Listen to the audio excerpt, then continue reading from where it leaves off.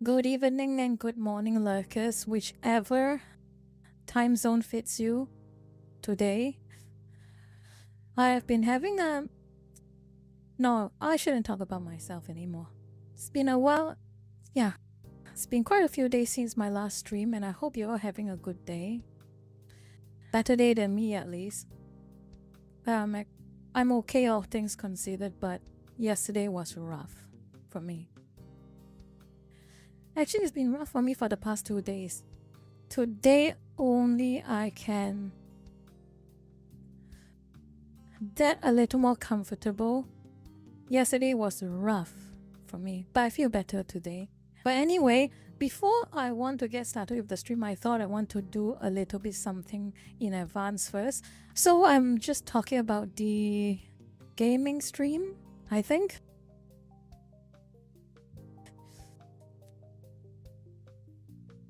What to talk about? Yeah, you can. I want to talk about the gaming stream first because the first half is the yapping, but the second half is the gaming stream with the lurkers, hopefully. So I was thinking, what do you all want to play? I might as well start it like 2 hours early so that some of you lurkers, if you want to join in the game, can start downloading or setting up whatever it is. What games do you all have in mind? Something that almost everyone can play. Zephyr, please shut up. Thank you. Come on, give some suggestions. Let's see, how do I...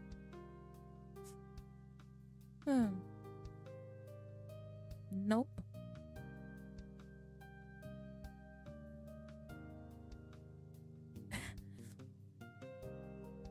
Jaws 999. Okay.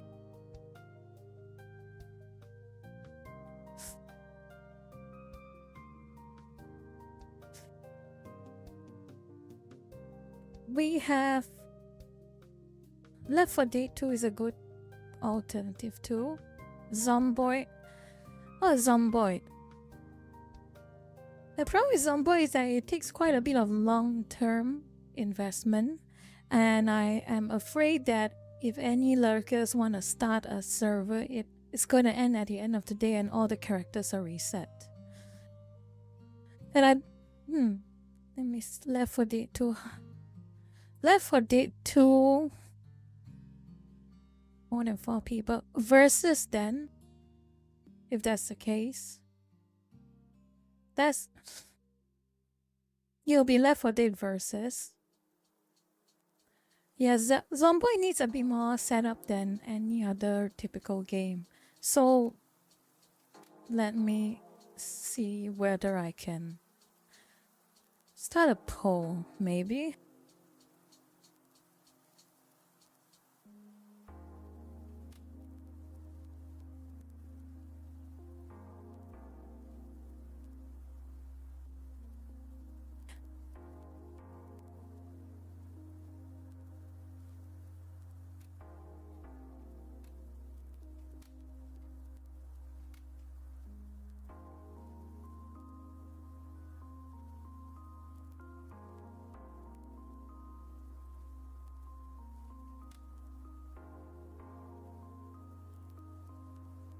I am so sorry, the game, but we are. This is how the cookie crumbles, as they say. Sometimes it's the only option we have. And wait till we reach around 50 lurkers and we can get started on the stream. But so the 3 options is No More Room in Hell, TF2 again, Left 4 Dead 2, Left 4 Dead 2 also. And what other options we have? Let me have a look what we have.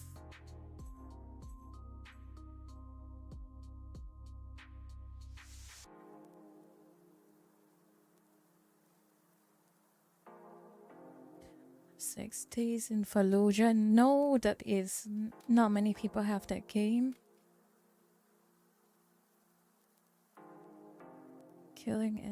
Killing Floor. I have Killing Floor 1. Is that an option?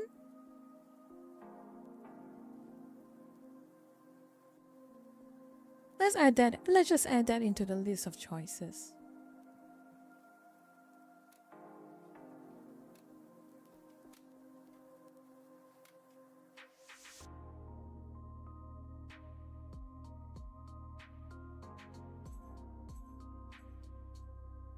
Okay, 4 choices is good enough. Let's just have a look from here, okay? 4 choices will be a good start.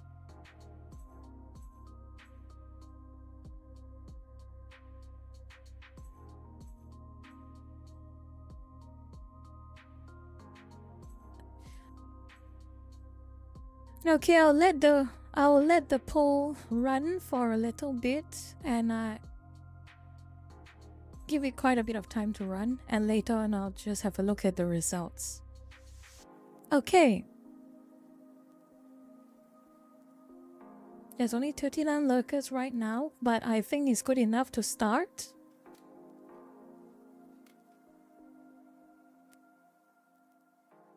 Red, I have just reached to such a point of advanced laziness for me that any game that requires its own launcher, I am like, no, it's too much work. I'm so sorry, but it has to be a really, really good game for me to want to use another launcher.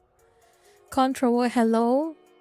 I saw earlier on you said you had managed to scrape some time for today's stream, which I appreciate. DZ, hello. Ayane, you're back. Hello.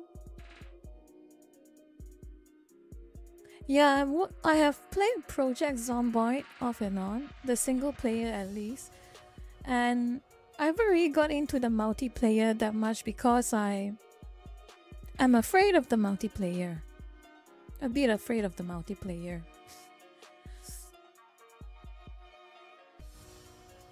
I am waiting for the next update, but I'm sure it's going to take a few years before the next update comes in for Project Zomboid.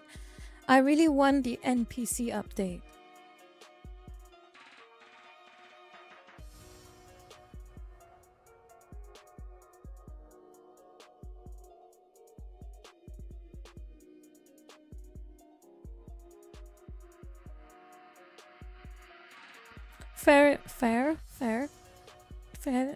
Fair response, Red. I suspect that joining Project Zomboid servers has a higher risk of non-lurker players playing the game.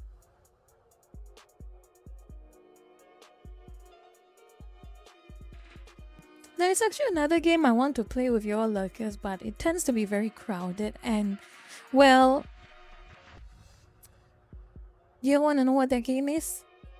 This is a game that I've always off and on played and I really enjoy. Well, 2 games actually. Tomorrow, depending on how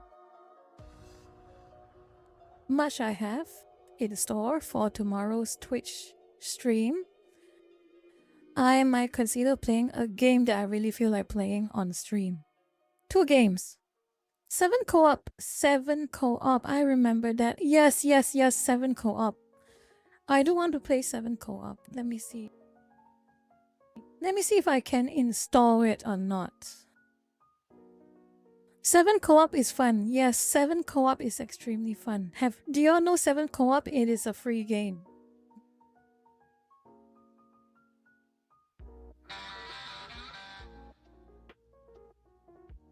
Here's what I will do. I will try and install 7 co-op. And 2 gigs. Very small. Okay. I'm going to install 7 co-op. And please don't mind me if my stream suddenly starts to lag because I am installing a game right now. I've been wanting to play that game. Rina. I need to show you all the style page. Hold on, I'll show you all the style page before I start my stream properly.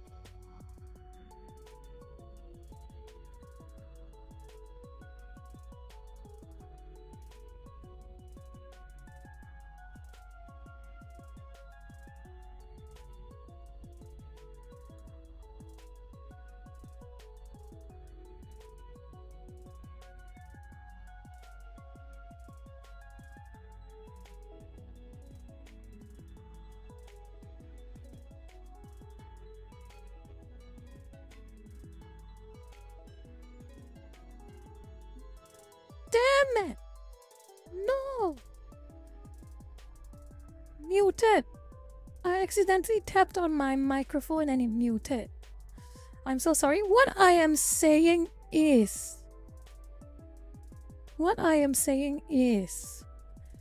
I'm going to be playing 7 co-op. This game that is on the screen right now. It is free for everyone. Any lurker can download it right now. It is 100% free and it is 2.5 gigabytes.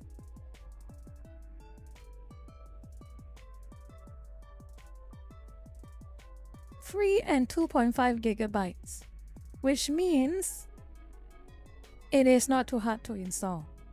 And if any of you want to join in, and I hope you all do, some of you do, I hope some of you all do, it'll be quite a fun experience. We find a good server and we join.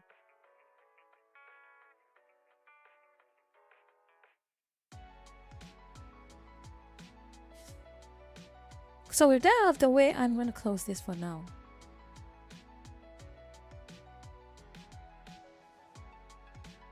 $50 lurkers, which means it is exactly time for me to start the year. And I am particularly incensed by what I have been seeing. And I am so sorry again, it is about... Y'all can guess what the topic is about right now, I'm sure. Will you all be keen on guessing what the topic of the rant today is about?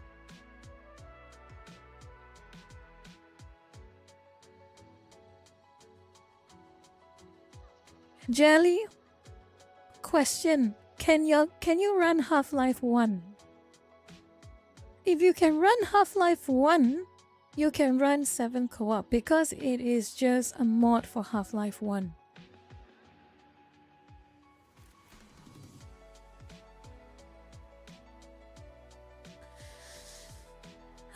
Johnny Somali Simulator, that is correct. We will be talking about Johnny Somali Simulator. I mean Assassin's Creed Shadow. I'm so sorry, it's just a slip of the tongue. I have no idea that... I didn't know that they sounded so similar. I'm so sorry. But anyway, I want to show you a bit of something that some of you can call it... It's a bit odd. So, do you all remember this post I made? Let's see here. Let's see. Do you all remember this post I made?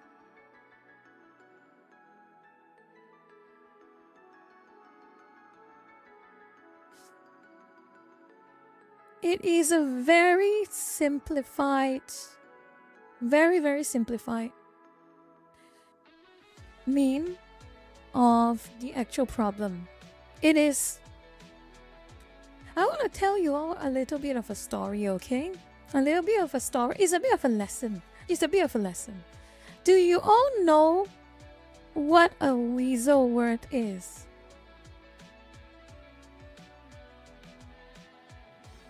Do you all know what a weasel word is?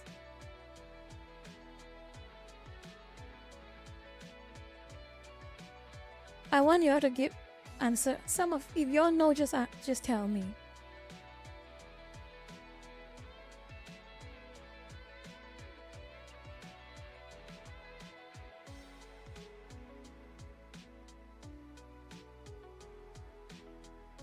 Oh no. You lurkers, you all haven't been taking your English classes. It is very disappointing. It is very disappointing. No one knows? No one knows. Okay, I'm so disappointed, but it cannot be helped. It cannot be helped, basically.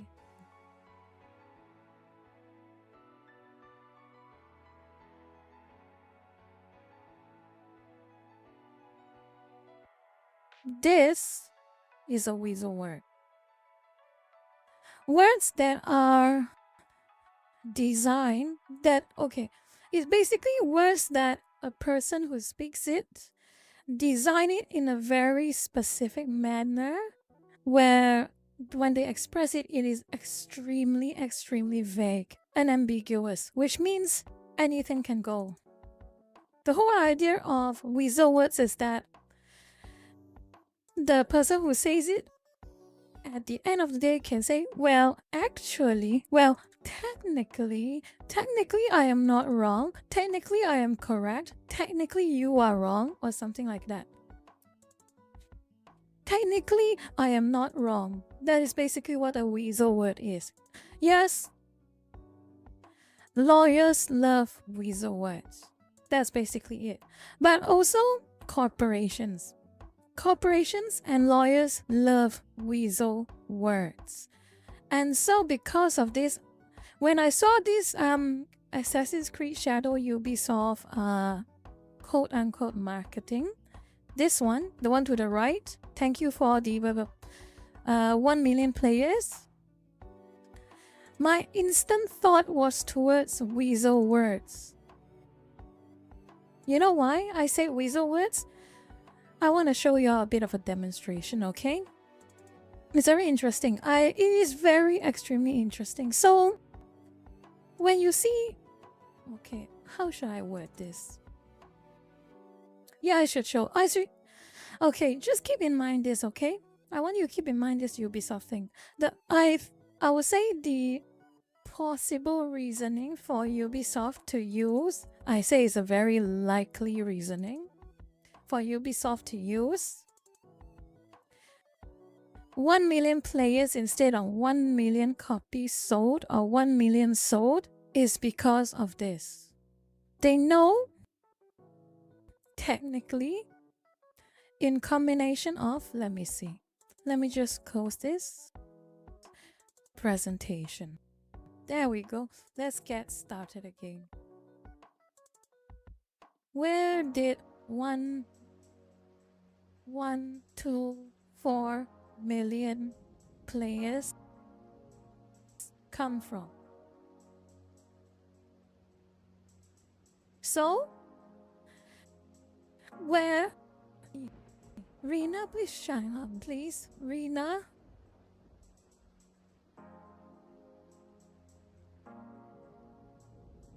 Rena, stop derailing the classroom. Problem child, Rena. Very problem child. Anyway, where did 1 or 2 or 4 million players? Because every single passing day, Ubisoft managed to add another million to Assassin's Creed Shadows players. Every day, I notice the first day, 1 million players. The second day, 2 million players. The third, fourth day, 4 million players.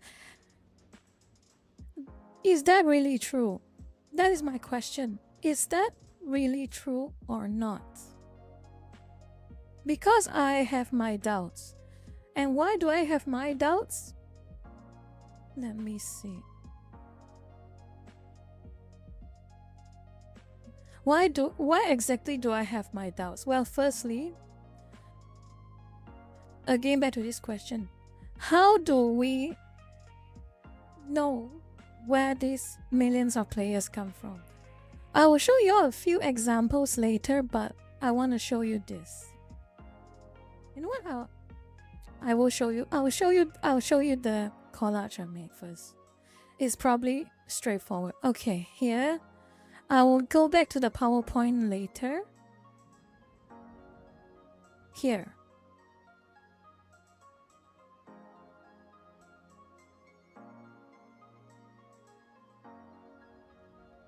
These are just snippets of interesting little tidbits that I've noticed concerning Assassin's Creed Shadows.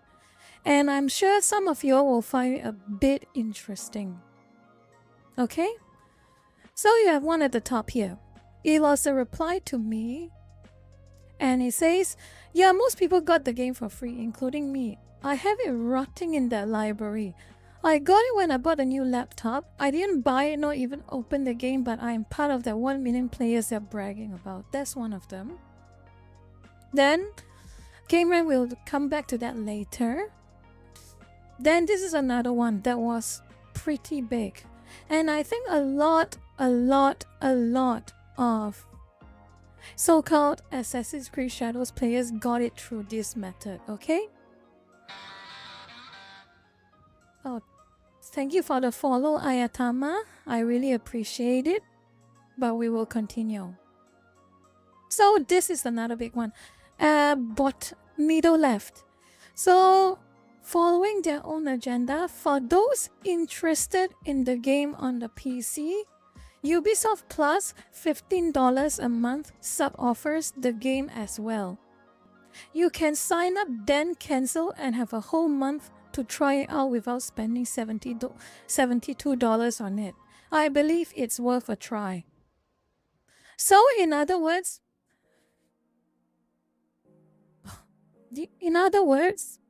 what does that say?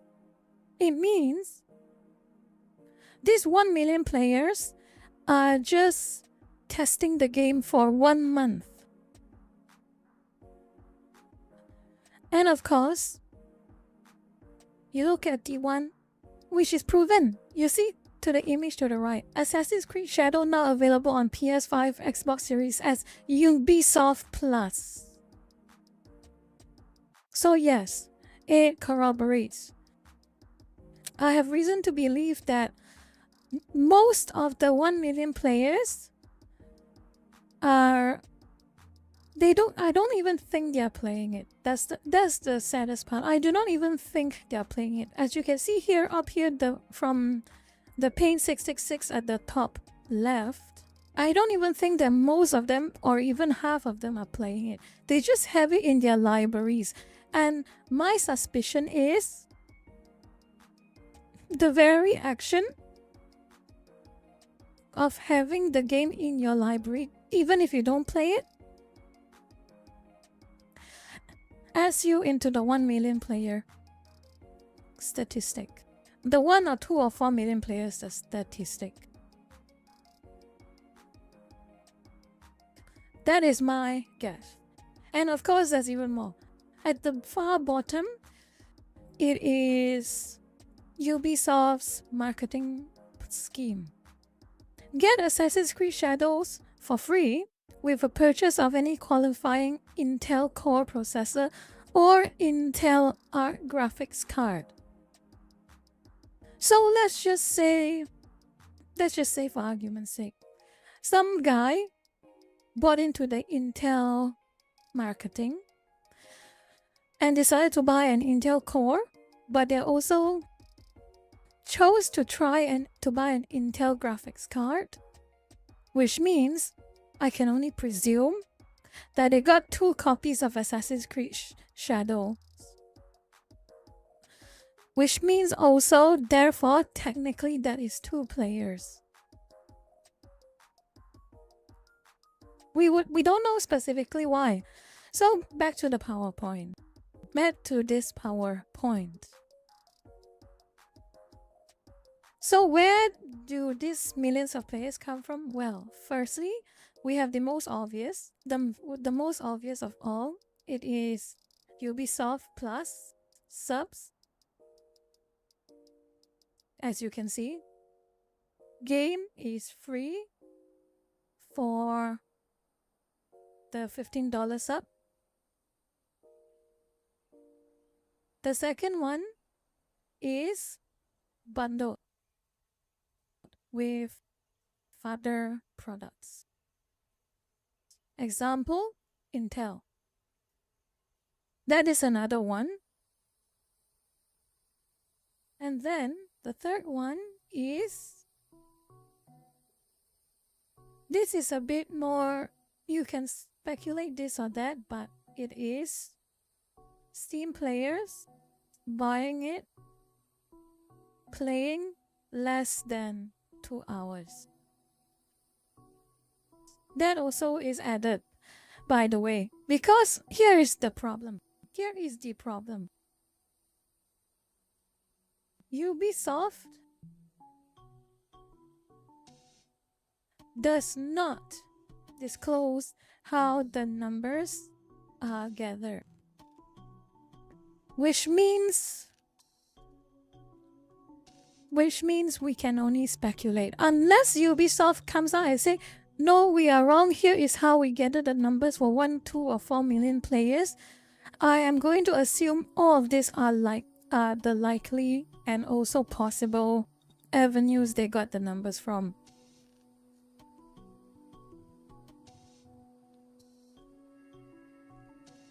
And then what else? Oh yeah, giveaways. Giveaways such as when I showed you this. Hold on. Giveaways. The one to the left. Oops, we dropped some free game keys for UB Connect. That. Periodic giveaways. Admittedly, it may not be a lot, but I'd say it's probably not too few. Whether through social media postings or YouTuber content creator.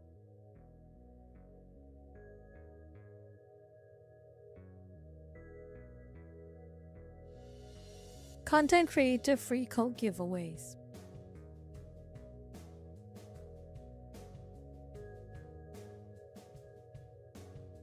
And lastly, for simplicity's sake, because there are so many possible ways this could have happened, the last and most simple speculation is Ubisoft is just lying.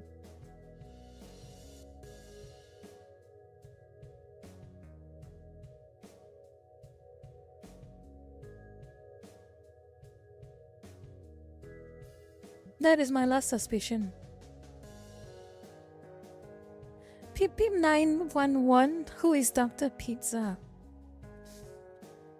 He is the face of the anime anti who rags and attacks people for watching anime, but he got outed for cheese pizza. He was the first big one that became an internet sensation. Let's just leave it as that. So, this is my suspicion. This is, to be fair, my suspicion, and I could be wrong, but this is what I think is happening. And now,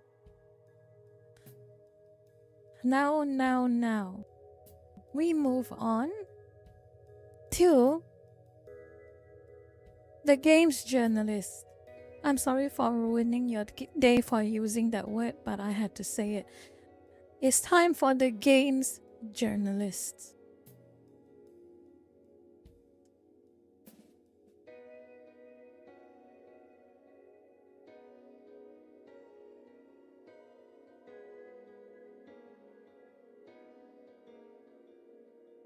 So because of the completely unsubstantiated, trust me everyone, claim by Ubisoft that it has reached 1 million players in 1 day, 2 million players in 2 days, 4 million players in 4 days. Completely, they just say trust me. What did the games journalists do? Instead of doing proper journalism and asking the questions like, where do you get these numbers from, Ubisoft? Where do you source this from? As far as we know, we only have actual Steam numbers, but it is very hard to get a proper information on PlayStation 5, Xbox, or even your Ubisoft Connect statistics. So how do you reach to the number of 1, 2, or 3, or 4 million? That is the correct way to ask that question, isn't it? And a proper headline would be, Ubisoft should break down how they reached the 1, 2, 3, or 4 million player record. It is too Ubisoft has yet to comment on how this number is reached. But you know what they did? You know what they did? They didn't do that. Instead, they did this. Assassin's Creed Shadows hits 2 million players, putting it on track to be the series' most successful game yet. And the source they have is Ubisoft saying that. That is literally the only source they put. And it is just Ubisoft said it is 2 million, so it is 2 million.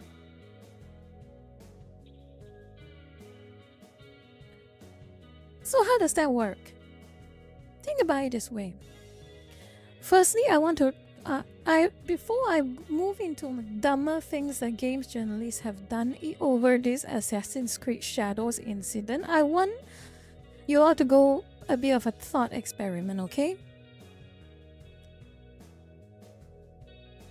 How does that work? Tell me, how does that work where, let's say, okay, some government entity, some corporation, let's say, or government entity, whatever, whichever, is caught with very, very credible evidence of corruption, scandals, embezzlement of taxpayer money or anything of that sort.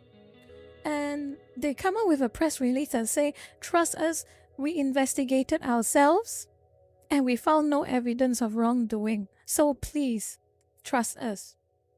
So, should you trust them? Should you trust someone? Should you trust an entity? Should you trust a corporation that has been embezzling money, saying that they are not embezzling money just because they said so? Tell me.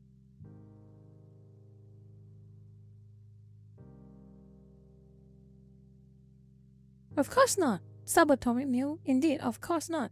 But what do these so-called journalists do? Back in the old days, in the 80s, the 60s, the 70s, journalists will follow up with a question like, how do you know you have no evidence of wrongdoing? Will you release internal memos? Will you release properly?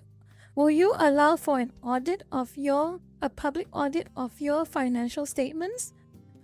Will you do any of that? Those were the questions that journalists would ask back in the days. But now, no. Now is that corporation debunks accusations of wrongdoing.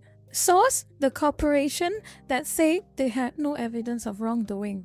That is journalism now. What a joke.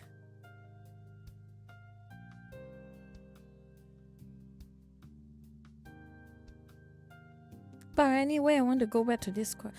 So, I am bringing to attention two specific games journalists. This is the one from PC Gamer. Okay, this is from PC Gamer.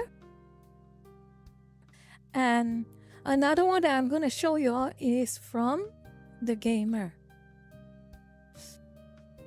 So, here's the thing. Remember what I said about weasel words? Do you remember that, Lucas? What I said about weasel words?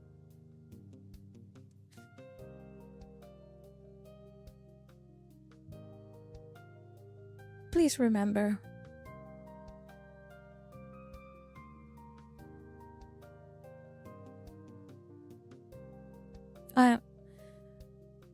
Good.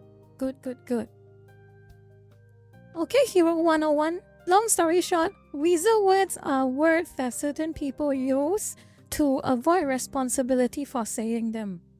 In other words, they phrase something to be extremely vague and unclear so that when someone calls them out for it, they can use plausible deniability. And say, well, technically I am wrong. Well, technically I am right. Because this. Technically I am right. Because I didn't say that, I say this. So that's how weasel words is like. So remember, I want you to remember this. Ubisoft did weasel words when they announced the millions of players. So it's not even 4 p.m. here in Canada. Assassin's Creed Shadow has passed 1 million players, not 1 million copies sold, because that would be too specific. 1 million players. And you know what is the funniest thing is? If Ubisoft is going to pay games journalists, this is just me being a bit of a conspiracy theorist, and it's speculation, and I'm not saying it's 100% true, but this is my opinion, okay? I will preface this by saying it is my opinion. That being said, Ubisoft, if you are going to pay games journalists to write fluff pieces for you, to be your what's the word I want to say? Megaphone, to be a megaphone, to express the opinions you want to express, you could have at least given them proper instructions, can't you?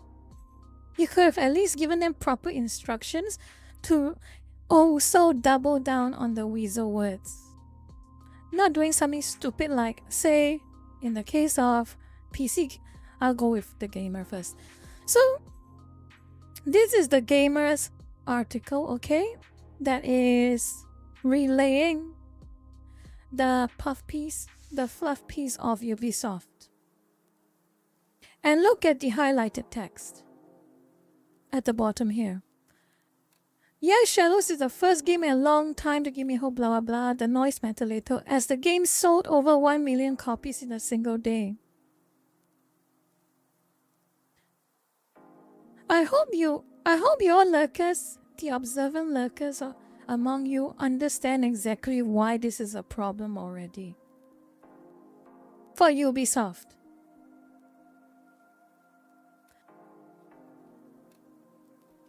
Well, it's not really a problem for Ubisoft, but it's a problem for the games journalists, but it's also a problem for Ubisoft. I hope some of you understand why this journal saying sold over 1 million copies in a single day is problematic for Ubisoft. Remember, Ubisoft did not dare to use copies sold. They did not dare to use that word. They instead used players. Something as vague as 1 million players.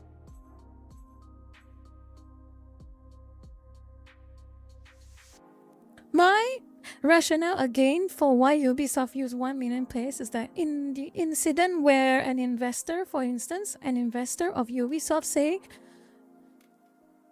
the game did not make 1 million units sold at all, and Ubisoft execs or whoever will say, we did not say 1 million units sold, we meant 1 million players. That's a whole different thing, investor. We were not lying to you. And if they ever got sued for it, they'll say the exact same thing.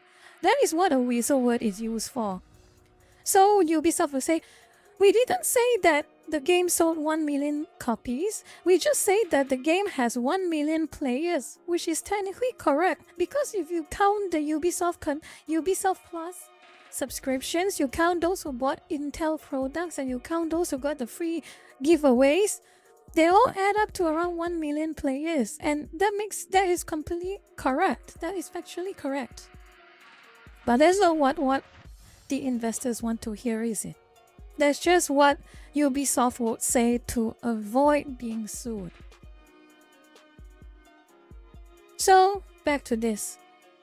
This article from the gamer, this little slip of the tongue, I don't know if it's a slip or they're just that blatant.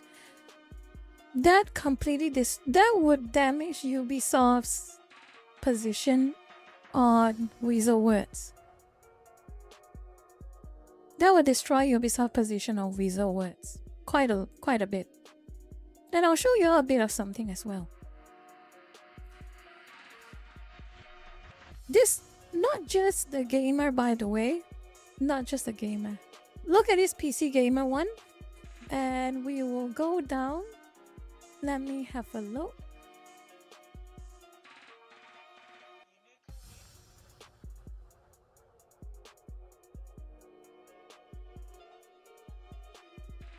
read this. Lurkers, read this. The highlighted text.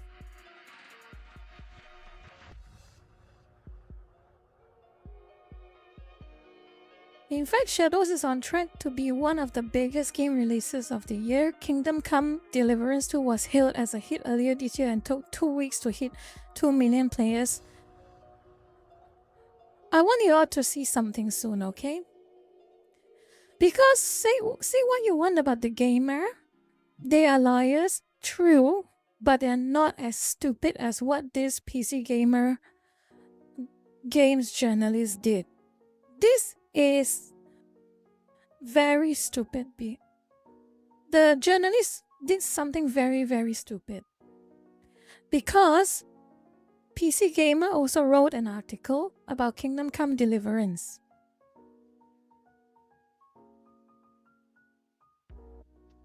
Sells more than 1 million copies.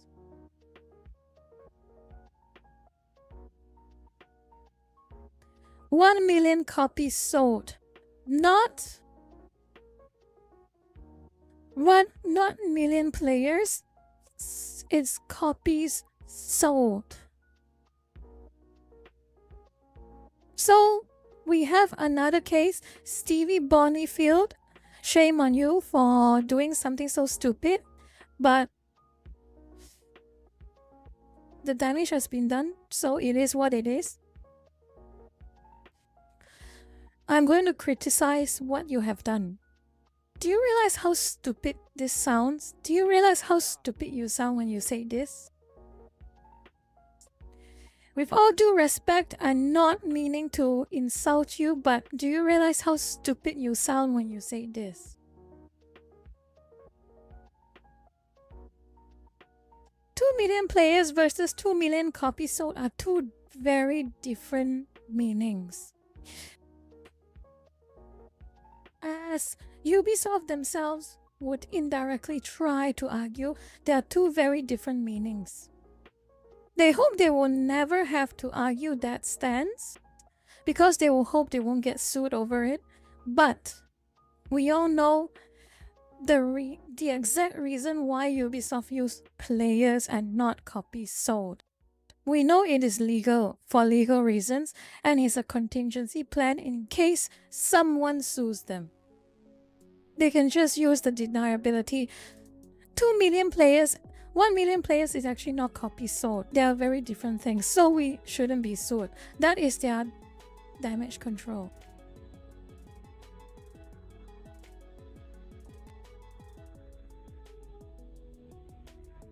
And these games, this one, I can just, to their credit, probably it's just them lying. But this one is just stupidity. This is just stupid.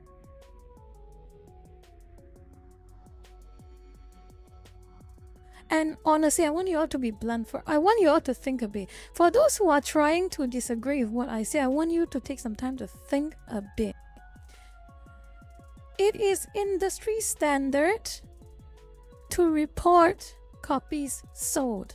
Even Monster Hunter Wilds, it is industry standard to report copies sold. As far as I remember, even Elden Ring, they reported copies sold. Kingdom Come Deliverance 2, as you can see, copies sold. Monster Hunter Wilds, copies sold. But for some reason, Ubisoft used players. And for some reason, games like Avowed used players. Funny how that works, doesn't it? And if you just wanted to add a little bit more salt to the wound, per se,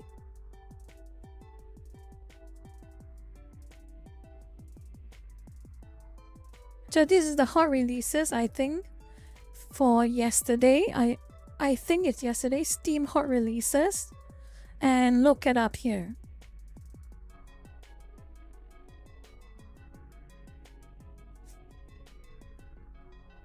And one more thing.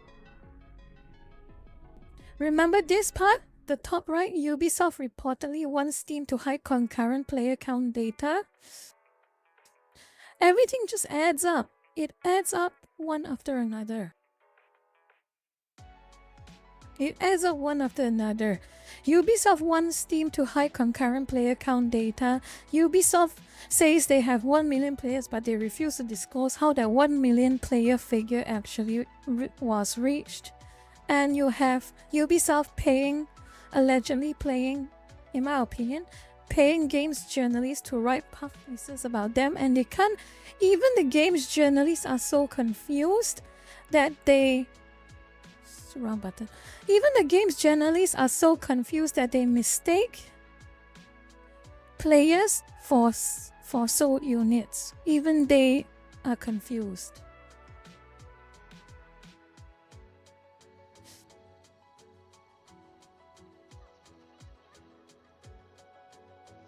Oh, by the way, this was a funny one too. This was Twitch, I think. More people are watching people play Yasuke Simulator than they're watching people play Assassin's Creed Shadows.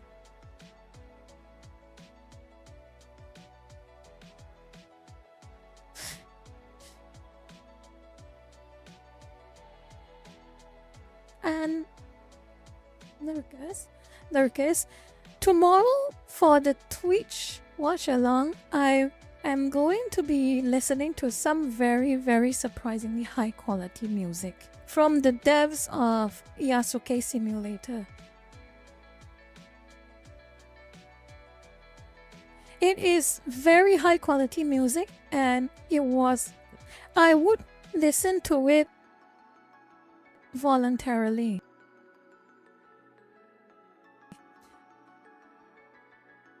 So look forward to that tomorrow. But anyway, here's another one. It's kind of related, but it was hilarious in the same way. It is hilarious. So can you imagine how much Ubisoft has given up that even a proper non-political complaint from a customer, their response was literally that. A full stop, a dot. Literally nothing but a dot. Can you imagine how much Ubisoft has given up? They have completely... It really shows you what the facts about the game is. They do not even have the willpower to give proper response to someone complaining about an actual issue in the game and not political issue.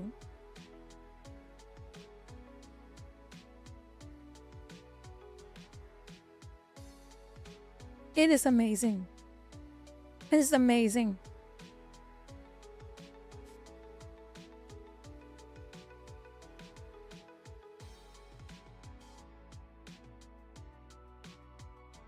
Alan Smithy, do you want me to tell you a story?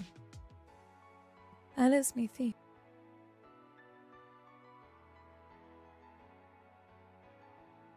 I'm sure a lot of my lurkers already know this story about Assassin's Creed Shadows, but do you want me to relay to you how people have a more specific dislike for this game compared to other Ubisoft games? Do you want to know the backstory behind it? I'm sure a lot of you all know already, but Alan probably does not know. So I was just thinking, if he says he wants to know, I will tell him the story. If he doesn't reply, then I think you already probably know I wouldn't waste your time. Wouldn't want to waste all of your time to tell the story.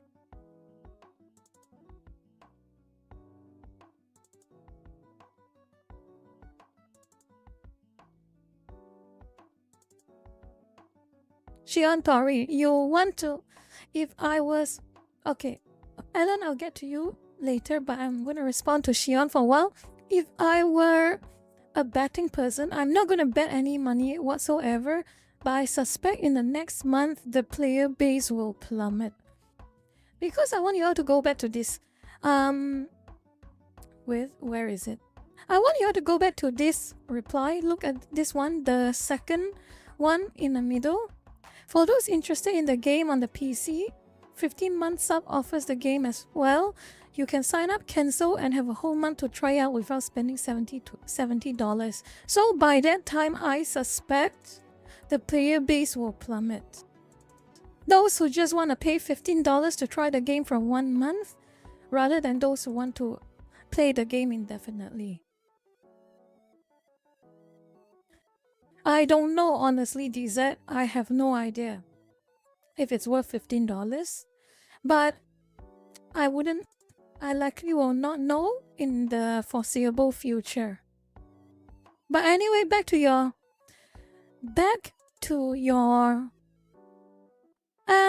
DZ, I think not cancel the 15. I think it is policy. Last I checked, you can cancel the membership. You just have to pay that $15 for that month, and then you just don't get charged for the next month.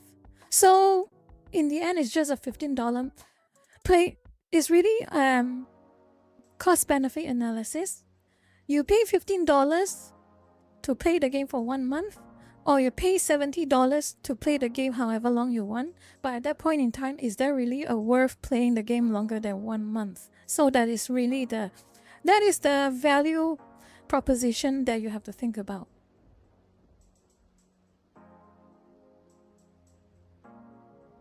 So back to Alan's story. Alan, there you are, Alan. How should I even get started? It is a very long story. I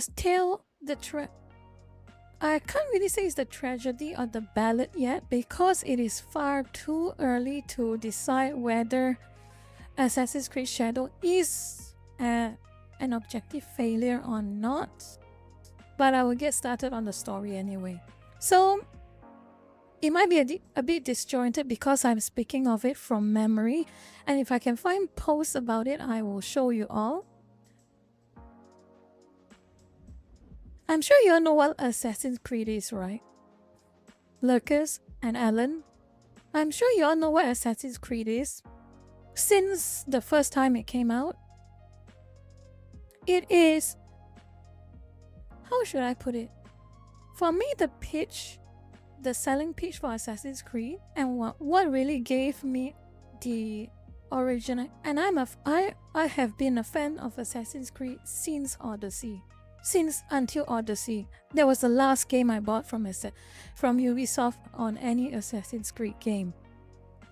The whole idea was that you have history, okay? You have historical incidents.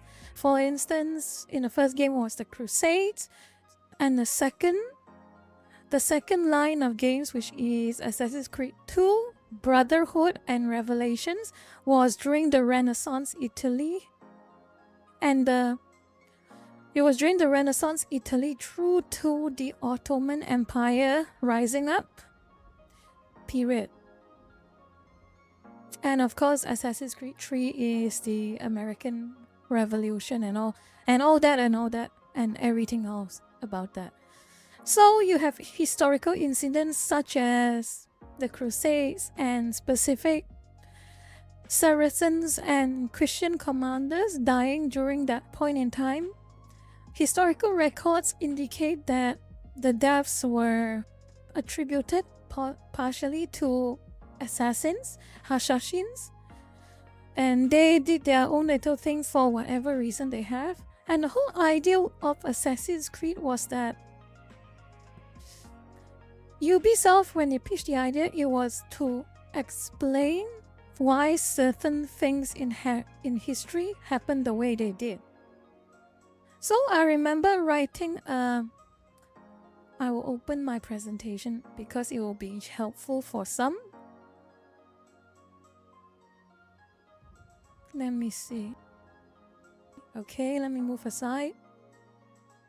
I remember this was a presentation I made a few weeks back. I think I made it last year. The difference between historical complement versus historical revisionism. I remember in a past stream I made, I talked about this, remember? Do you Lucas remember what I mean? What I talked about?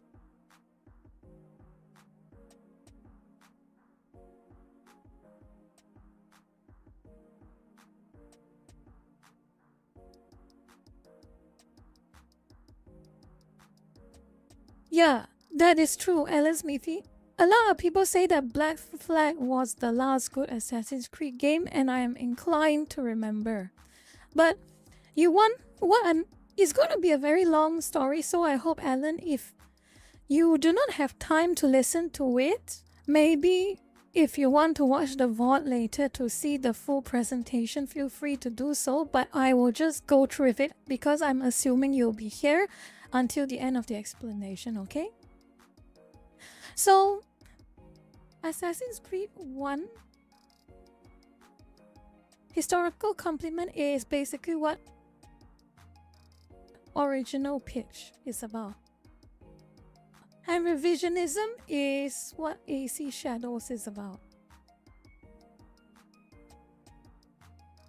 What do I mean by historical complement?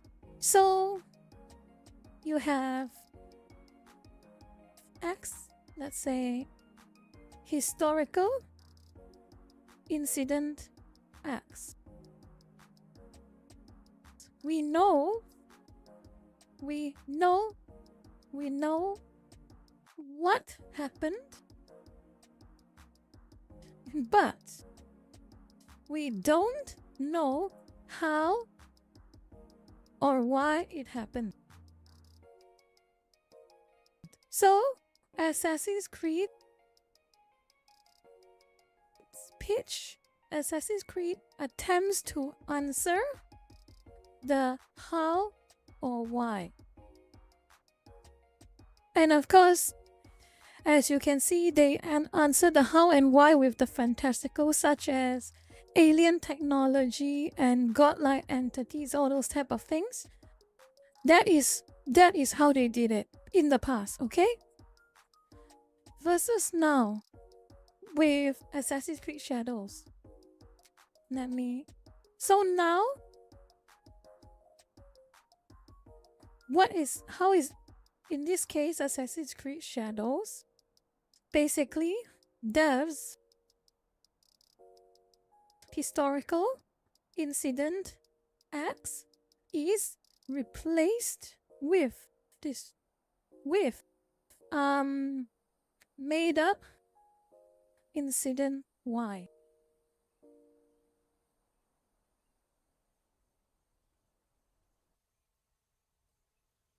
That is the problem. That is the problem in this case.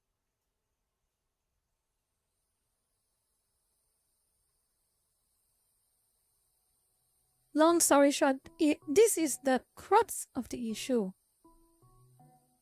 And Alan? Yeah, Alan, long story short, I will show you a bit more different little things that add on to why people hate Assassin's Creed Shadows even more than every other past Assassin's Creed slot game. But the long story short, this was what angered a lot of people. So remember, I'll add to these points as well. Back to historical complement. AC's main characters are all fictional. They're all fictional, and none of them are in any way historically referenced. They don't even exist historically. They exist only for the purposes of conveying the story of the game. And their entire reason for existence is they help facilitate the actual history. So, historical incident X, for instance. We know what happened, we do not know how and why it happened. So, in an Assassin's Creed game, how do they explain the how and the why? Well, they will say the assassin character, which is 100% fictional, either directly or indirectly facilitated historical incident X to happen. They are like the hidden figures, they are the behind the scenes type of thing. So Assassin's Creed in the old games were very focused on behind the scenes of history. The explanation of the how and the why things happen the way they do. But the problem with this Assassin's Creed Shadow is that it completely throws everything out the window of the past games. So Yasuke is actually historically a person. He was historically a person. And there is very limited records of his existence, though we do admit he exists. The problem is that just finished writing. Limited records of his existence. So there are two very big sources of Yasuke's existence. The first one is the Jesuits' accounts, which is a bunch of journals that was kept by Jesuit missionaries around that time. And the second one was Oda Nobunaga's own personal accounts. Accounts that were kept by people who served him. Both of them have mentioned Yasuke, but only in passing. Jesuits, long story short, was that Yasuke and the Jesuits visited Oda, the Oda clan. For one reason or another, Nobunaga took an interest in Yasuke and took him in. For whatever reason, which was not clear. But the Jesuits speculated it was for the lack of a better term, and it might sound offensive, but it is what it is, a novelty. That was what the Jesuits speculated Nobunaga wanted Yasuke for.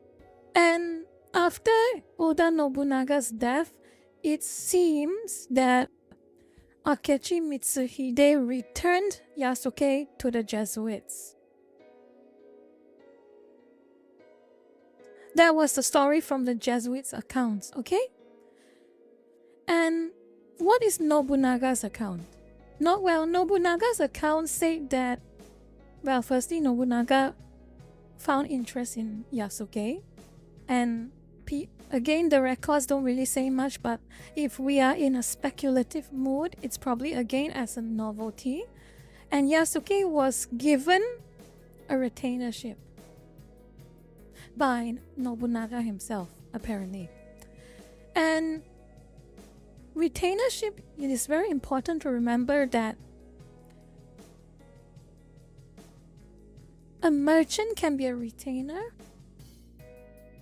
an opera performer can be a retainer, a swordsmith can be a retainer, a weapon bearer can be a retainer, and a samurai can also be a retainer. All of them fall under an umbrella called retainership.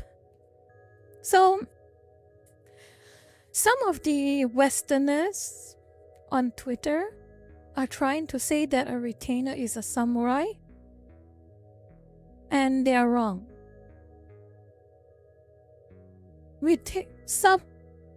All samurais are retainers, but not all retainers are samurais. That is the long story short, the most simplified description. And from what was written in the Oda Nobunaga records, it was stated that Yasuke's much clearer role was that he was a weapon bearer. So what is a weapon bearer? Imagine a squire, if you will, for a medieval knight. Let me see if I have a photo. If I have a photo, it's going to be very helpful. Hold on.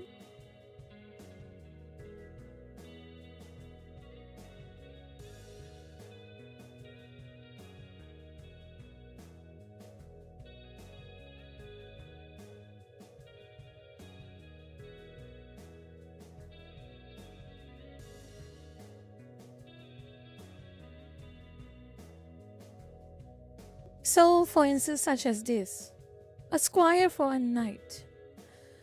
So, long story short is Yasuke carried either Oda Nobunaga's or his closest samurai's weapons when they are not using it.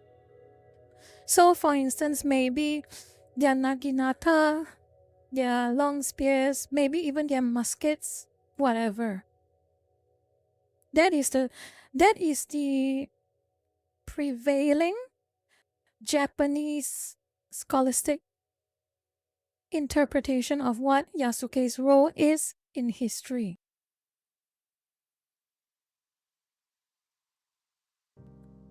And lo and behold, a certain someone which you all know very well over the past year, a specific someone who is or was an expat in Japan, but he is an Englishman, so Westerner basically. He does not have a degree or a major in history. In fact, what he taught in Japanese university was languages or law, either languages or law, but it was not history, okay? We have a person called Thomas Lockley. He is the center of this entire story blowing up. He is another, yes, as Lerke-chan would say, he is another one of those, as one would say, an amateur expert. Let me see if I can find my tweets, because I have written them in quite a lot of detail over the year. And let me see.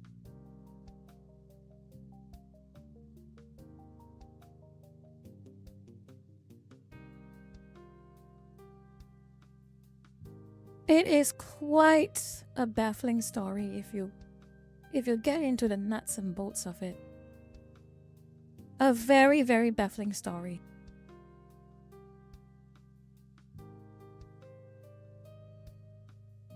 So, I'll open his store page too as well. Let me see.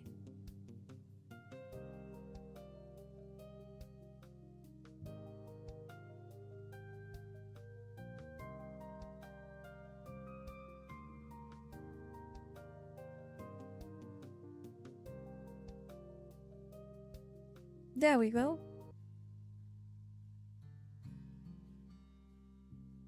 You can read the synopsis by yourself, but this is the long and short of it. Okay? Hold on.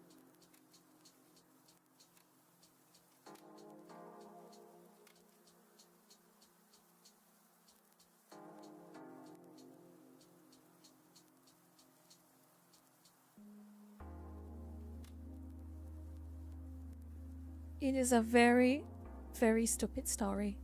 Okay? So, this is his book, and this book was a hit for some reason. It probably if I have to suspect, it is probably because the story is pretty fun to read or fantastical, for whatever reason it may be. But he got interviewed for it. It is just historical fiction, exactly right, Dizat. I will read the reviews later, but he tried to put Thomas Lockley, as I will show you later. I'm using a VPN, the game. But anyway, Anyway, what was my question? I forgot.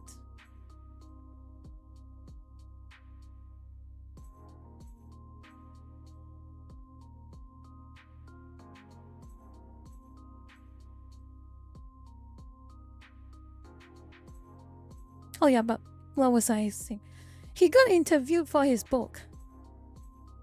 Here.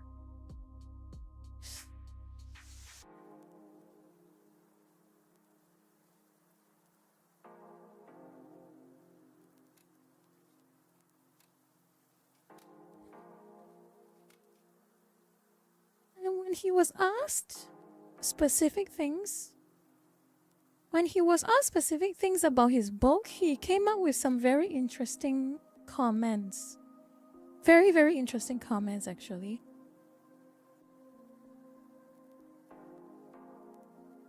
And one of those comments was, you can see here, the contents about Yasuke, they were already there. Well, I read from 09.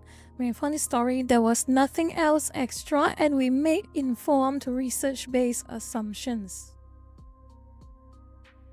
At that time, not much was known about him. It was only a few paragraphs, maybe a couple of pages, something like that. I was asked to team up with Jeffrey Gerard and write the narrative you see today. Narrative novel.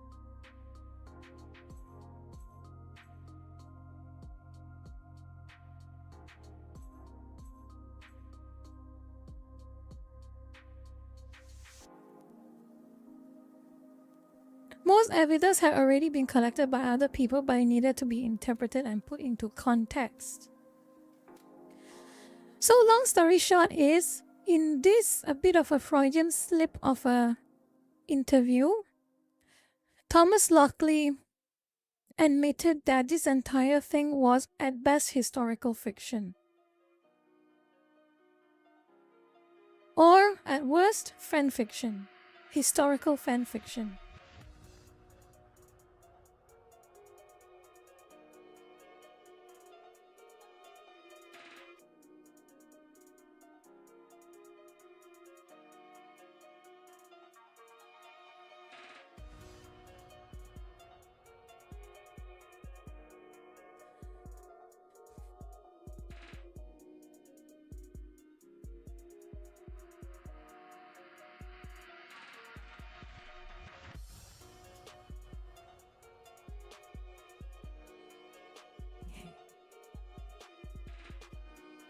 And also, to be fair, Darkness, I struggle to play games on Asian servers. Some games do not permit me to move servers unless I have a VPN that can allocate me to a different server. And for some reason, I do enjoy Australians. I do enjoy Australian servers more. Firstly, a lot of the people there are more chill. And secondly, well, mainly it's because the Australians are more chill. And I do like it when I join the server with them.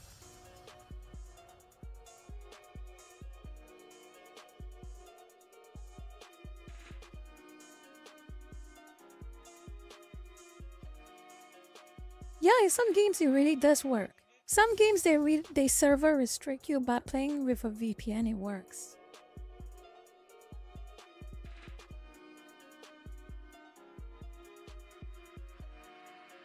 Xana, can you shut up, please?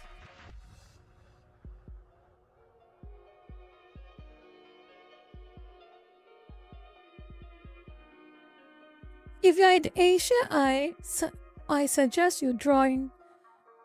If you're in Asia, I suggest you do join an Australian server. And if I have any games that allows me to join an Australian server, I would. I would join an American server too, but of course the ping is way too high. And since I'm in Asia, and for some reason, Australian servers are usually stable in Asia. If they are available, I would join it.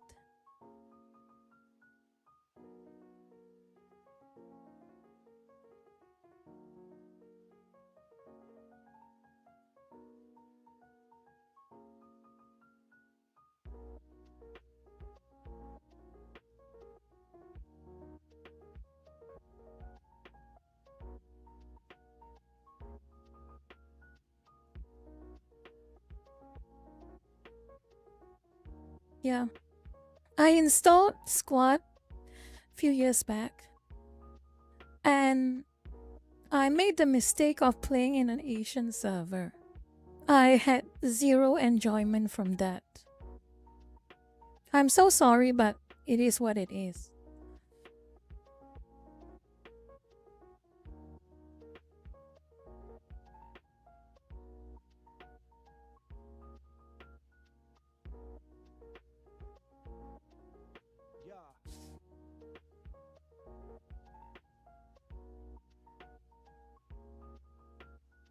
Hello, Grim.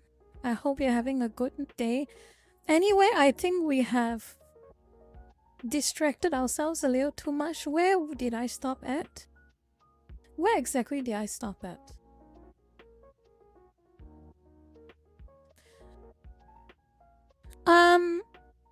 Again, you would be surprised how sweaty male sim servers can be when it is an Asian server. You will be very surprised. Kevi Go, can you shut up? I know who you are. Kevi Go, I know who you are. I know who you are. And I want you to shut up.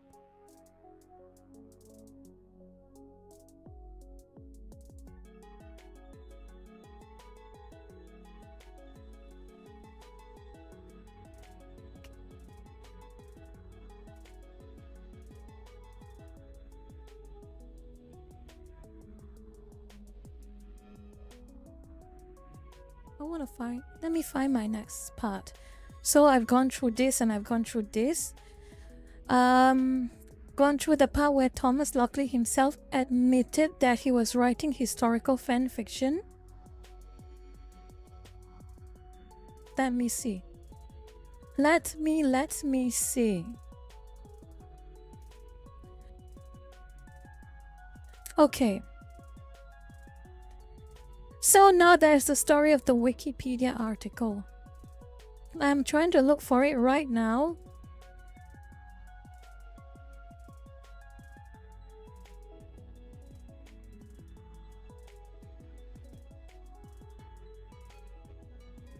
I'm trying to look for the ones. There we go.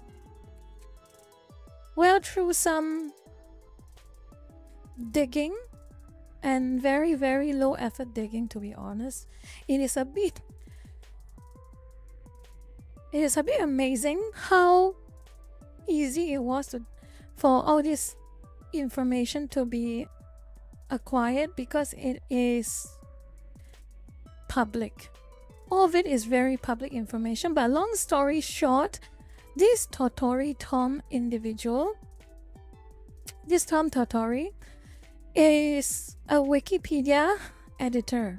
And what he did was he started to change a lot of things about he created the page on Yasuke, the Wikipedia page on Yasuke. And it turns out very stupidly, I think Thomas Lockley, when he had his public accounts on Facebook, LinkedIn, or I think Facebook as well, he linked to his Wikipedia editor account. And this was his editor account, Totori Tom. And what we found out about it was that he was hard pushing the whole idea of Yasuke being a samurai, and it was historically accurate.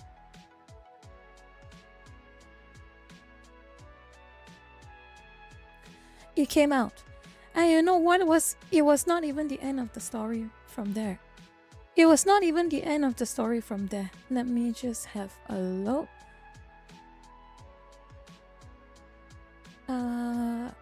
Let me find it.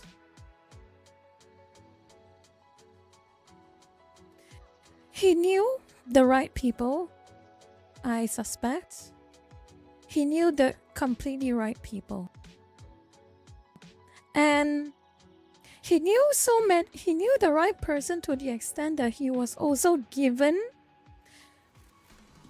the privilege of writing his own Britannica article on Yasuke. And of course, just like what he did with his Wikipedia article where he said Yasuke was a samurai and he sourced his book for evidence on that, he wrote this Britannica historical article, saying that Yasuke was a samurai and he has once again referenced his book. And remind you, Encyclopedia Britannica. It is no simple encyclopedia. It's not some literally what website. And he was given free rein to write whatever nonsense he could and pass it off as historical.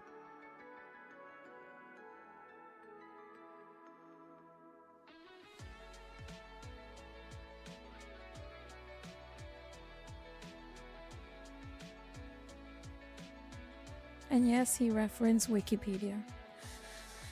It literally is the Obama giving himself a medal meme. He has written so many saying that Yasuke was a historical samurai and all his sources were back to his book. There's one more. There is one more that is even funnier, by the way.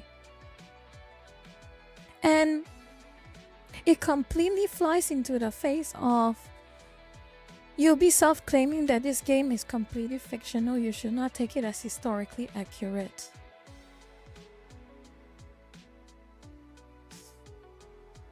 If I can find it, that is.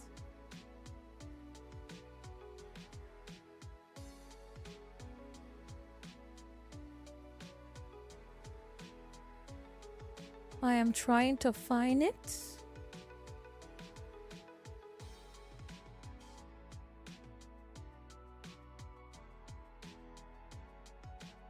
Here we go.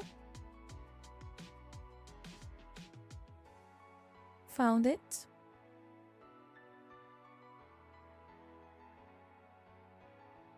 A Japanese Twitter user found this podcast when Ubisoft was hard marketing Assassin's Creed Shadows. So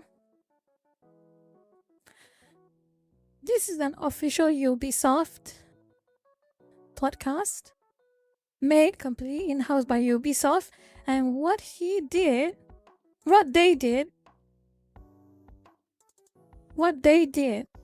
is that they perpetuated the whole idea that Yasuke was actually a samurai in history, and they invited Thomas Lockley again to talk about how it is completely historically accurate.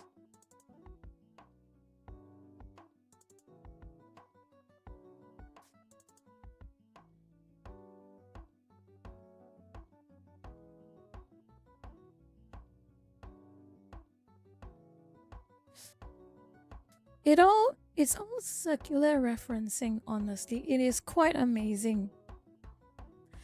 It is all completely circular.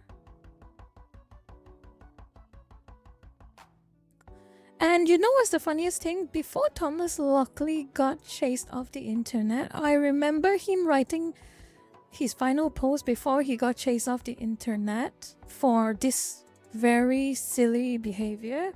What he said was, and I quote, I did not even know Ubisoft was making a game about Yasuke. They did not speak to me about it. I did not even know about it. And as you can see here, here's the podcast itself. Him very much knowing about it.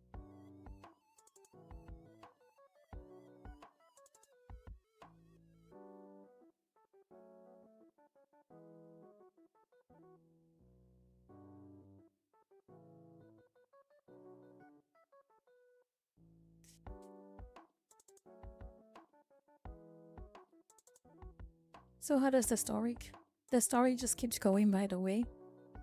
It's not over yet. It's far from over yet.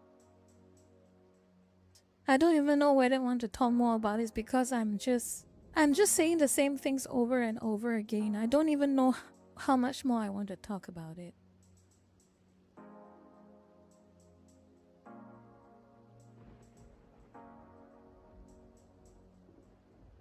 Let me see if I can find anything else.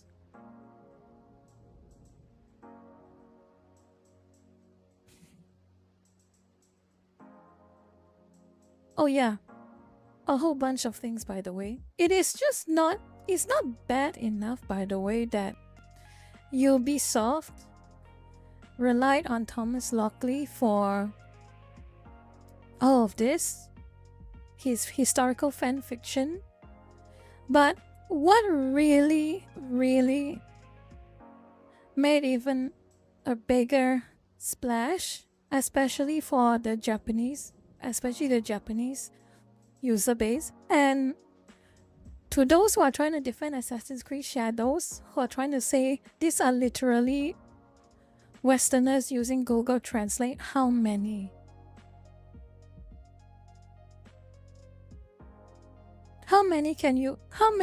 actually are? Let me see. I want to find something that is extremely...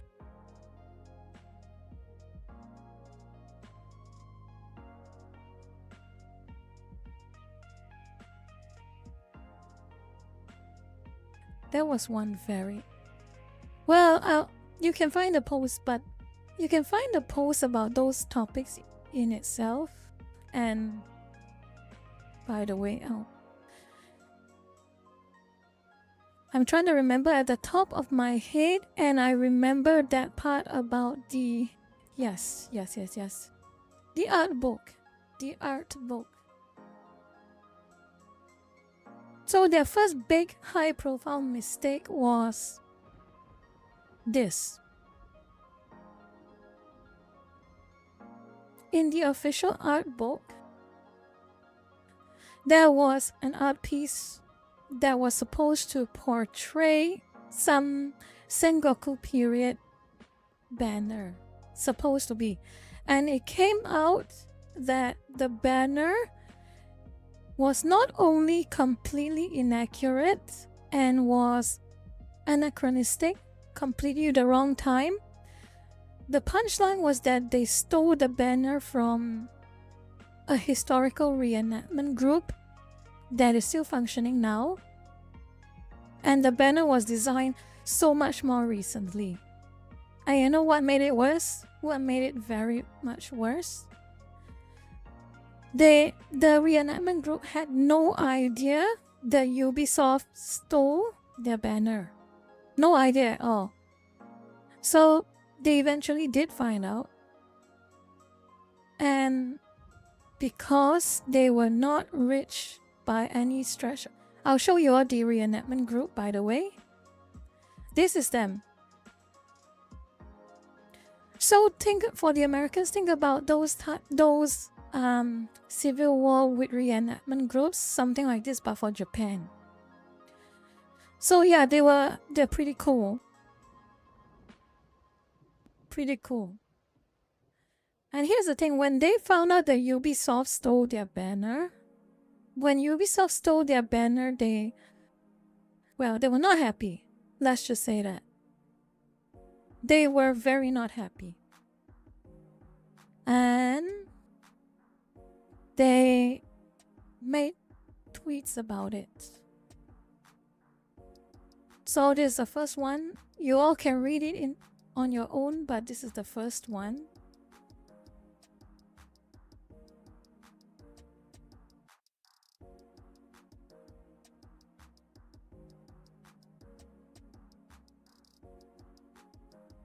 Second one, third one,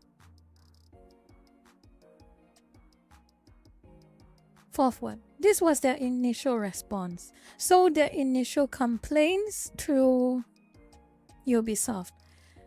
And long story short, guess what Ubisoft did? Would you like to guess what Ubisoft did?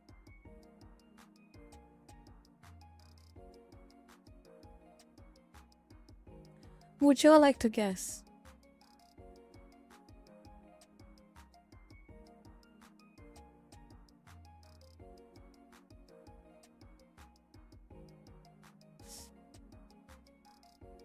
Well, long story short,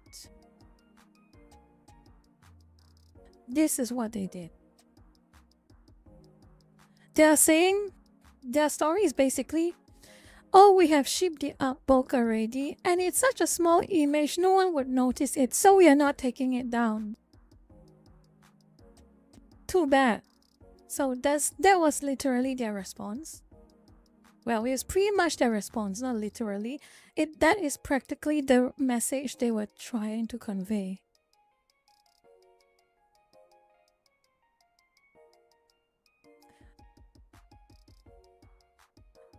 One of the two flags will be removed in the art book. Ubisoft responded that the other flag will not be removed because it is small and hard to see.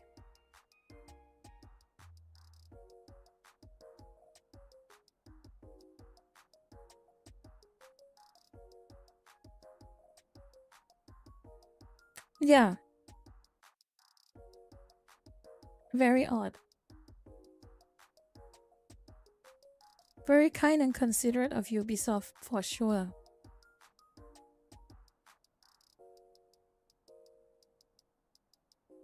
That's not the end, by the way. That is far from the end. I hope you're still here, Alan, because it's just going to get funnier from this. Okay?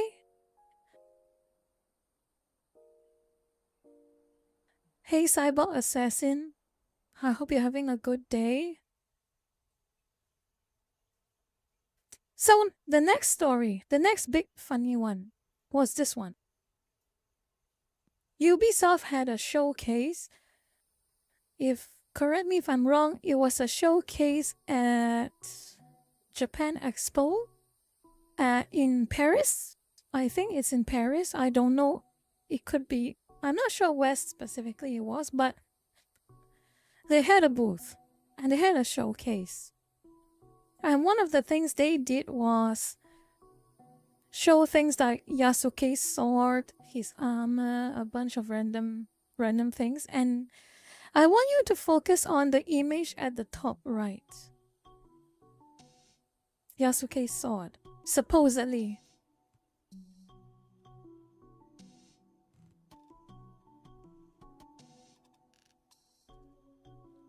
We found out where the sword came from.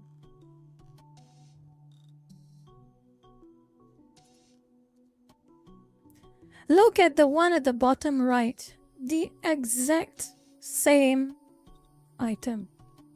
It is one of Zoro's swords from One Piece.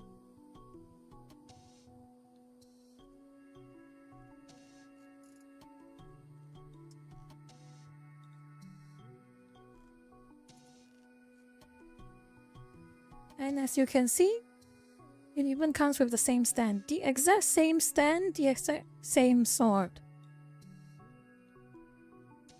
And they pass it off as a Yasuke sword.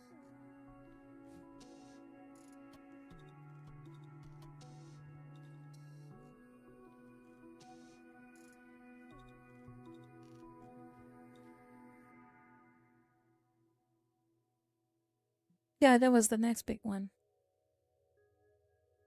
And it gets worse, by the way. It gets worse. And I am a bit shocked at how it is able to get worse than it already did, but for some reason it keeps getting worse.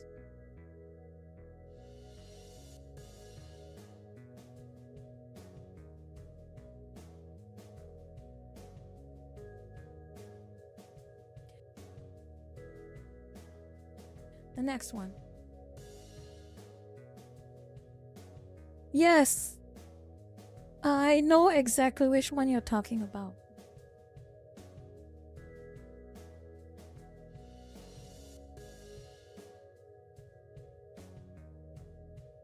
Just so you all know, there are a handful of figurines from Assassin's Creed Shadows, and I want you all to remember, When the game was announced, a lot of Ubisoft representatives talked about how historically accurate the game is.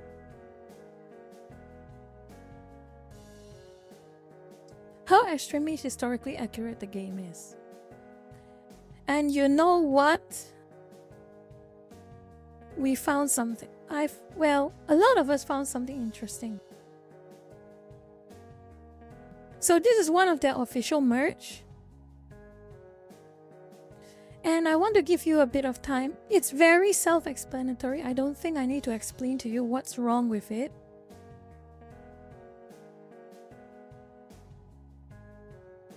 I don't think so.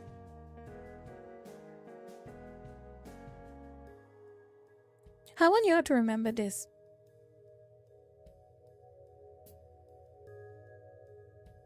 Toyotomi clan did not exist when Nobunaga was still alive. Long story short.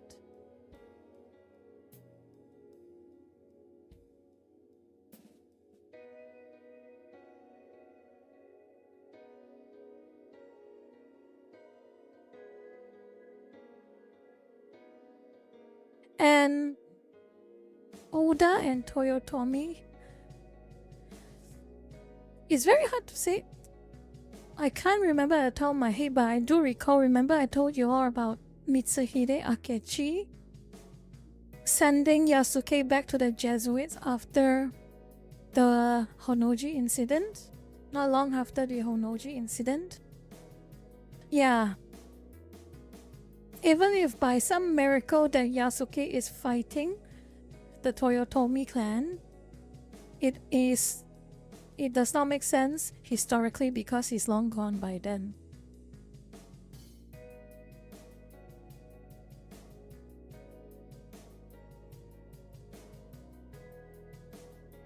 So yeah, this is a very stupid mistake. And it's blatant. It shows you how little either they care or they know about Japanese history and cultures when you have an armor that has one crest and you have a banner that is of a completely different crest.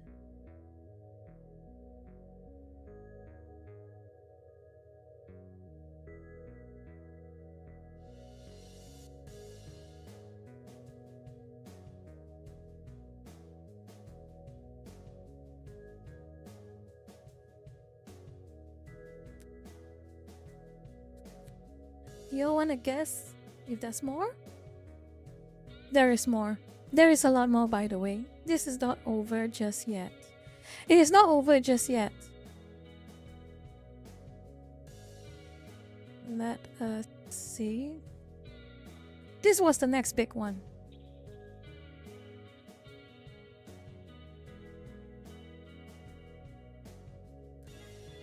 If you are a Japanese, are there any Japanese lurkers here? I doubt there is, but on the off chance any Japanese see this, they will know exactly what the problem is.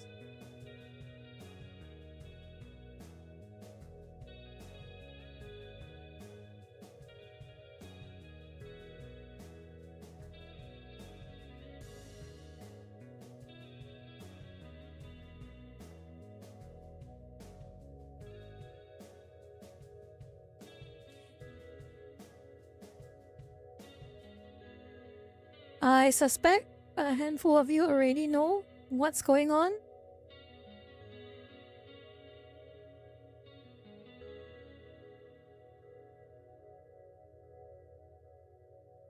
Long story short is, after World War II and the bombs dropped on the two cities in Japan, you can read it for yourself. One-legged Torii is the monument of that specific one incident. If you're a Japanese, you see this monument, you know exactly what it means. Exactly. And your Chibi official merch has the imagery of this specific monument. If you're a Japanese, what would you think about this? What can you think about this?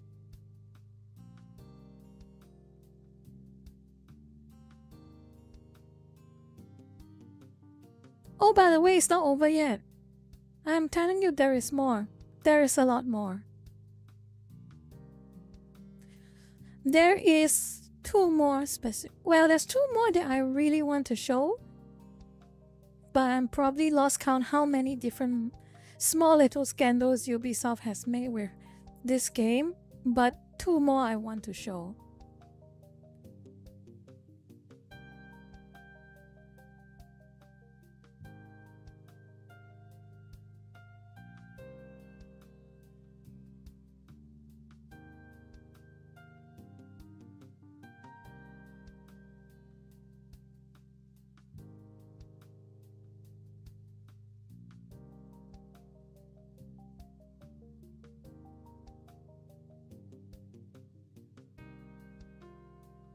Oh, by the way, I would like to remind you all that Assassin's Creed Shadows and Ubisoft representatives said things like this just before we continue any further.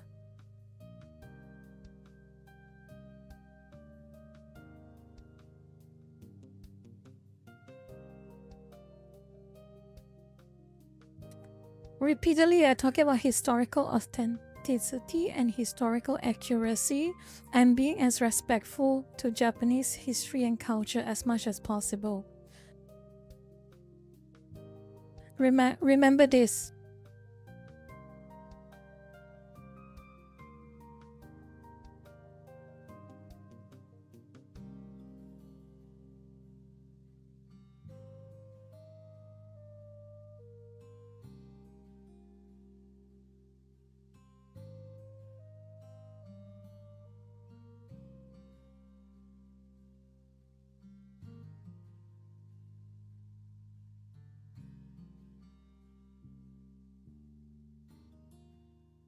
Let me see what else I have. There is too many. I want to pick something that is a bit more extreme.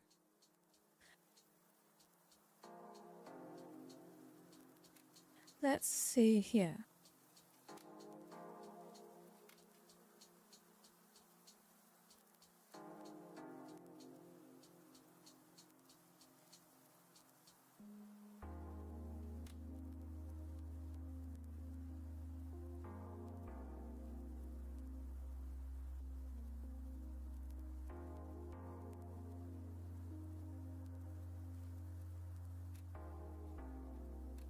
Oh yeah, then I might as well show you this. Again, if you are a Japanese or if you're in East Asia, you'll probably see something is off with this image.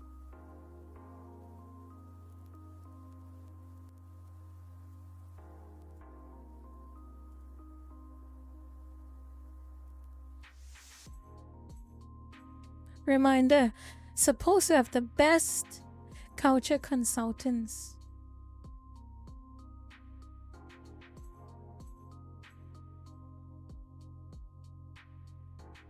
The few things. Firstly, of course, quadruple A quality. The arquebus is clipping. It's clipping on the helmet. Secondly, notice the cherry blossoms.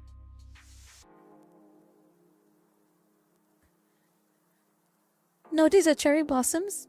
That just means it is early to mid-spring.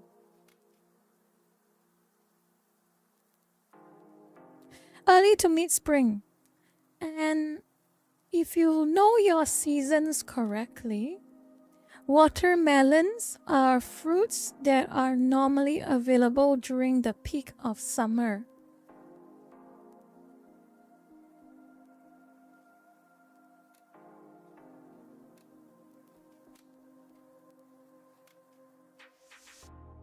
And also, it seems more of this town in the area. I want you to remember 3 things, okay? And if you live in East Asia, you'll know how odd the choices are. There are 3 things. First,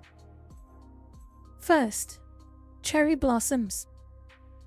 All of these are in the same area at the same time, okay? First, cherry blossoms. Second, watermelons. And third, paddy fields ready for harvesting. Rice ready for harvesting.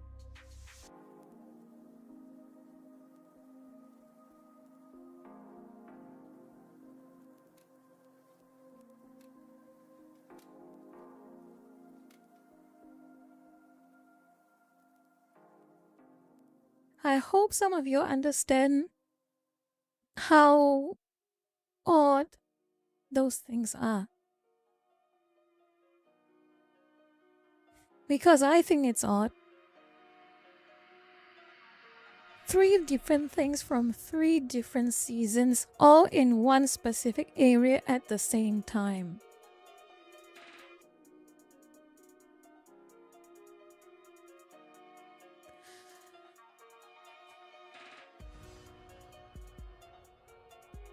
Extremely hilarious.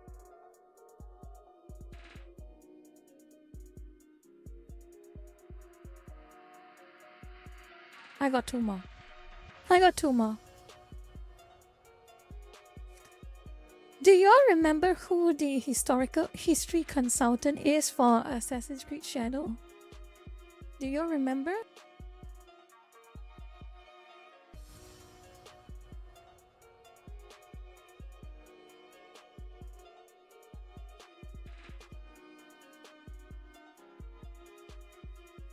Good afternoon, Maxie. I hope you're having a good day.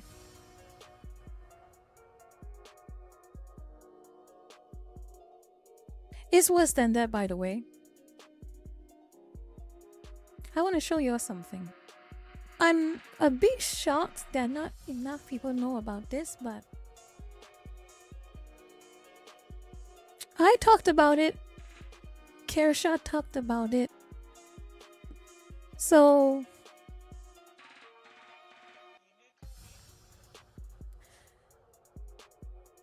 yeah.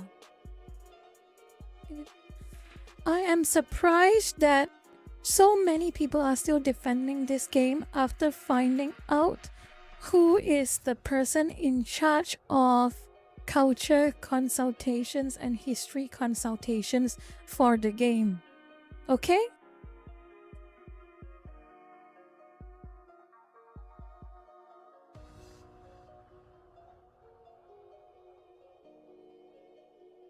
This is the person.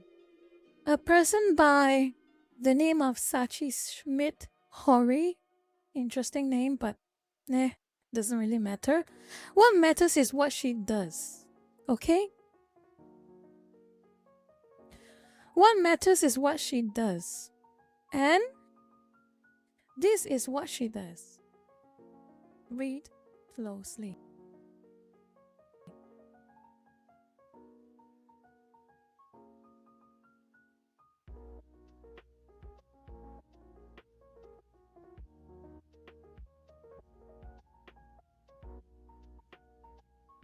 Please read closely.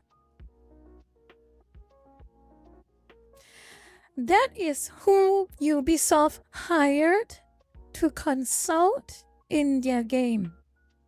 Their supposedly historically accurate and authentic Japanese game. This is who they hired.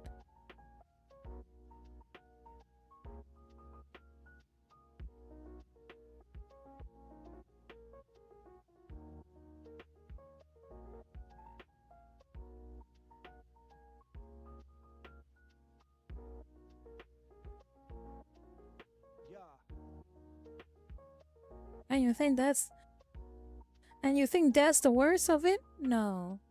One more. Just one more. You know the March 20th release date? The game came out March 20th. Remember?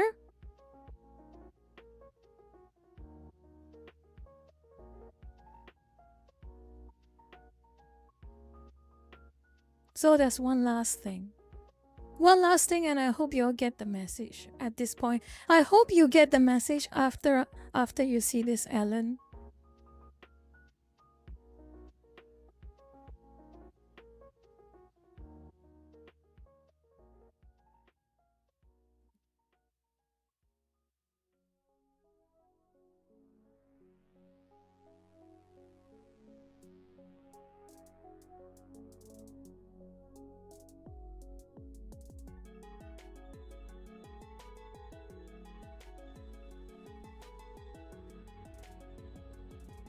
Alright?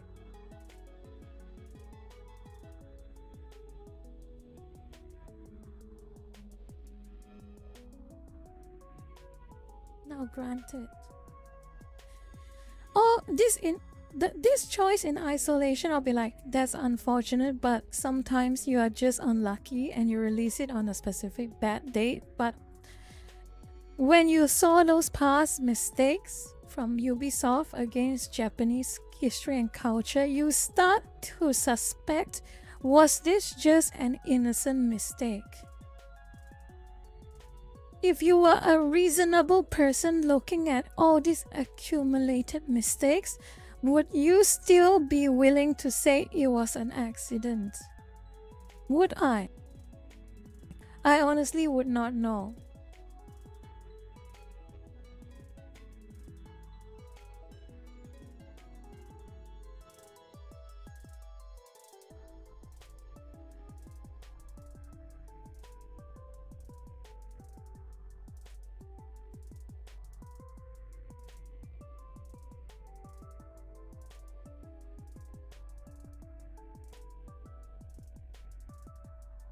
So yeah, that is probably the biggest reason why all of this contributes to the reason why people dislike Assassin's Creed Shadows more than any other Assassin's Creed game to date.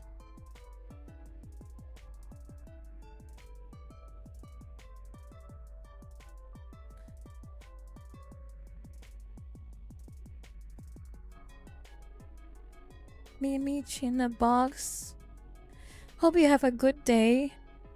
Thank you for dropping by. And that, do I want to even keep talking about? Oh yeah, I will keep talking about it. There is one more thing. This is back to the current day, and it is interesting seeing so much rage and how protective certain Ubisoft fans are towards the game.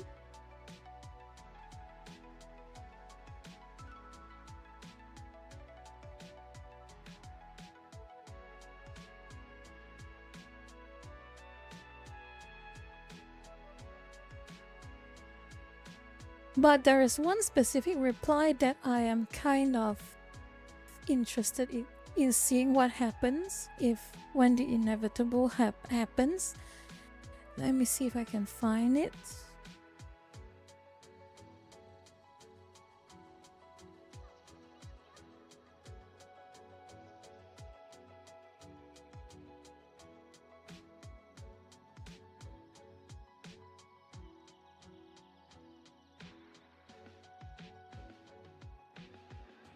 I'll just show you the post I made. So I made this post replying to Culture Crave, one of the other journalists trying to use the players versus copies sold argument. And it is quite intriguing to see the amount of hostility I got over this post. Very interesting. They're all saying I am coping. They're all saying, oh, Assassin's Creed Shadows is the most successful game, cope harder, and all the usual things.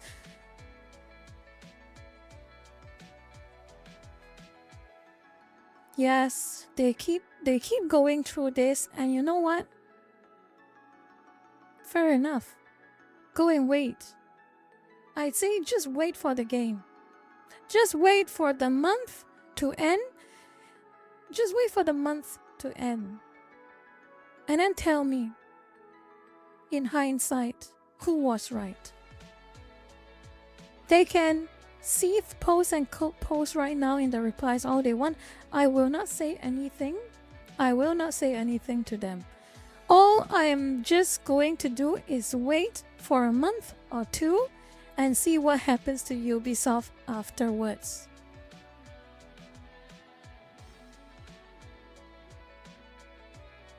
All I have to do is wait.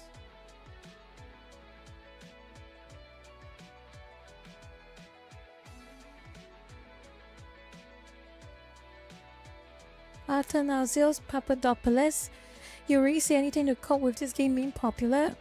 Am I the one coping or are you the one coping? That is the question. Oh, this actually moves into a segue of sorts. So, you notice all of this. Assassin's Creed Defenders, all of them, most of them, are trying to say I'm the one coping and everything cope harder, your grifting campaign failed, copium. Typical account who doesn't know shit about Assassin's Creed franchise, just sitting on it cause fellow idiots don't. Then naturally when you're wrong, you cope massively. Okay, I want you all to understand almost every point here is accusing me of coping, but I'm coping for what? You have to, firstly, the question is, what am I coping on? What am I coping on? Does it really? It doesn't matter to me one way or another whether Assassin's Creed Shadows succeeds or not. I'm just not going to buy it. It'd be a whole different story if I actually pre-ordered the game and it failed. That is coping. Trying to gaslight and lie to myself that the game I bought is actually worth the price. That is coping.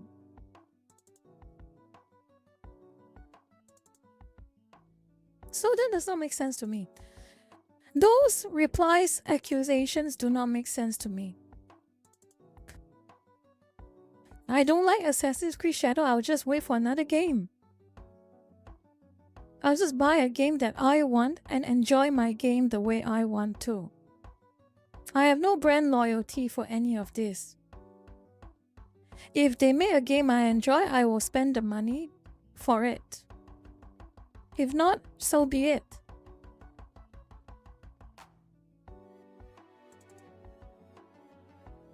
Yeah, they're right. You're right, Lurker-chan. They just mindlessly blurt out buzzwords. That is completely correct. Far too correct. And this is another thing. This is a bit of and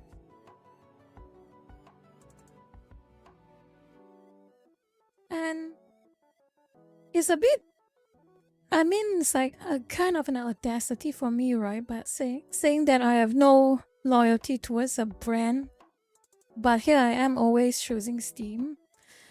Here's the thing.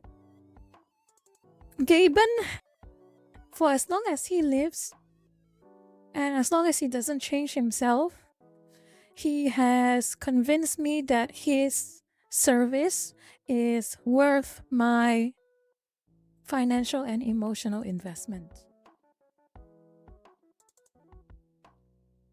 So for those who are trying to say I am being hypocritical, I'm going to tell you this right now. Probably I am. I could be. In that sense. I'm not going to deny it. I'm only human. Oh well. I'm trying to resemble a human. But I started off hating Steam. I hated Steam for a good many years. I've hated it since I have had to install it to play Empire Total War, which is a long time. I've hated Steam from 2009 through to 2012. That was how long I hated Steam.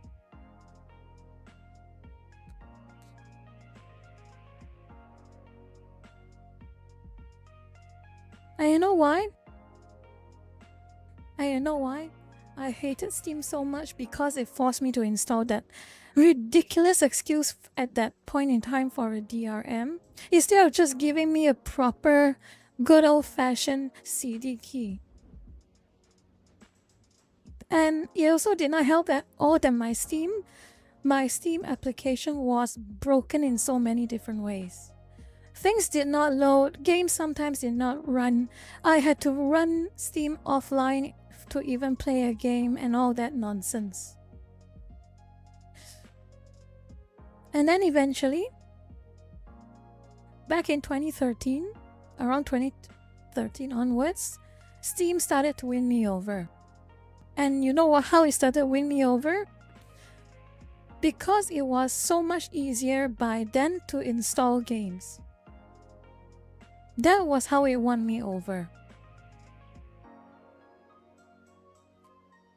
No more did I had to wait for who knows how long to insert a disc, fill in the CD key, then click next, click next, click next, then click finish until the installation is over, and then after that I have to click on the icon by itself and run it.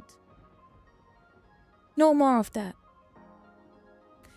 Renobs, funnily enough, I'm going to talk about, that's my next topic. That's going to be my next topic. But long story short is Steam, Gaben was 100% correct in that regard. In a pirates pirate because they feel that doing it, many of them feel they legitimately have a harder time getting legitimate copies of a game. And the key to Steam was they offer a service that was so much easier and so much safer than pirating. And Gaben, for most parts, did what he claimed to do. And for as long as he keeps this up, for as long as he remains the Gaben that we know, and for as long as he is still alive, I will continue to support Steam.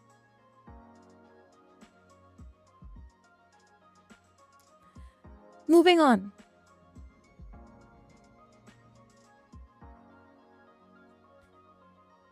Renobs, I want to show you something.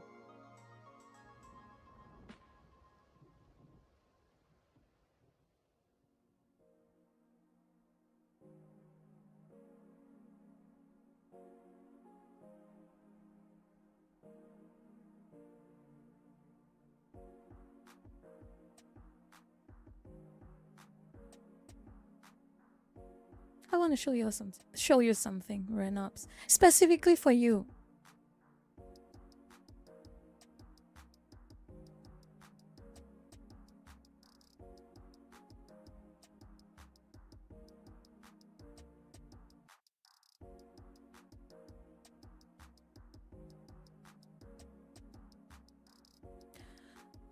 Would you like to guess why that happened? It has been unchanged for over a year now. Would you like to guess why this happened?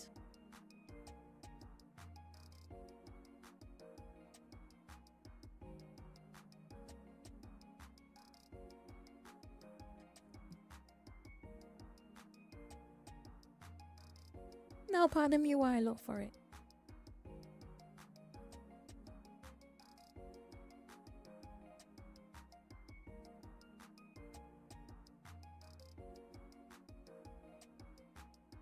One post.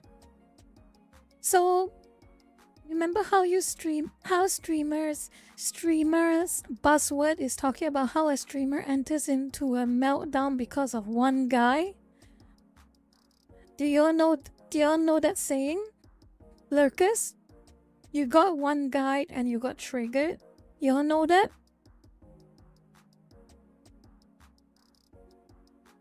Do you all know that? Yes, one guy. Well, I was the one guy for GOG. This was my last post to GOG.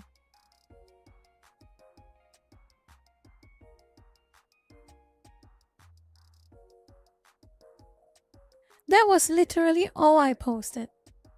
This was literally all I posted. GOG.com preserve video games. And I showed them. What about Devotion? Literally did that. This is literally all I did. I post a picture of the game Devotion. And the next thing I knew, GOG blocked me.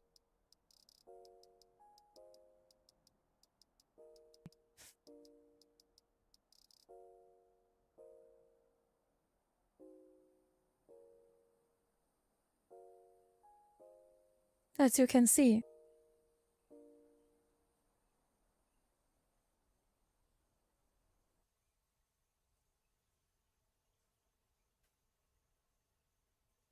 It's funny how just a picture of a video game completely ripped off their mask.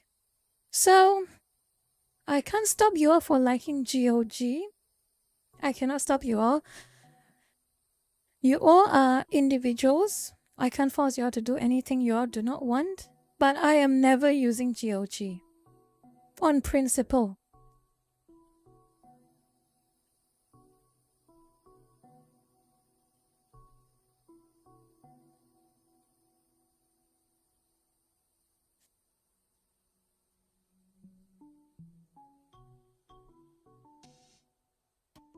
So Maxi, if you're still here, you're wondering why GOG has me blocked?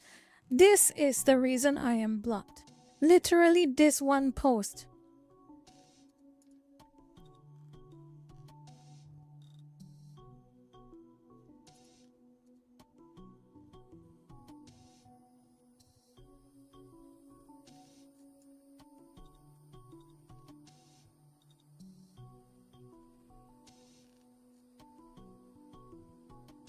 And it is not just that. Something else about this was really annoying me when I... So this was what they said when they delisted Devotion from the storefront. And when I read it, I was furious.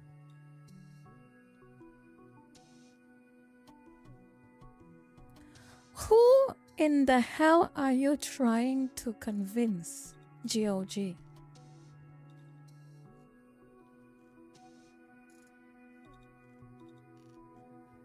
Who are you going to convince?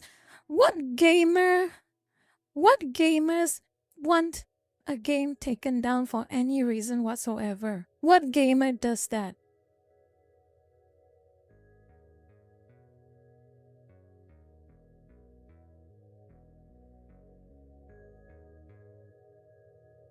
And yes, back in 2020 Controller, until now they are still trying to pretend it never happened.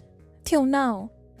And when I brought it up, I'm trying to dig back up something that they swept under the rug. They did not like it. They blocked me.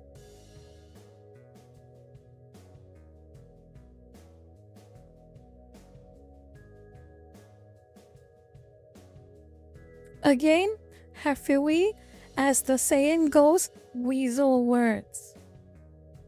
I mean, for sure. You could say some politicians and government officials from mainland CCP are technically gamers because they play video games, so that's technically correct.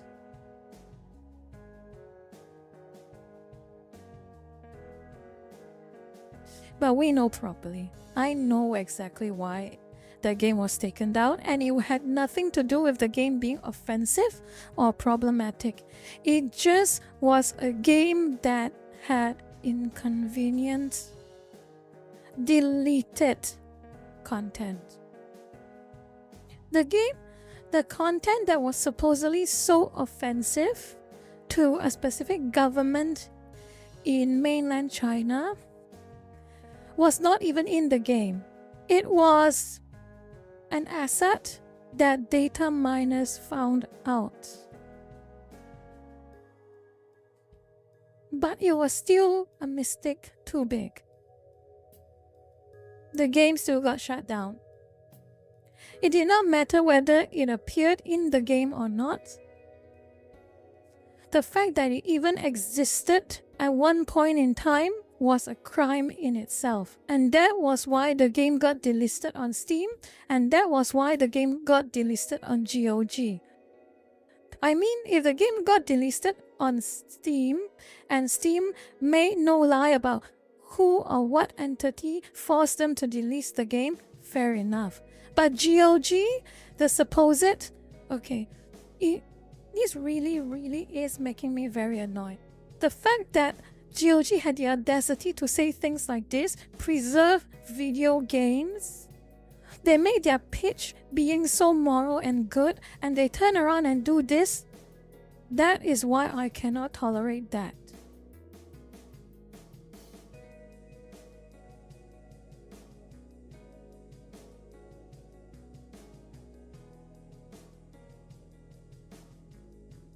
I would not have hated it. I would not have railed against GOG that hard if they outright came out and say, I'm sorry, we have to delist this game because of a formal complaint from the CCP government or something like that. At least I would say, okay, fine, fair enough, you don't want to get in trouble with a government. But this is nonsense.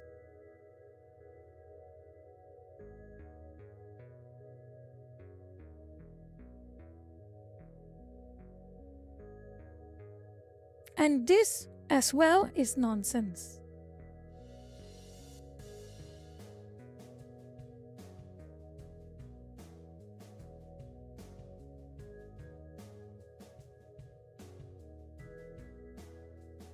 So that is again a retelling of my story of what happened between me and GOG.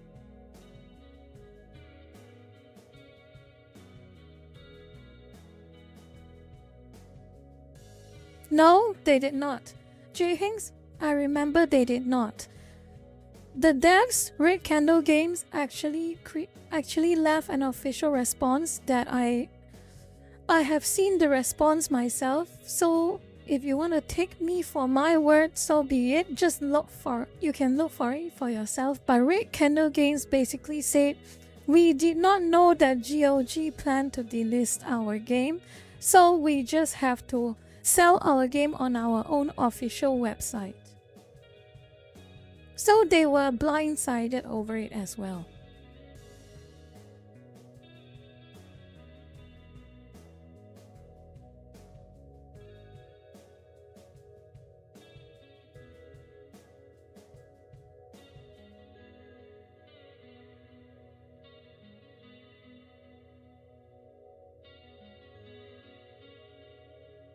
Extremely shameful behavior from GOG at that point. And instead of saying and admitting that, okay, we'll come clean, the government forced us to delist the game, I would have said, okay, fair enough. Just don't do something like that ever again. But no, they blocked me. So out of principle, I am never using GOG.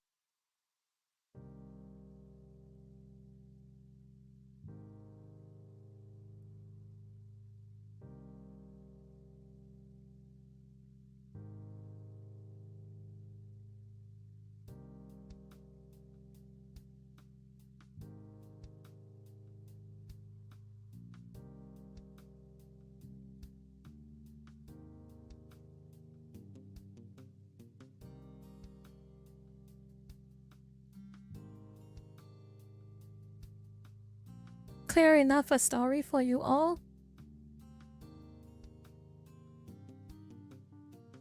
I think I've talked a lot already today. Let me see, what else do I have? Nope, that's all I have for today.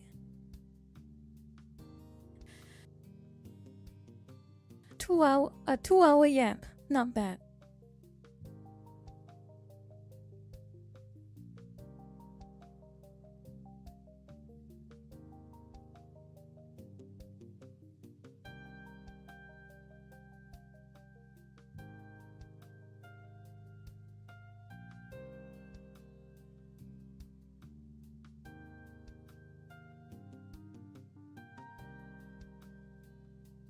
Kirby fan, I demand you to be smarter.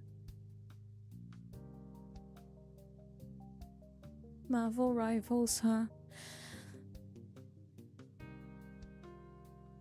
Huh. Marvel Rivals.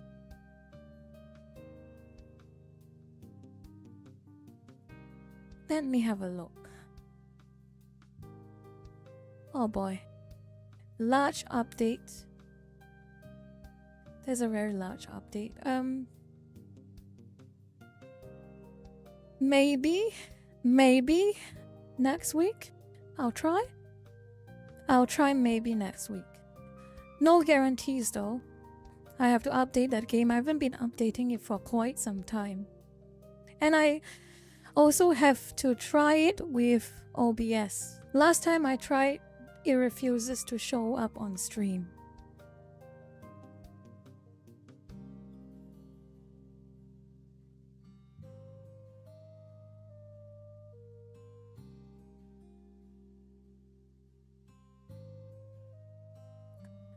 But anyway, I'm going to take a short break right now, and if you all have any questions, I will answer them. If you all have any questions from this stream or what I've talked about, I will answer them after I am back. So make sure you all have a talk amongst yourself. Talk amongst yourself and just discuss takeaways from our talk, okay? I will be back in a few minutes. Hold up. I will be back in a few minutes. Damn it. My back hurts.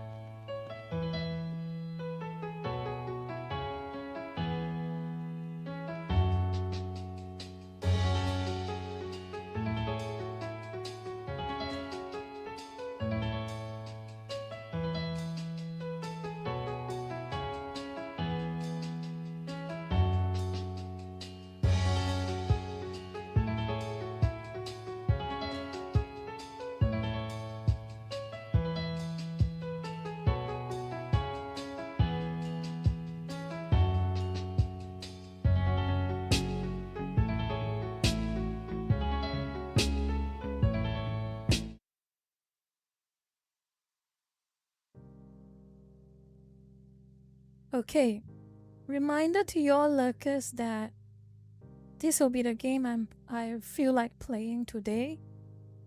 I actually want to play this game when I get the chance, but there's not really many players right now.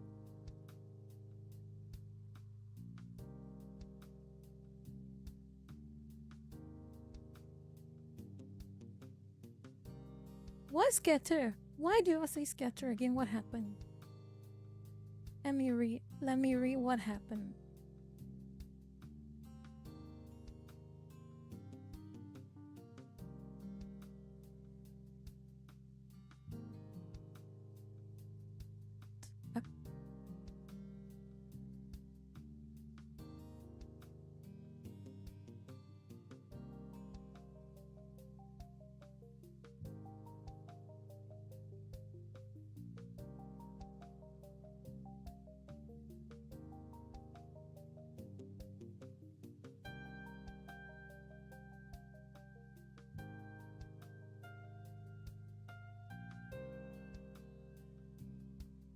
Oh boy. I don't even want to know what you talked about.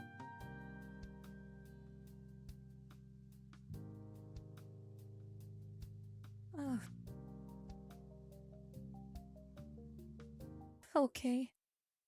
Let's try and set this up. Let's try and set this up, and I hope everything works properly.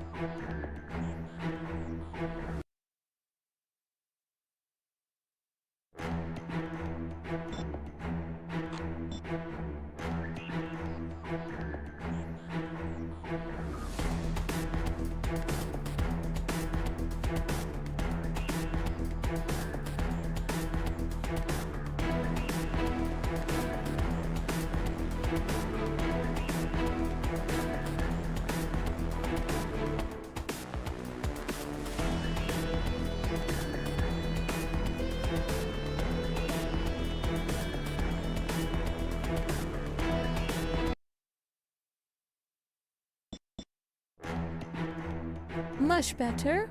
Let's have a look. Game capture. 7 co-op. Please work, please work, please work. There we go, it works. Wonderful.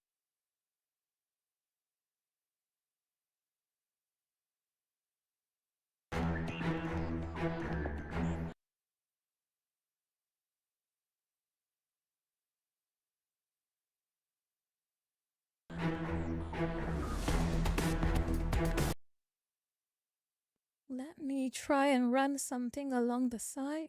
Hold on.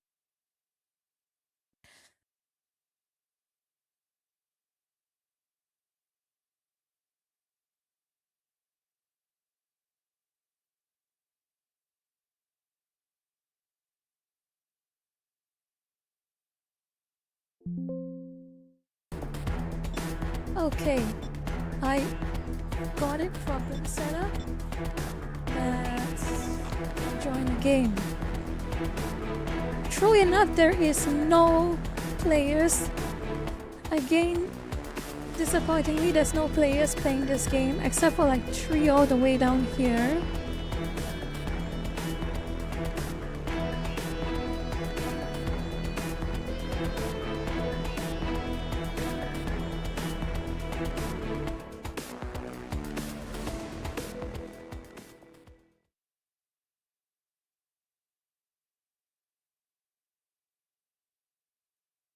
Oh no, downloading resources. I hate this so much. Always with the downloading resources. Just find the correct server. I will show you all the servers soon. Once this is properly loaded in.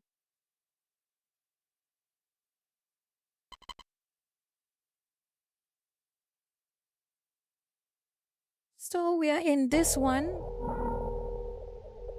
Whatever this one is.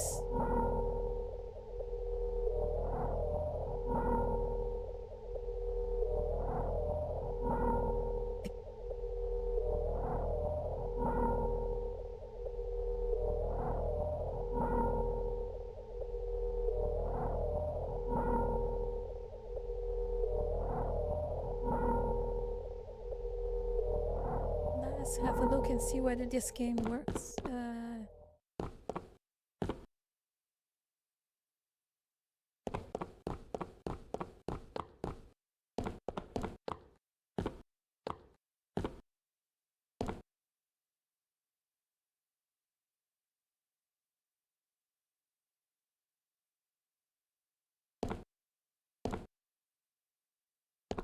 Lots of choices for games.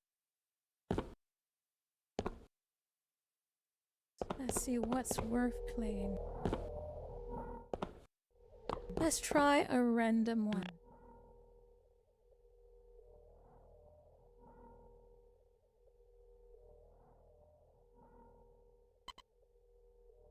Niwiko, welcome to the game.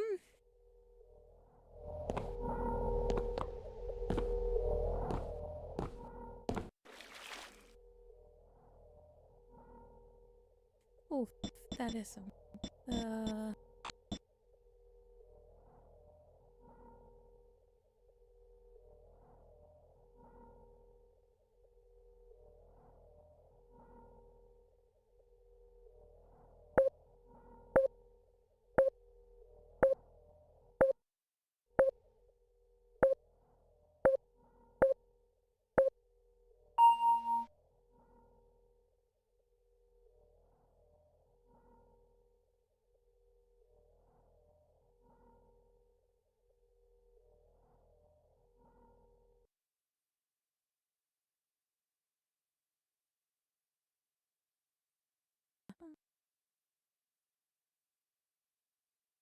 I wonder what game this will be.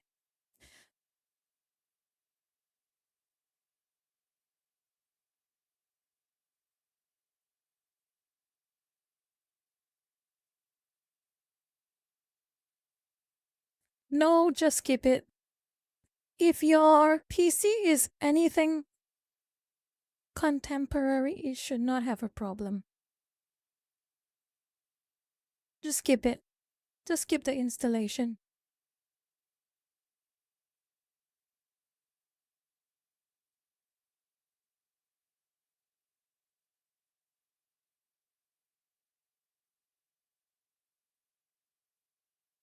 Just skip the installation, it should still run. It will tell you if you need to install it if it doesn't run. Gina, Colette, are you receiving me? We've made it to Gamma Labs. The displacement beacon we need to perform a resonance reversal is near your position. We need to raise the beacon in order to use it. I can't seem to do it from here, and the maintenance hatch to the basement controls is locked. You'll have to raise the beacon manually. Find it, and I'll contact you again.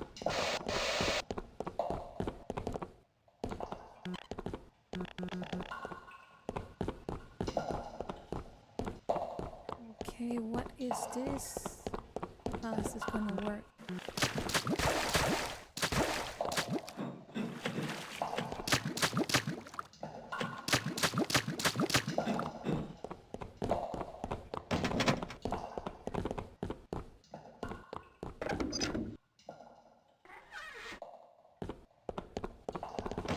Something opened. Ah, there we go, down here. Down here, everyone.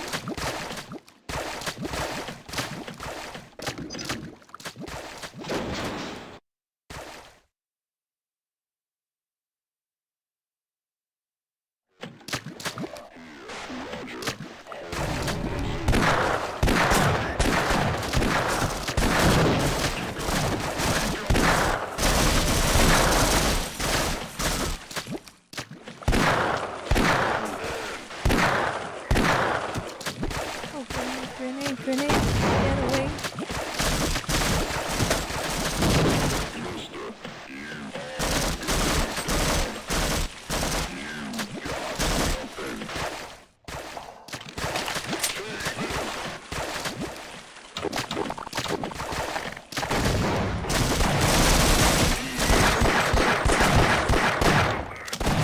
Hold on. They hit hard. First blood. Oh my god.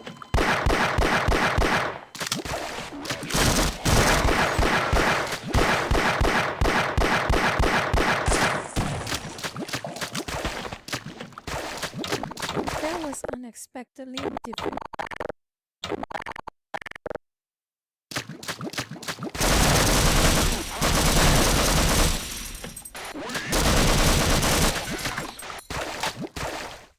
I am almost done. Oh boy.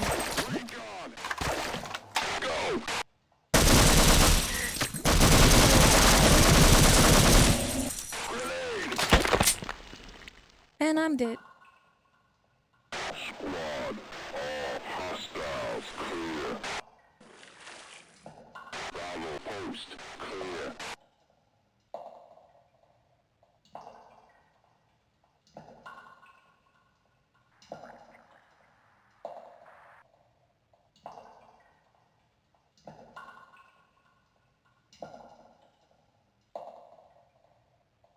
There was no way we could have gone through that. Remember this? All these bots hit like a truck. Yes, Maxi, if you want to join in, you are free to join in. We're having 7 co-op.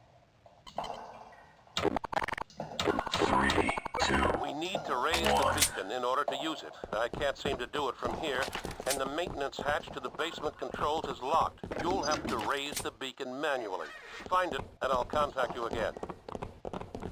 Be careful. On the way down here, try not to get shot too many times.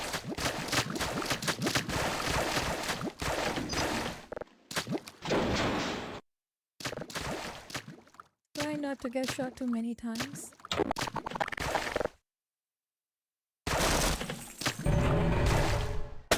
We're in death.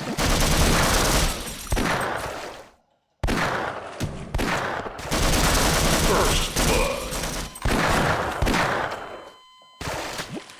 Oh, guys!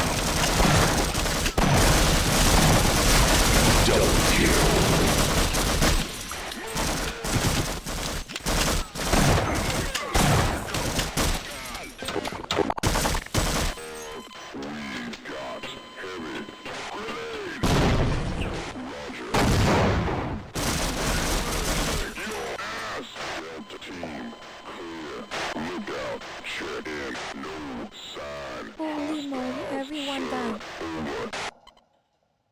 Maintain lookout. A fallen Everyone got killed. squad. Quiet.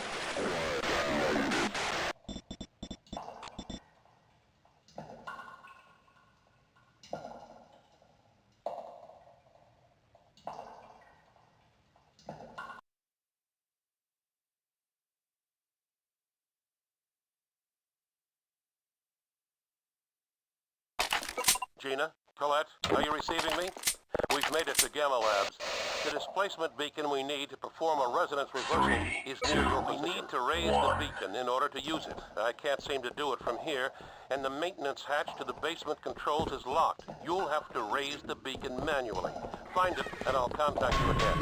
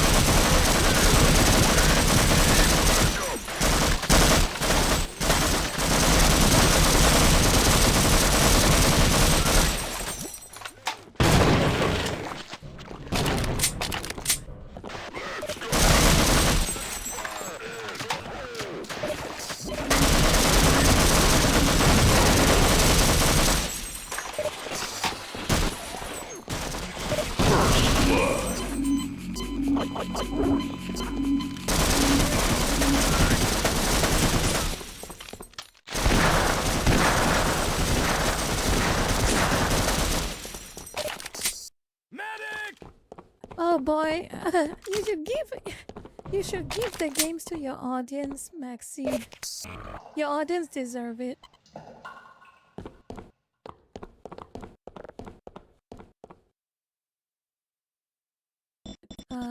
This game is too dark.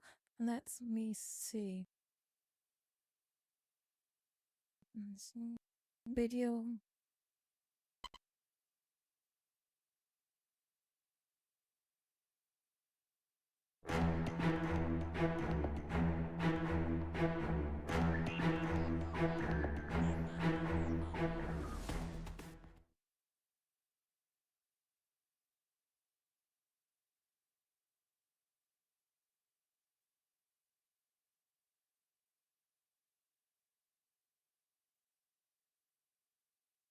For you.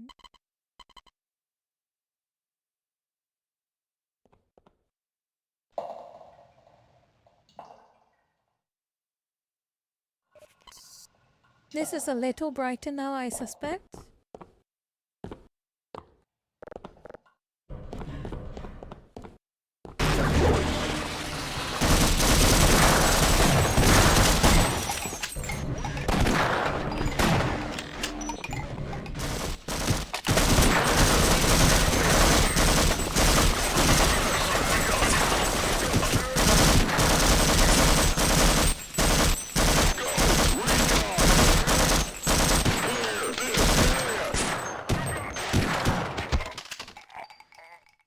Okay, they are done. No one else in this map. Keep moving.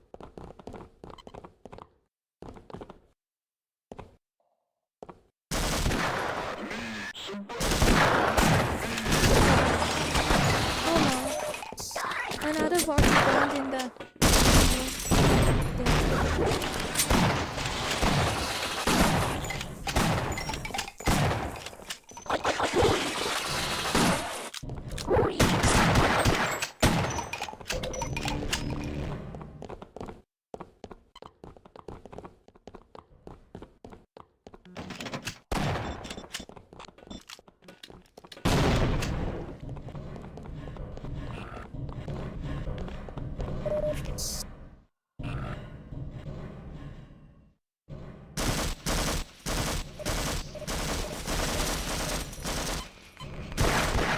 Oh yeah, the mechanic, you shield other people. You shield other people and other people shield you. That's the idea. So it's a healing gun that you can only heal others. So you better hope someone else heals you.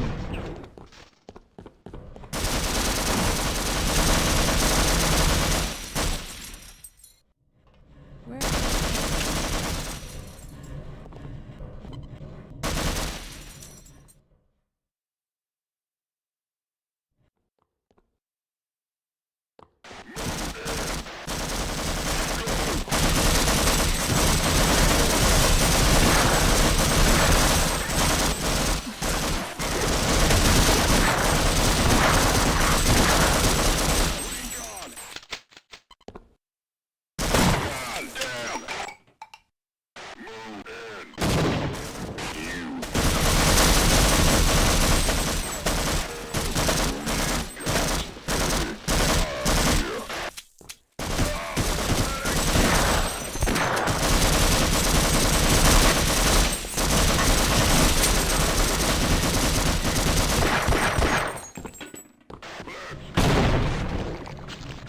Is it so? Oh no. Oh.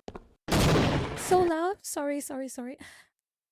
This is what happens. Let me reduce the audio a bit more. Shouldn't be too loud now. I hope. I hope it shouldn't be too loud now.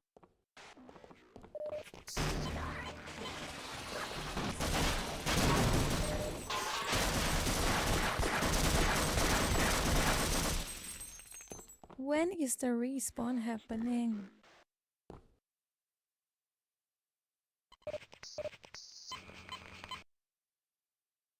This is the server.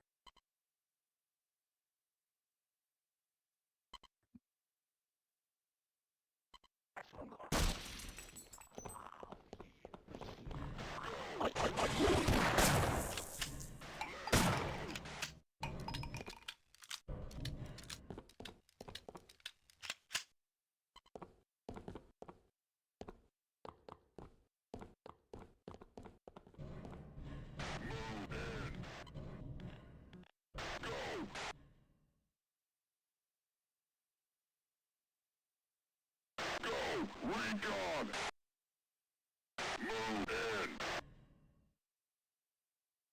Go! Recon!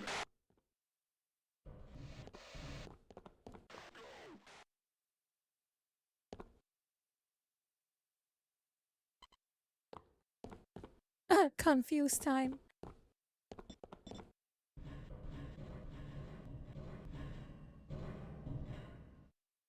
Maybe kill the last guy. Kill the last guy that's over here.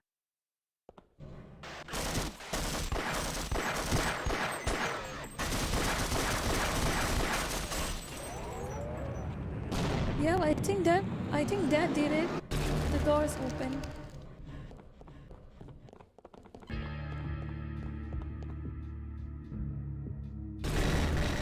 There we go. Splendid.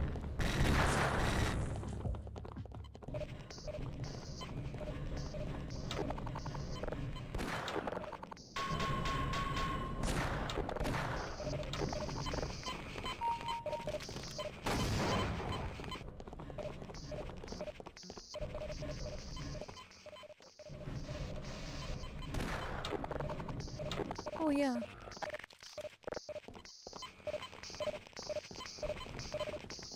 Everyone's not healed up.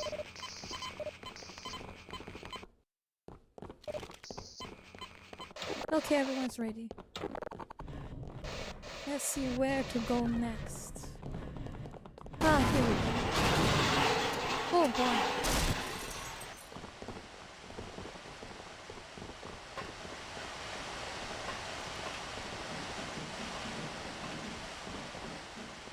Oh my god.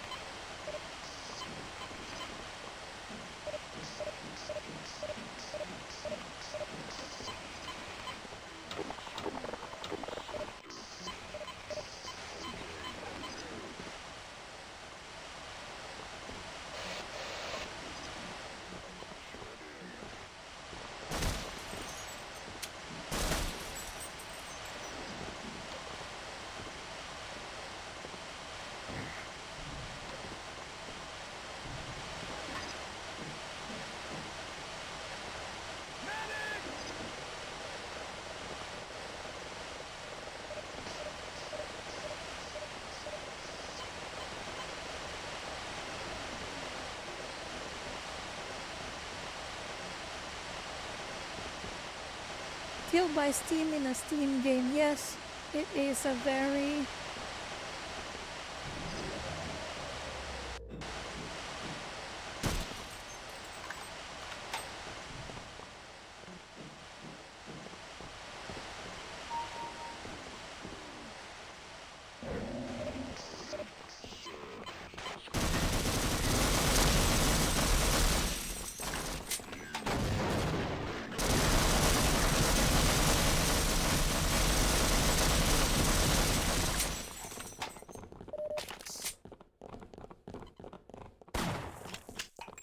very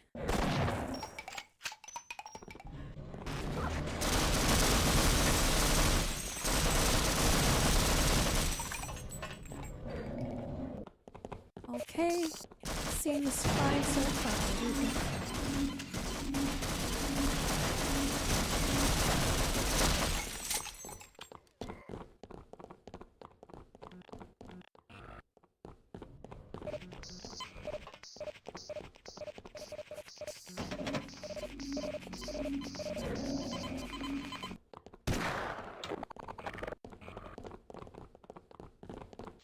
Oh boy, this is a wide, big place. Okay, what do we do here?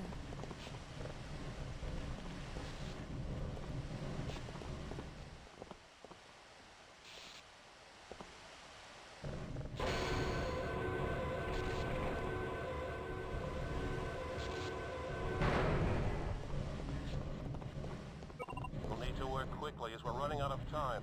The beacon lid must be jammed because the surface seal won't open. Clear the obstruction, then use the controls to raise the beacon. Get on the lift.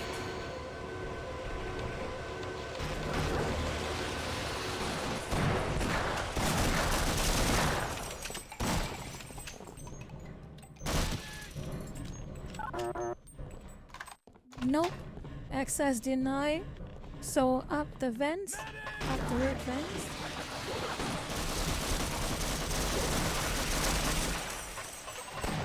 Up here. We can't afford to lose this equipment. It's our only chance. We must find a way to raise the beacon and for heaven's sake try to keep it in working.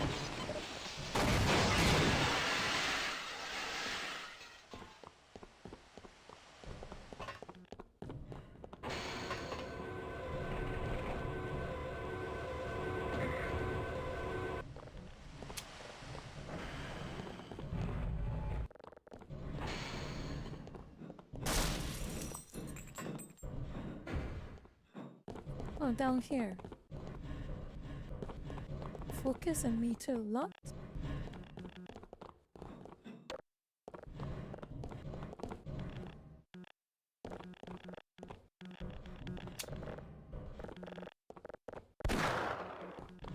This is the problem with a lot of Souls games. You really do not know what to do until you know what to do.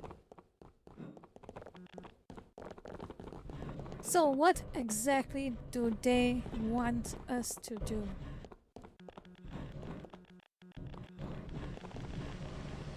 I think the next game we'll do is something a bit less cryptic.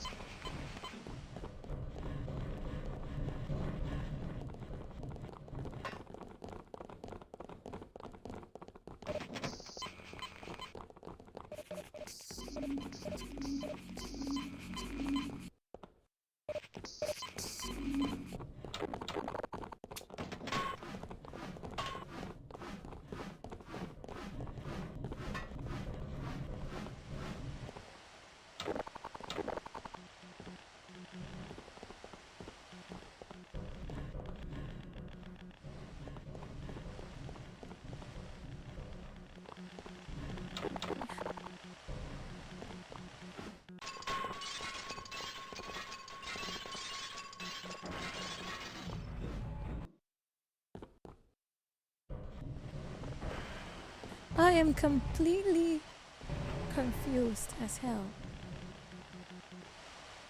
Yeah, we are going down here, but what exactly is down here? Okay. Oh, around the same time? Pull both together? No. So was it? Ah, there we go. Now I get it. My equipment Pumping it tells up. me that the displacement beacon is up and in working order. Good job. Come upstairs to Gamma Labs. We haven't much time.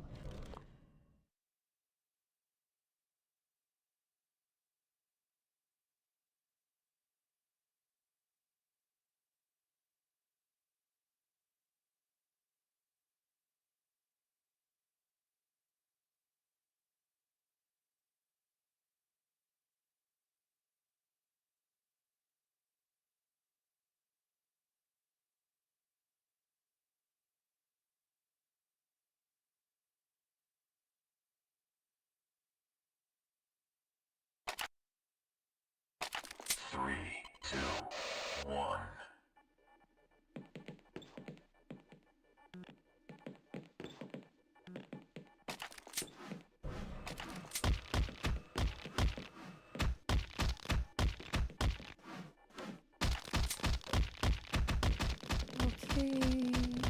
Okay. I can Of course you'll start shooting the NPCs. Then it's up to you to turn on the device. Oh my god, what is that? I'll remotely operate the elevator once both of you are inside. Is that an elf?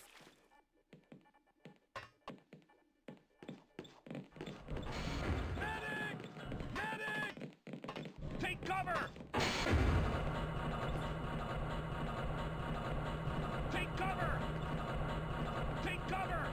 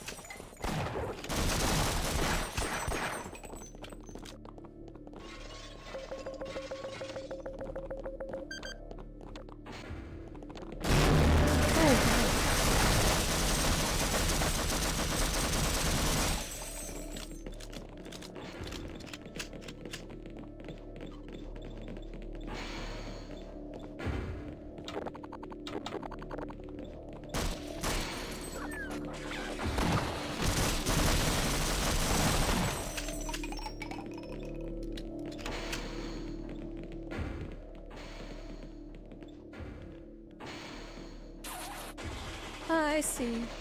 I get it.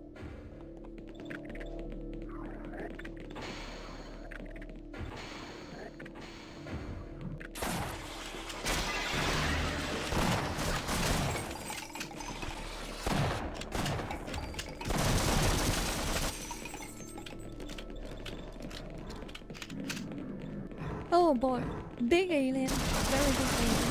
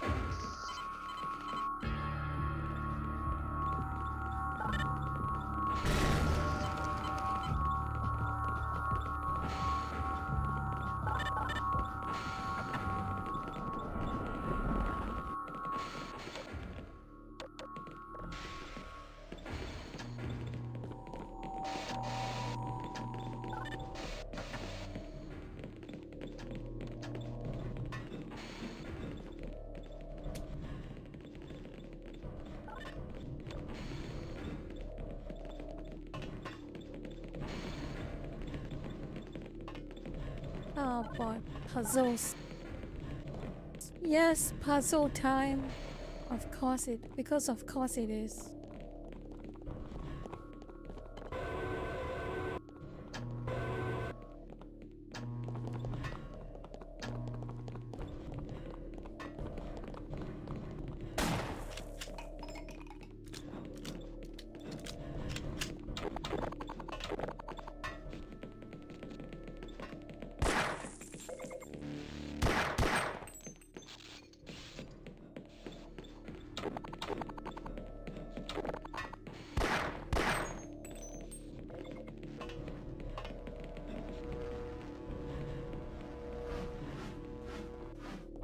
Okay, I'm so bad at puzzles. Either I'm very bad at puzzles or I have very low tolerance of puzzles. I don't know which is which. Maybe I'm just dumb. I can't let you back up until the beam matrix is activated. Easy for you to say. Yeah, try to direct the beams to the correct colors, basically. So right now the purple one is hitting the green one. Somehow have to make the green one, the purple one hit the purple one. What settings to...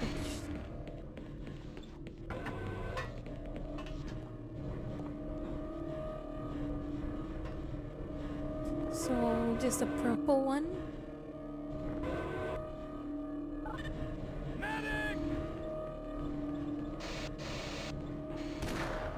How to get it to hit the purple?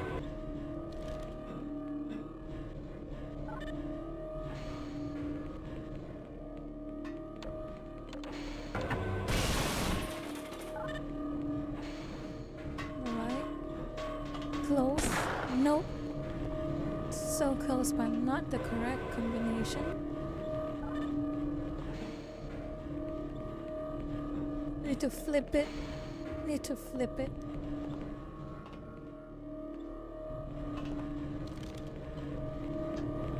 So it is green, purple, yellow.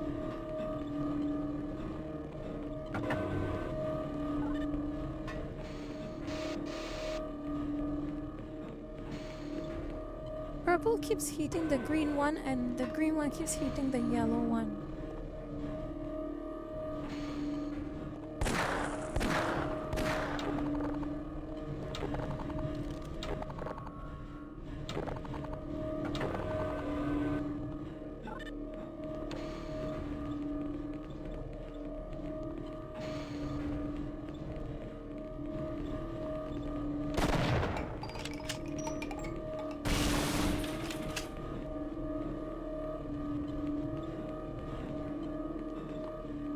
Wrong, they're all the wrong ones.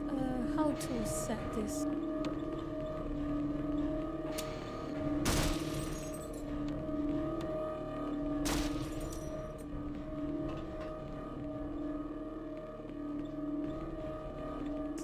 the right one.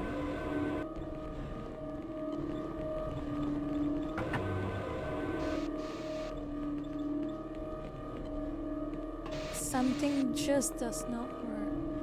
Something just does not work. Oh.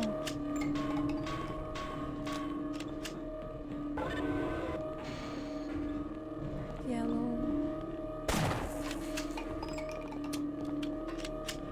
All the colors are completely wrong. I just don't know.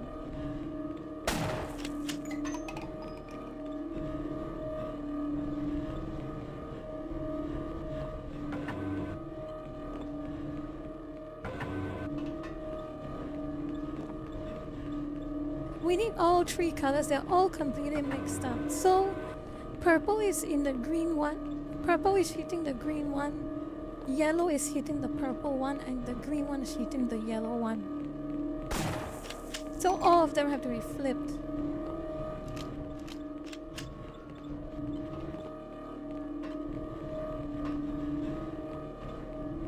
Let's start from bottom to top. So green. Try and move green to the green beam to the bottom.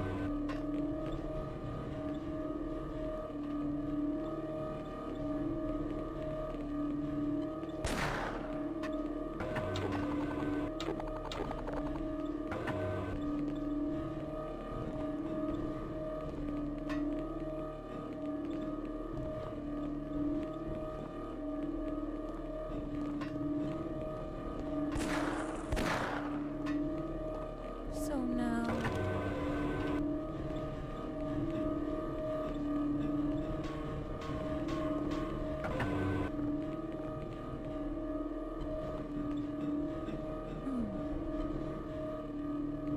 you know what, let's try and let's just change the map. How about that?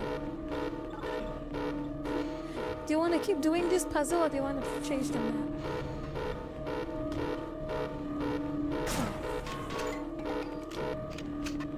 Great, you've done it. Get back to the elevator.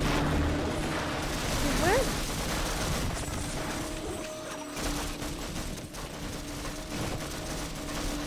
Oh, it worked. Okay, where's...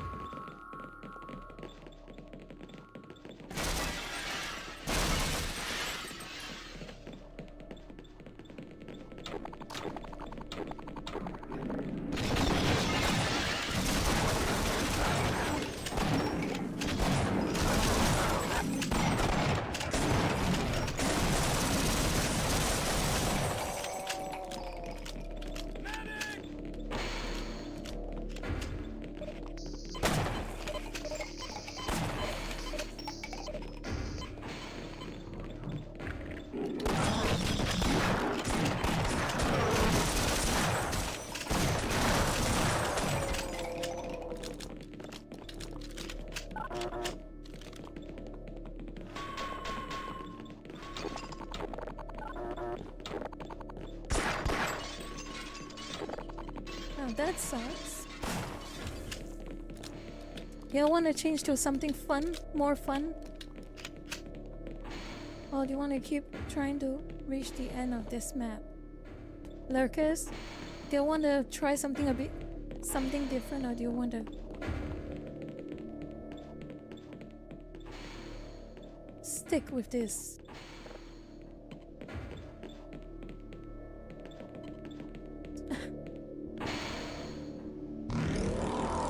Vote now.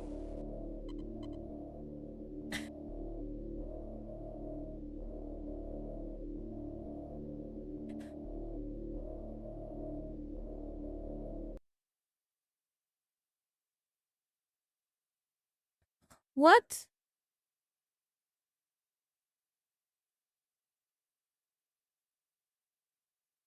You just kicked me?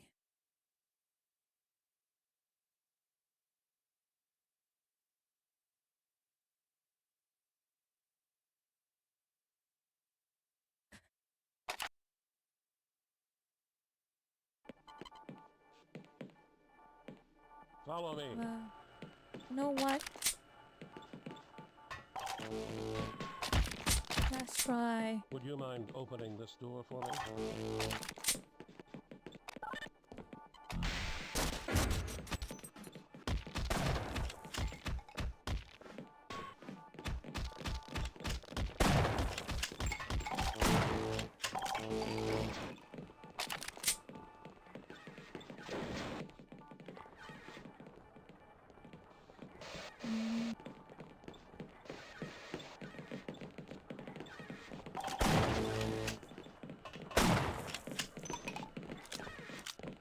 When you start charging the crystals, the alien force will detect it and they'll try to stop you. It's possible you could be dealing with more enemies than you've ever seen. You must charge the crystals as quickly as possible. Okay.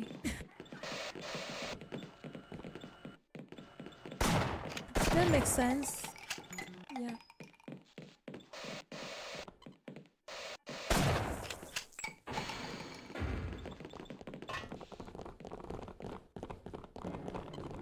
I'm activating the displacement beacon now.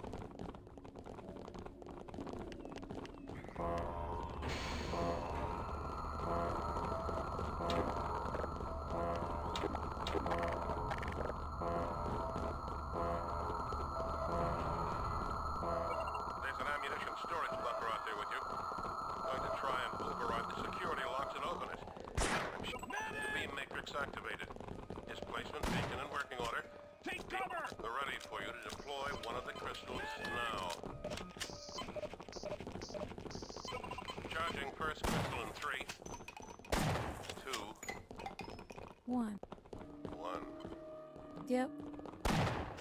Let's see. Oh boy. Survival. Something fun.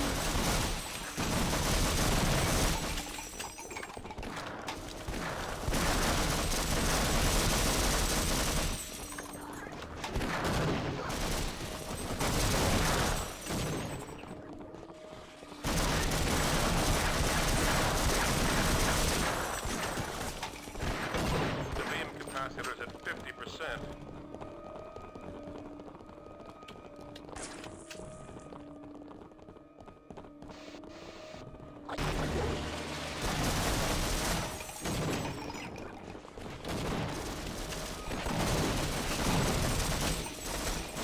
Beam capacitor is now 80%.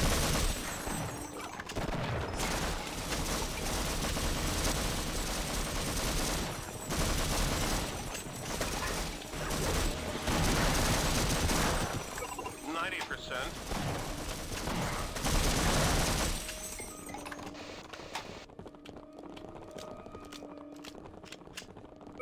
Beam capacitor at 100%. Deploy the second crystal.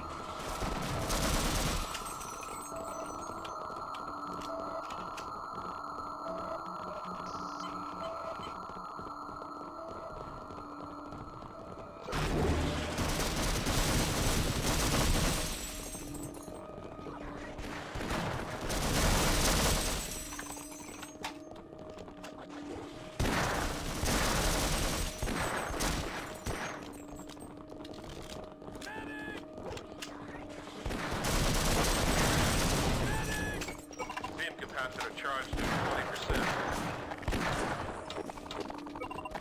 Right, and security lock.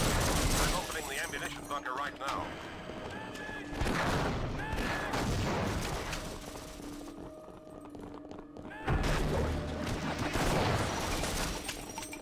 Damnation! The security system has cut power to the bunker doors. There's no way we're getting in there now.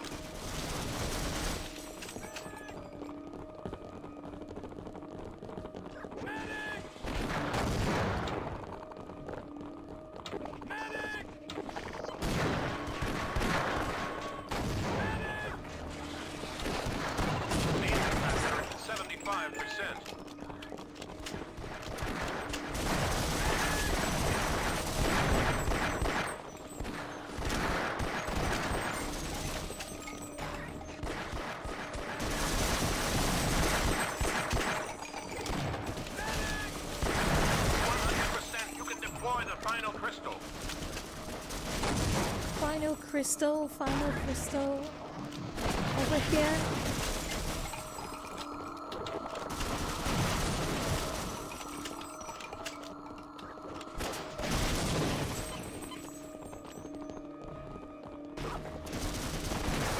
All the crystals are activated. Protect the beacon at all costs.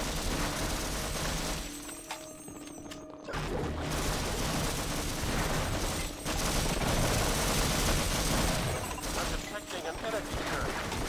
Something large is coming through the rift. Oh, boss fight, finally.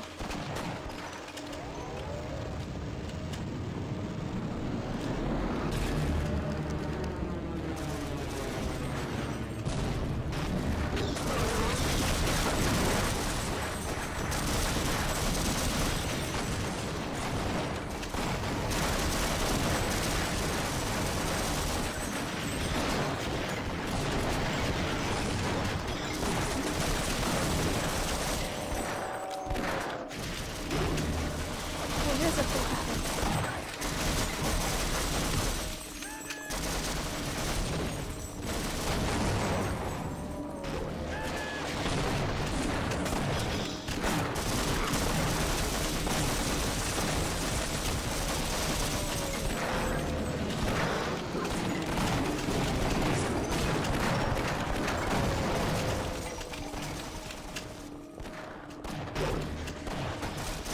Intersect the beacon. If the beacon is destroyed, the reversal will fail. You must destroy that thing. We've come this far, and I'll be damned if we're going to fail now. Stand clear. I'm going to open that bunker right now.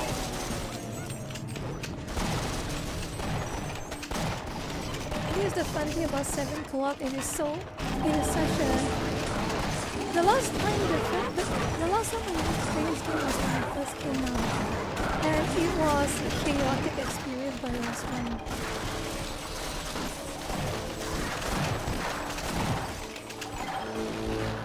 Extremely chaotic experience.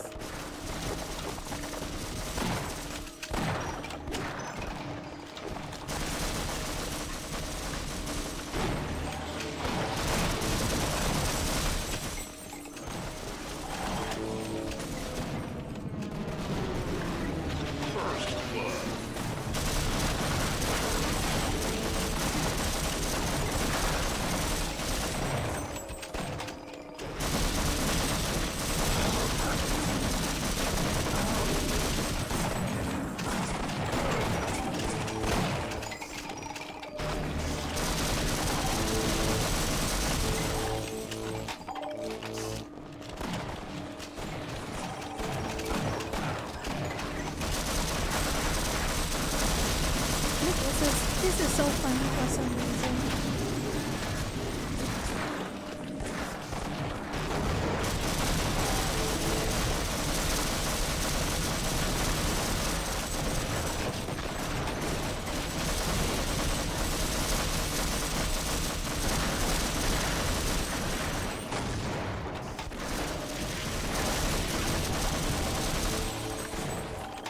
That is a lot of health. And then Fire has a whole lot of health. Oh, I love old games. This...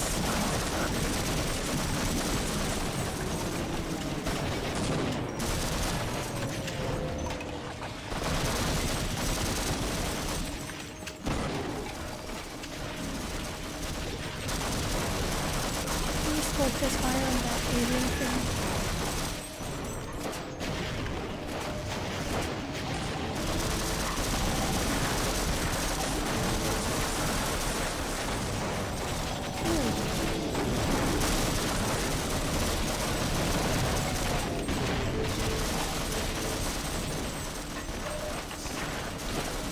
Infinite ammo basically, which is fun.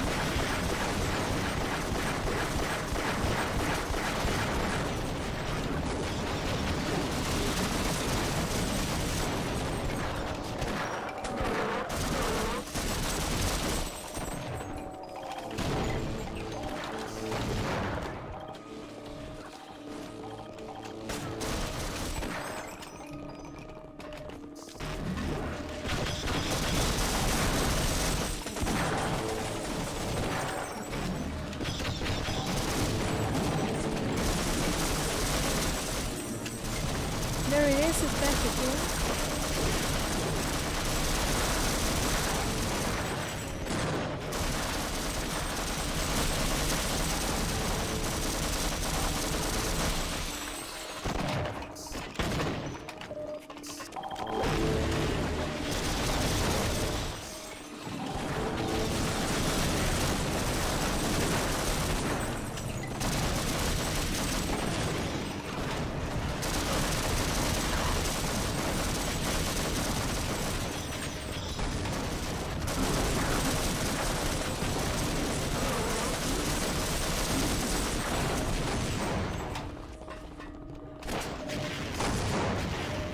Speaking of lunchtime, I'm also getting quite hungry. That's a very good point. I'm getting quite hungry right now. I'll do. I can always worry about food later.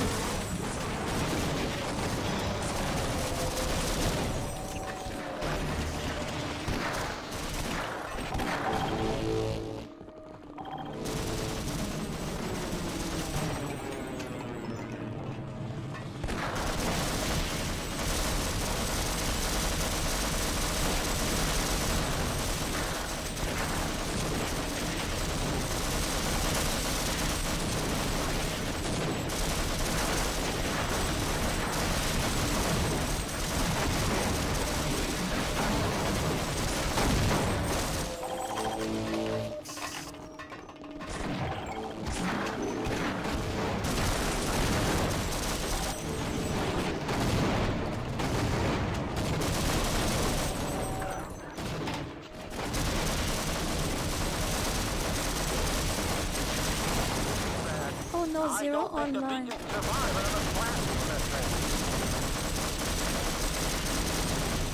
Any moment now.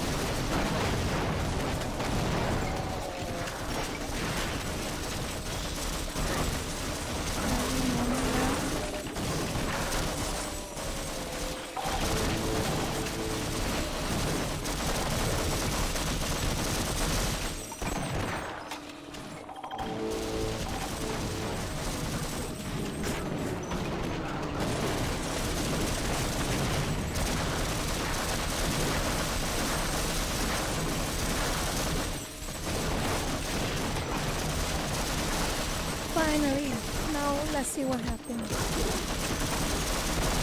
Oh no, I completely lost my head. That sucks.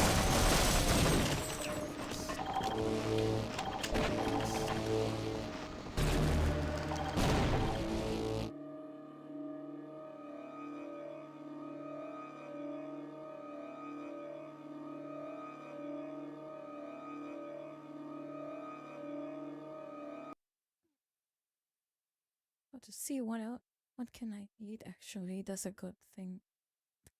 Starving.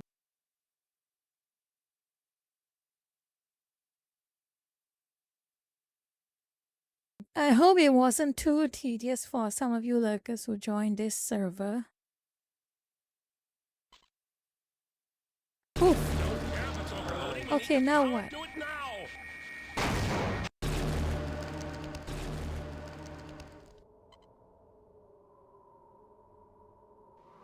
You must hurry. We can't keep the portal open much longer. Oh wow, what's this?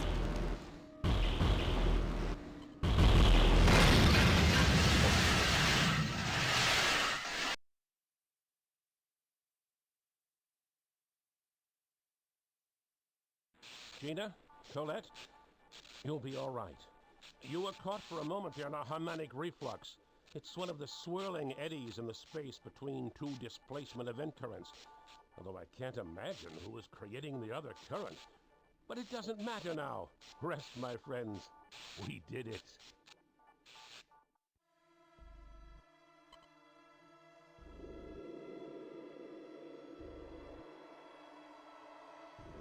Oh, it's Half-Life 2 Decay. Huh. Very small.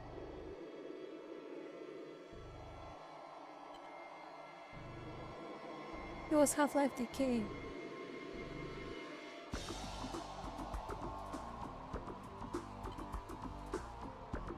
Oh, Gearbox.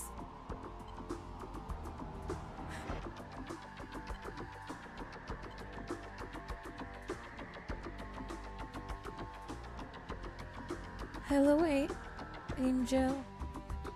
Or Angel. I don't know how to pronounce that, but thank you for joining the stream. Hope you're having a good day.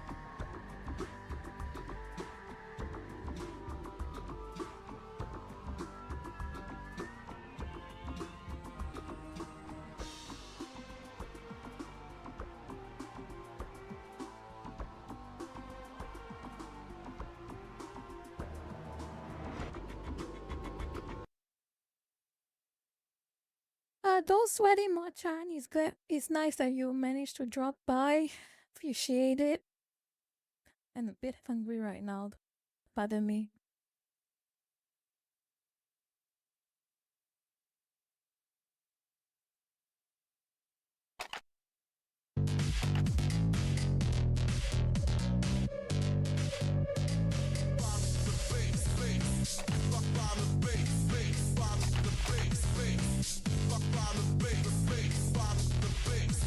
There's some really good moves.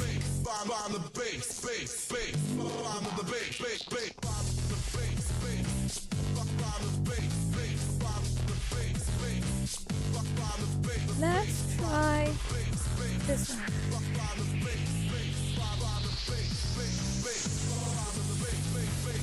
A nice horror match.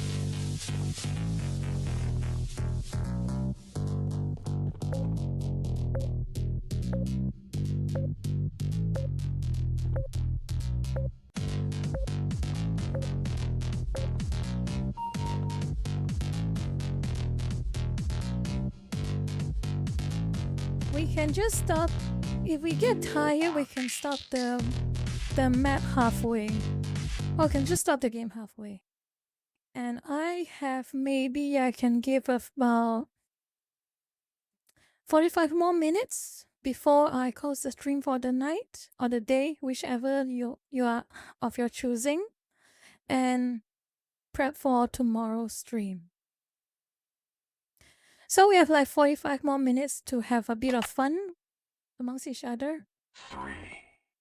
Oh, uplink. I guess so. Fine, uplink it is. I hope it's fun.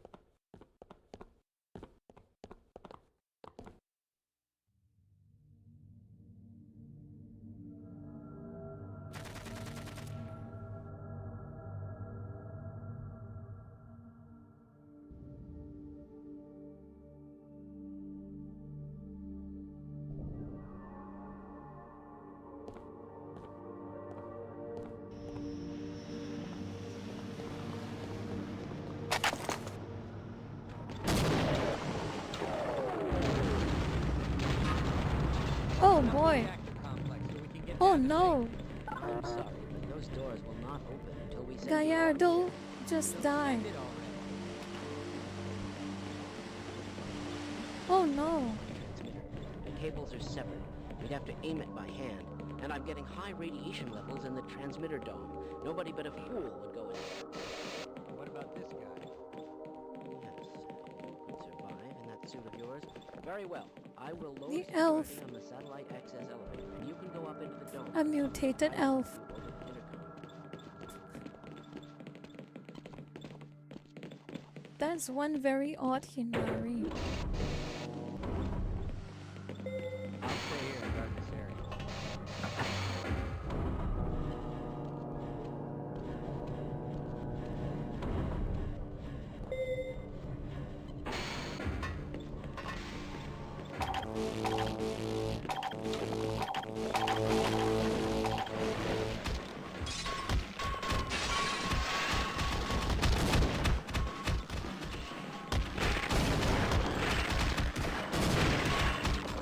Oh boy.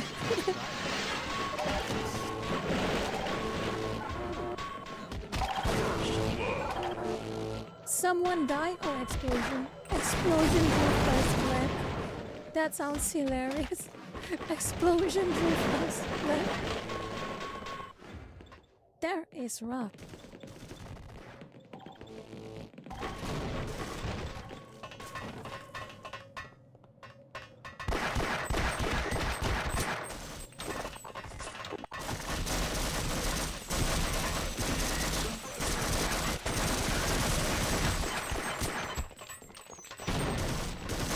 no.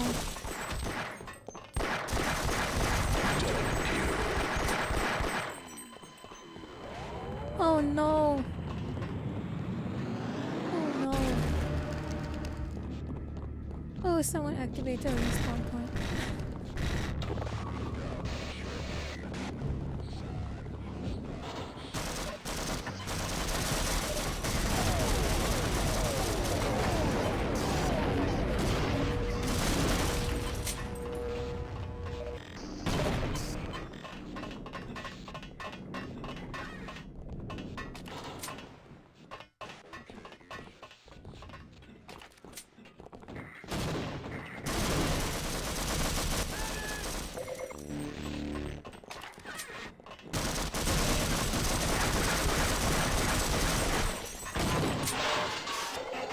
Wait, what?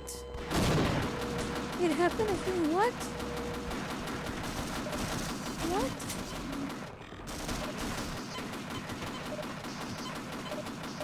Why? I don't get it. Oh, that someone's having a good time.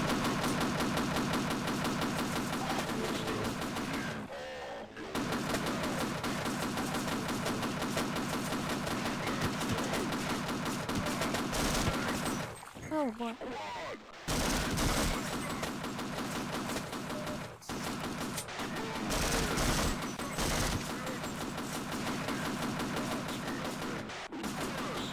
You got nothing. Oh wow, this guy is brave. He just went for it.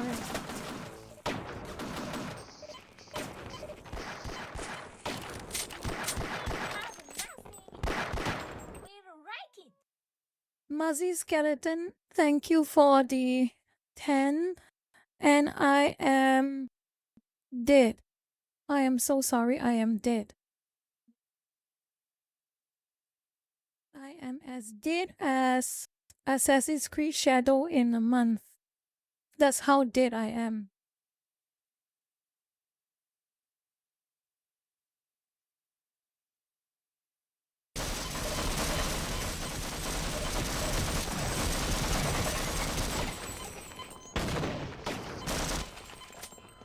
I am as dead as Dustboard.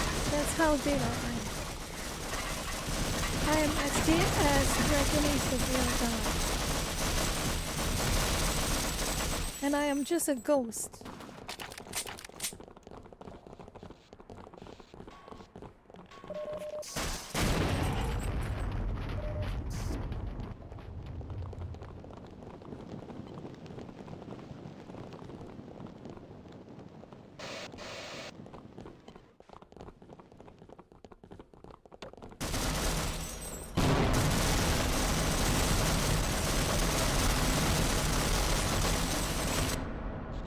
Oh, I respawn. I respawn so far away. Well, I can't complain.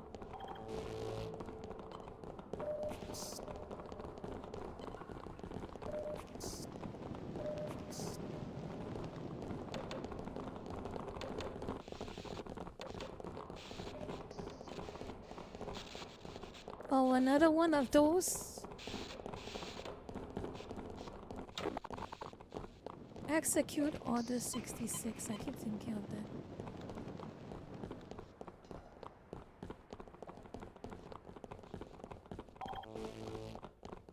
That's fine. Is there anyone else here? Oh, how do we get into that? There's a ladder there. That means it's there for a reason.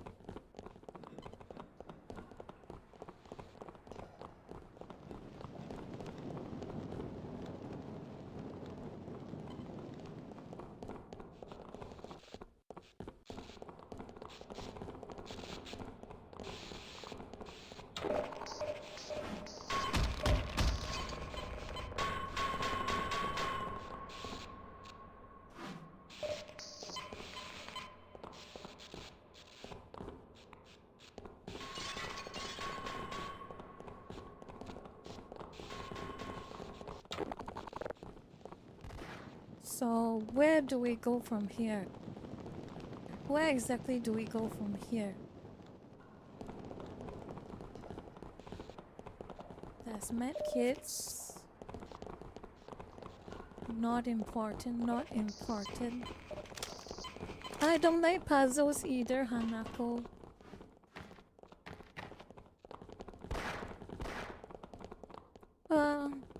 But I guess puzzles are what makes some games fun for the old days. But not for me. The only puzzles I really like is the puzzle of a good tactical shooter or a good tactical game.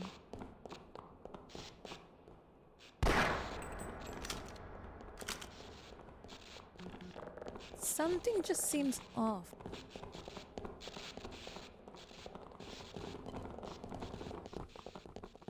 Feel shut. The game, can you please don't say that about me? It is very rude.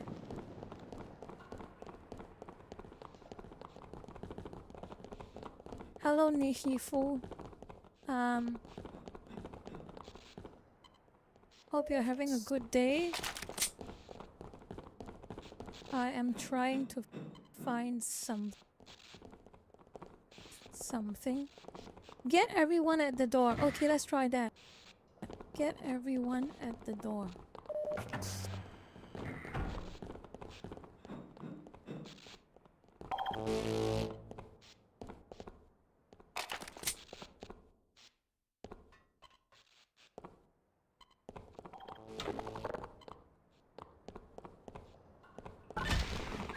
Oh, there we go. That was the answer all along.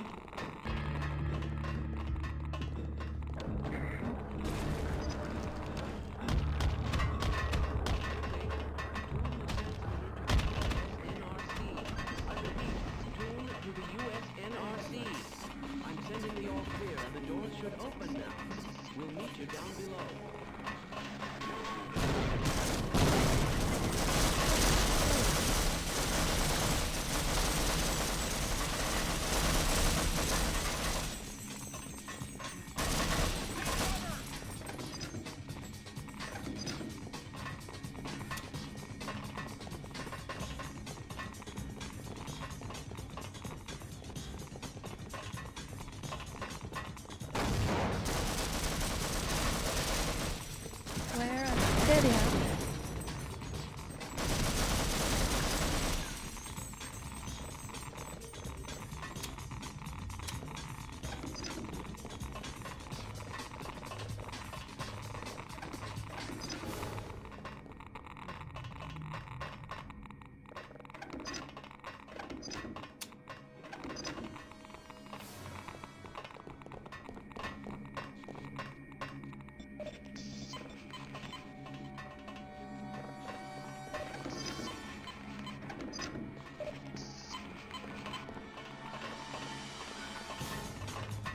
So what next?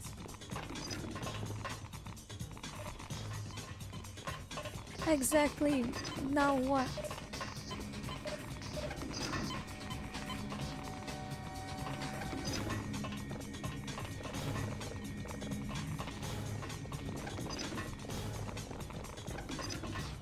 Aim the dish at which location? Ah, yes, aim the dish at the CIA.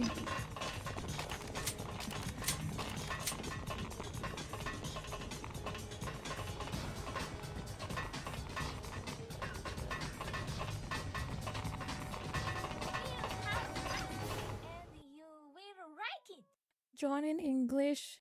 Yes, I have played New Vegas, Join in English, and thank you for the 5. I will one day consider playing it again, but not sure when.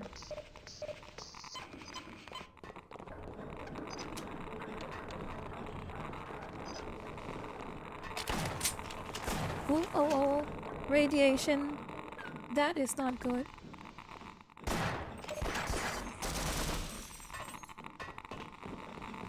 That is so not good. That is not good. That not good at all. Okay, I am down here. got shotgun shells. What are you doing?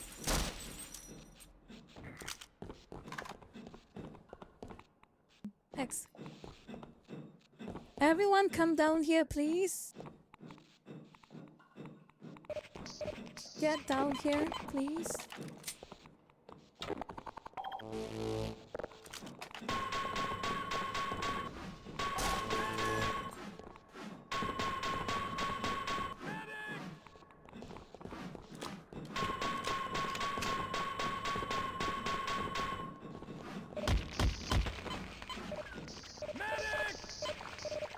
Oh, someone died. Oh no.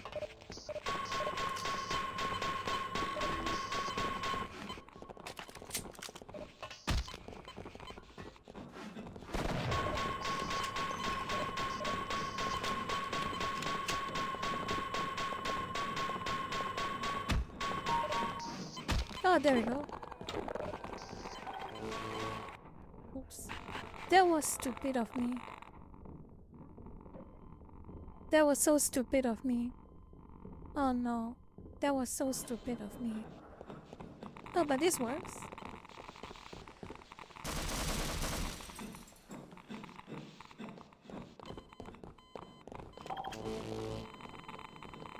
Yes, I did. That happened to me too.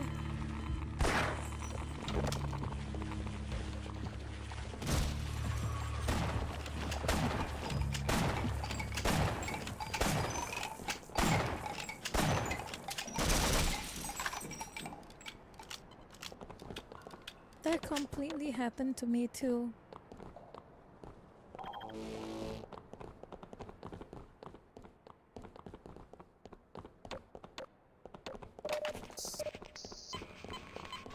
You know what game I really hope that we can get a co-op mod going? There's one game I really hope we can get co-op, and that is Fear, the first Fear.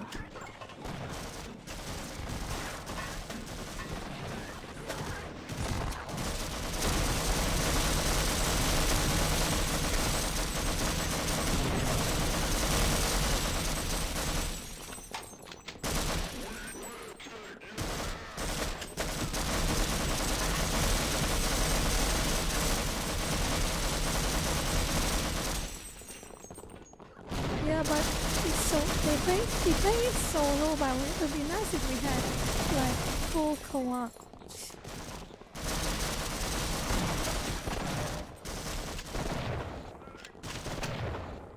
So where do we go from here?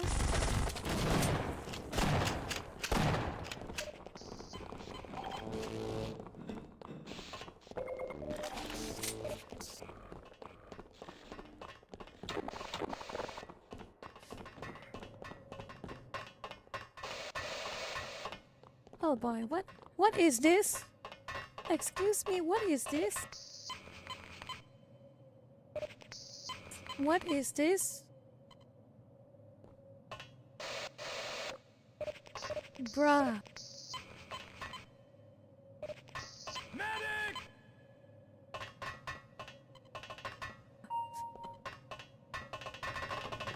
Okay, it might live longer if we work together.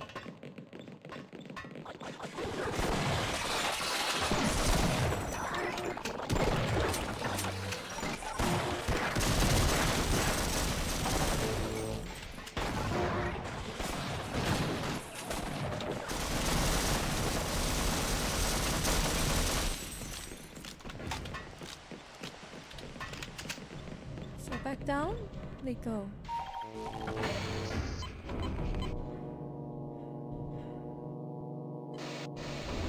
Back down we go. Ah! Get back!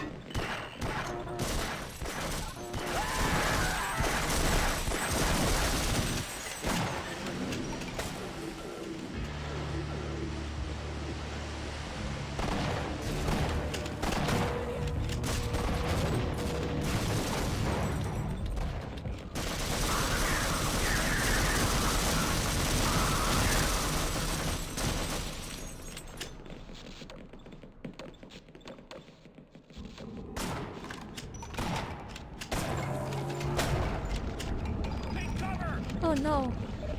Wow.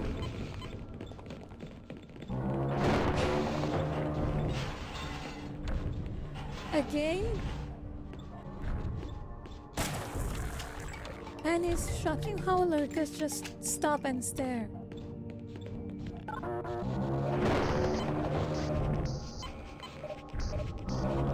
No! I don't want to die! Oh, boss fight.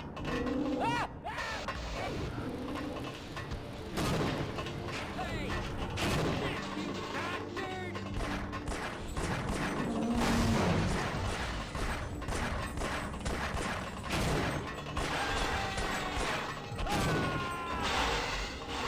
Oh no.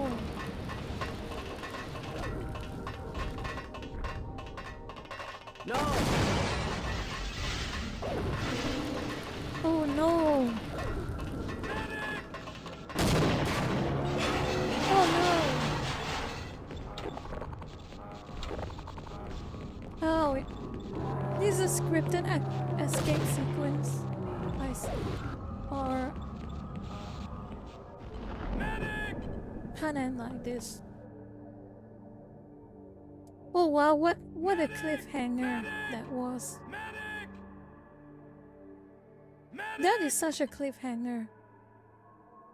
Medic! Medic! Medic! Medic!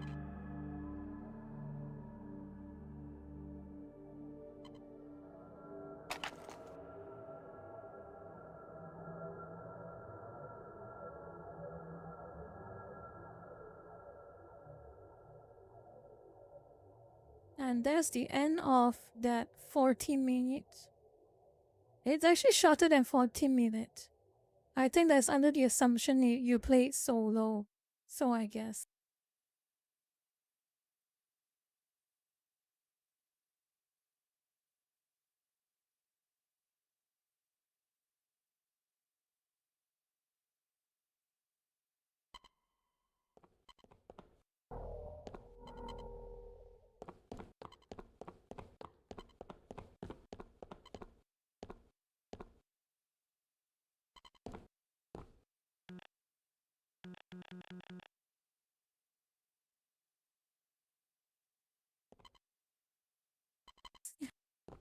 Everyone's running so fast.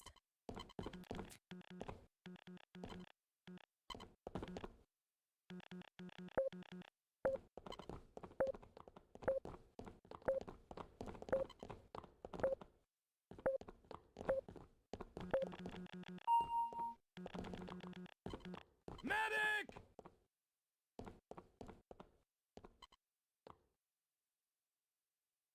Medic!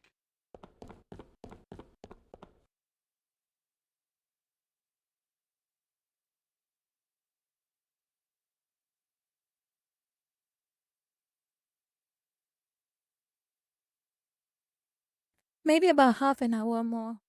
On 7 co-op and I'll call it a day for the stream.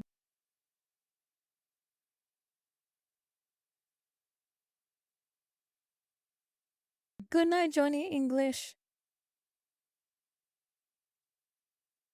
Go sleep. 3-1.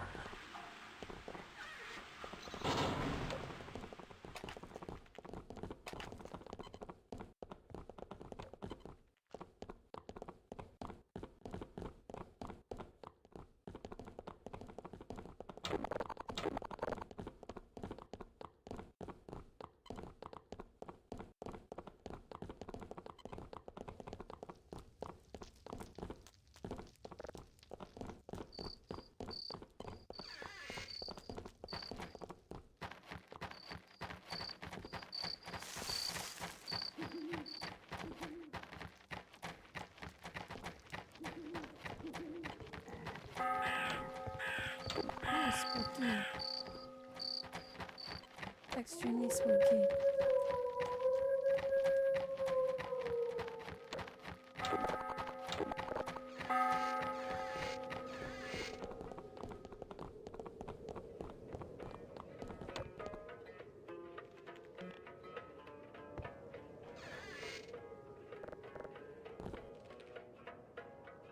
Wow, what tunes is this?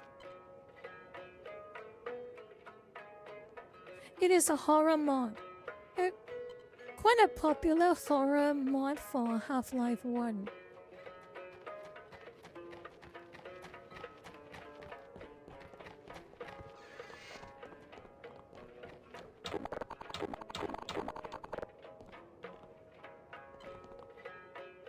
I don't recall that there are. I think they might have. There might interrupt be. this program to bring you a special news bulletin. Several reports of strange happenings in the local countryside have been received here at the radio station. Sheriff Chester Rockwood insists that such reports are just hearsay and rumors, likely spread out by his rivals in an attempt to undermine his positions in the upcoming elections. Rumors or not, some of these reports are very disturbing.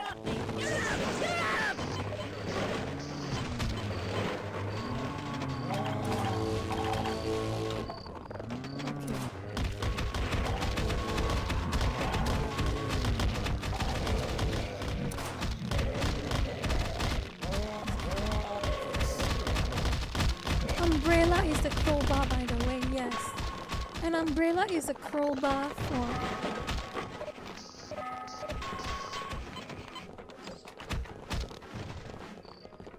Yes, you use an umbrella as a crowbar.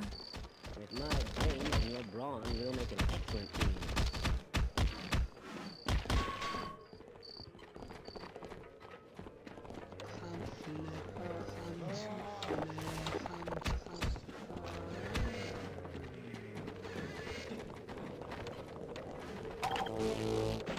Oh, I got a gun. Fancy.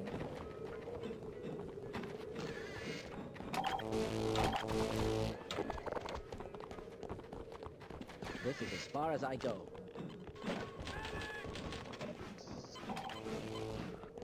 Can you don't block the way, please? Glad to Don't oblige block you, the fellow way. scientist. Don't block the way. Don't block the way. Have I been that much of a burden? Yes, you are being a burden. You're blocking the way.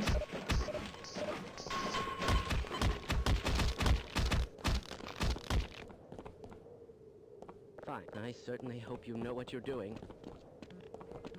Lead the way.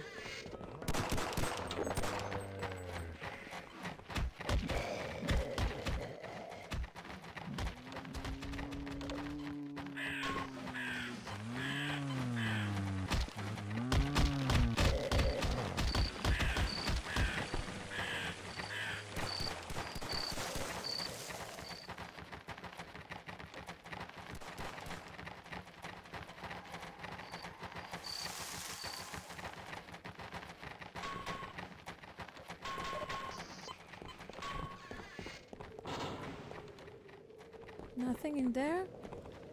Underneath we go.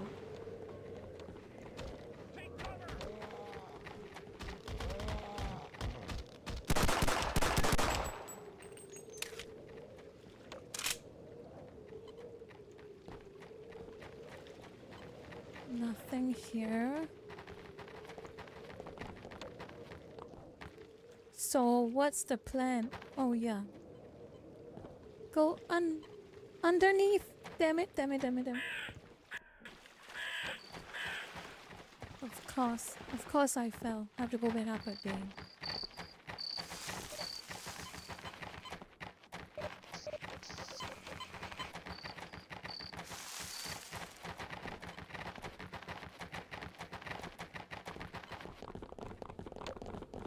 And then down we go. Okay. Jump over this gap and drop down here. Done. And now we go forward.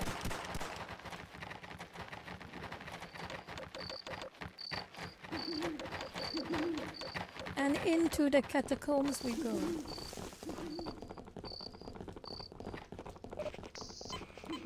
I didn't realize that there was anime characters in the European catacombs. This is quite unexpected. Who would do such a thing? I didn't realize they would do such a thing.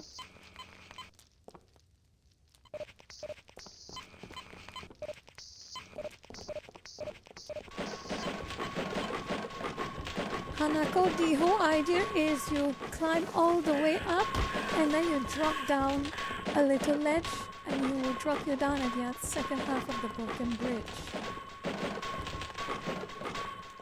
Take cover! Take cover! Take cover! Take cover!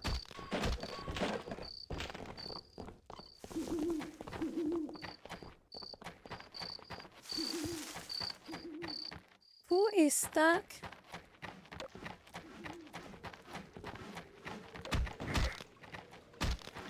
Go up. Go past the hidden bush.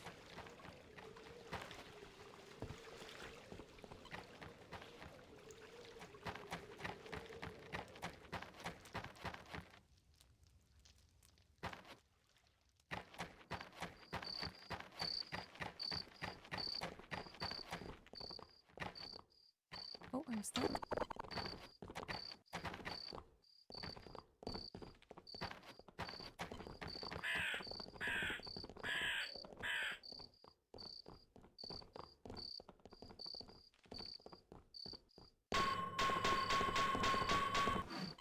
I am stuck. I am stuck. Oh.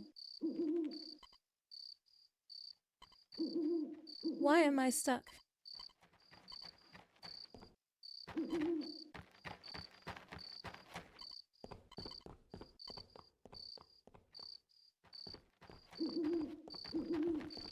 That is not helpful at all.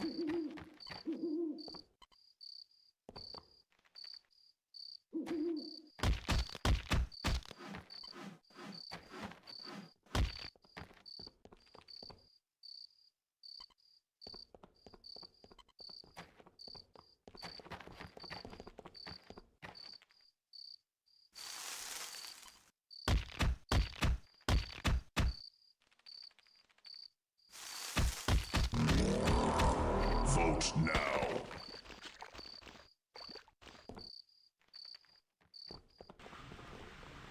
Oh, there we go. I'm back.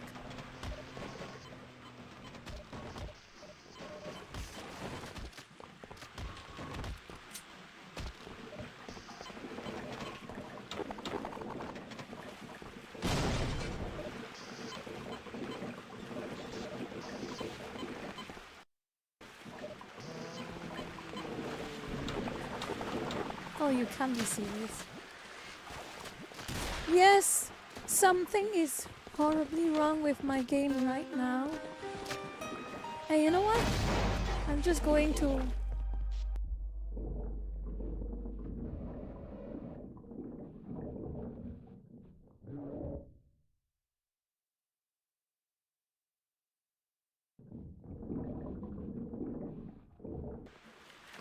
Yeah, I'll just respawn.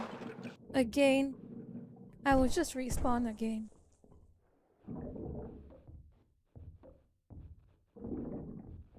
Cursor bug. I cannot believe it. Stupid cursor bug.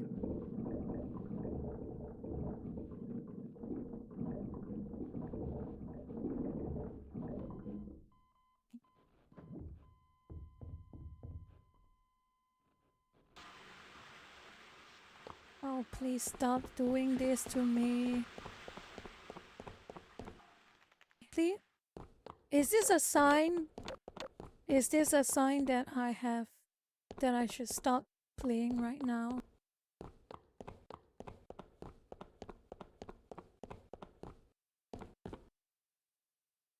Is this a sign that I should stop playing right now?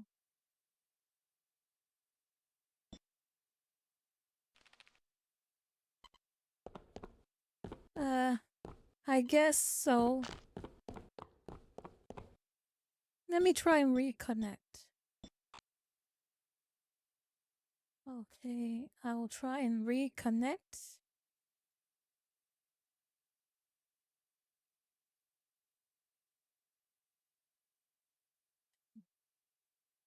That was unfortunately quite a tragic ending to the game. No! You cannot be serious. Fine. I'll try it again. Launching it again.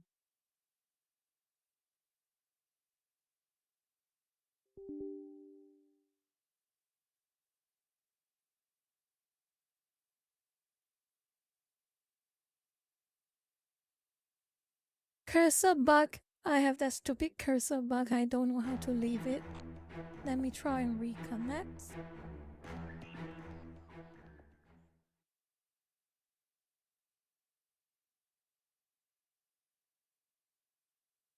Let me try and reconnect. I hope it fixed the problem after this.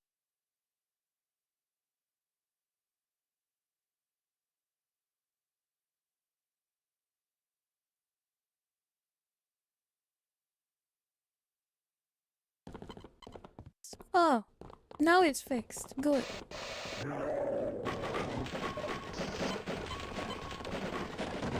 Take cover! Take cover! Oh my god.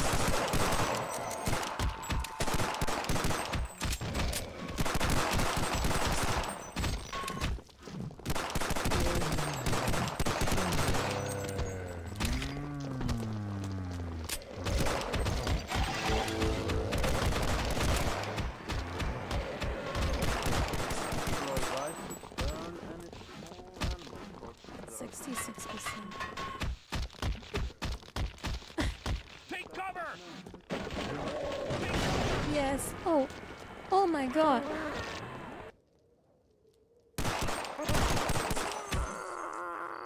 What the hell was that?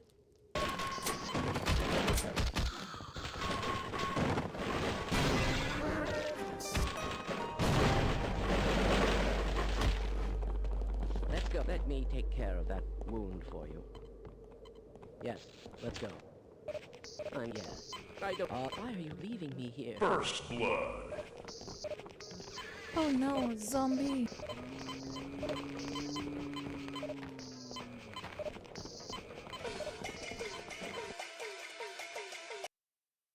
Oh, Nambona, thank you for the membership. And I hope you are having a great time in Seoul. There's lots of good food there in Korea, you wouldn't believe it. But also, I suppose you're having some really nice gamer moments in that over there too.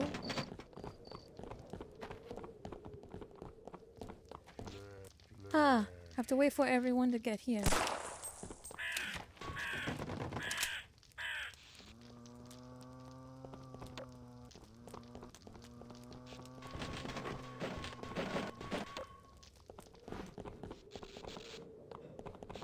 Everyone get over here, please.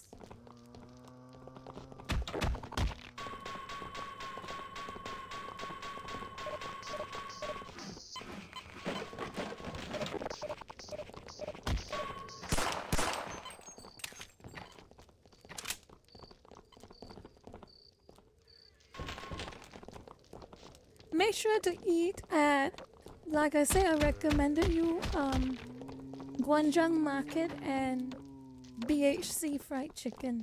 Gwanjang Market you probably will enjoy. There's a lot of very nice food there.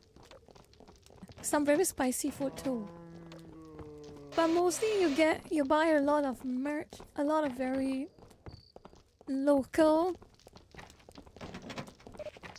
merchandise, and a lot of food. Where is everyone? Where is everyone?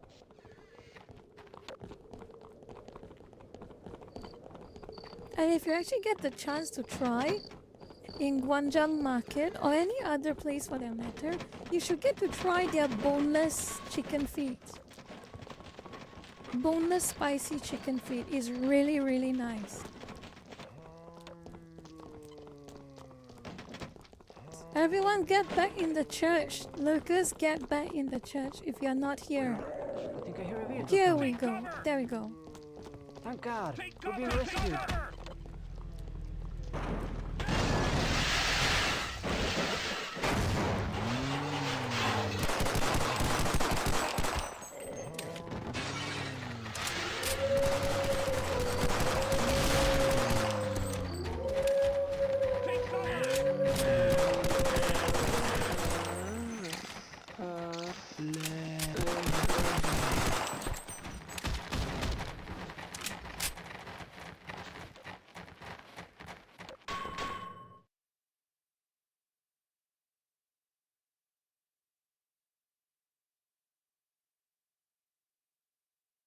That was a nice, fun little moment.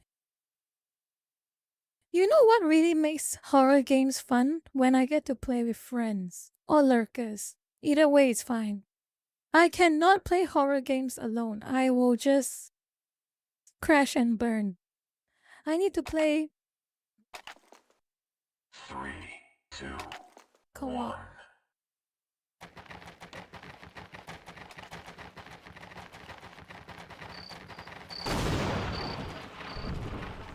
Holy moly. Oh, what? Hello, zombie.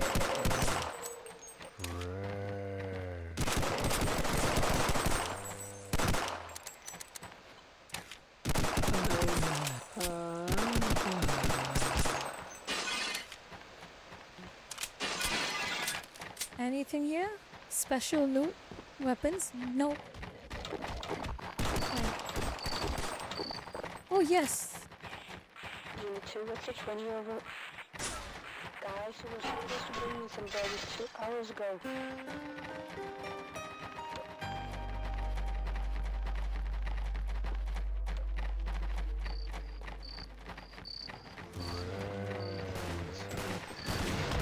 Did you just see brains?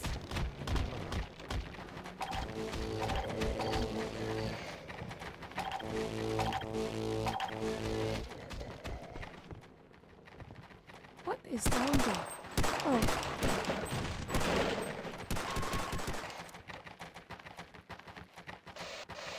Everyone, get here. Next to the anime pic. Take cover!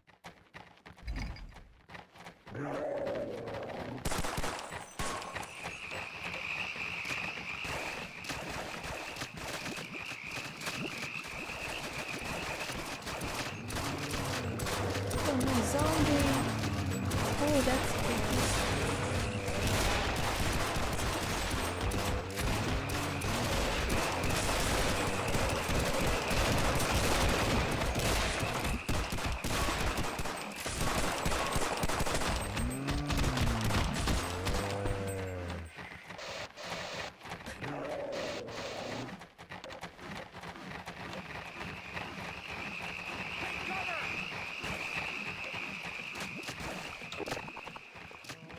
Ooh, I got a revolver. Oh, just 6 bullets. That's barely anything.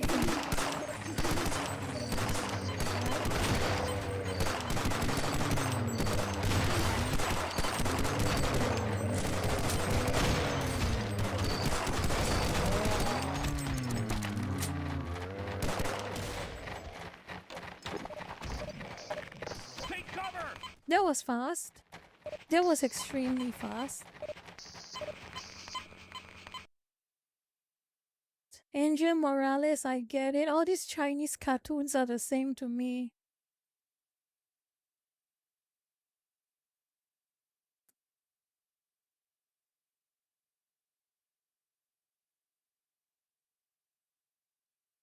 Just joking, by the way. 講下笑啫，冇咁嬲。講下笑啫，冇咁嬲。 2, 1.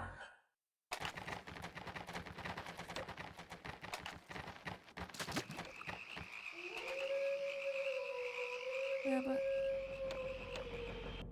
I've been meaning to try Nikkei again. I played for like a few hours and I just... What is that? Oh my god. Okay, I deserve that. I deserve that for my Nikkei comment. 對唔住啊。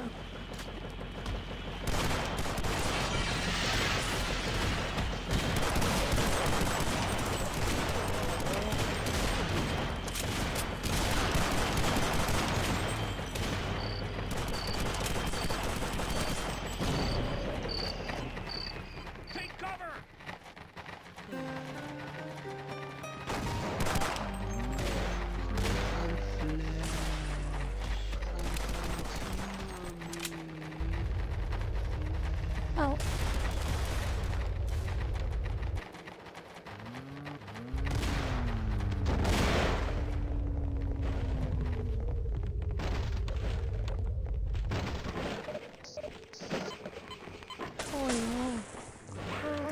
有人行㗎，有冇搞錯？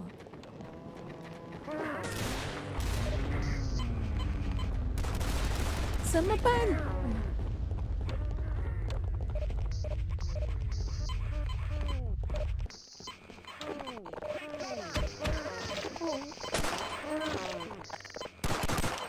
喂？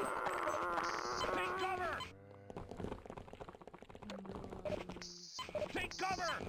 Take cover! Take cover! Take cover!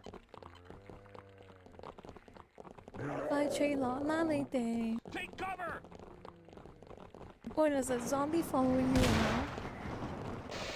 Take cover!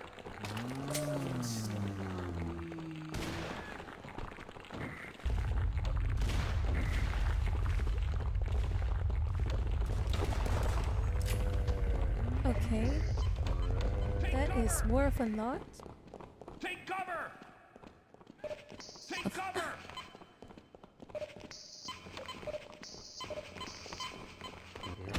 Or zero online fell or something. That has to hurt. Oh no.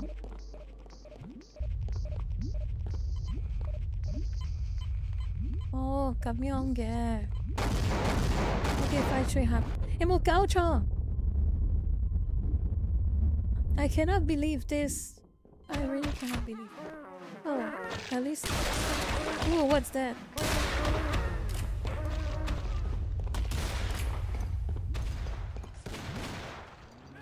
Okay.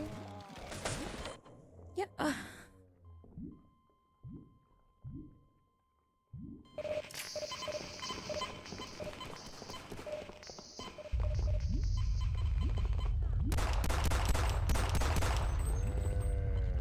Finally.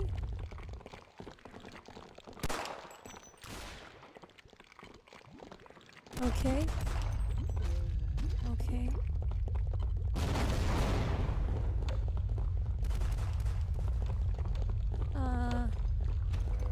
Okay.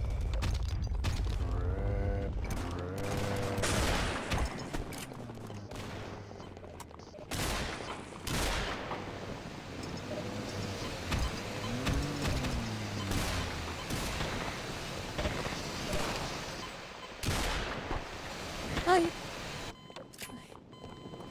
Take cover! 有冇搞錯？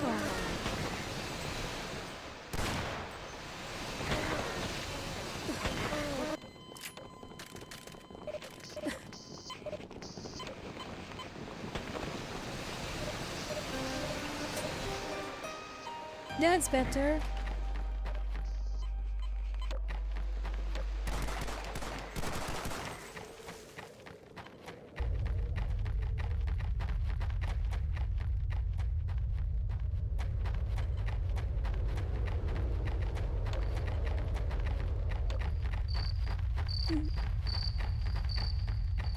Okay, now where are we going?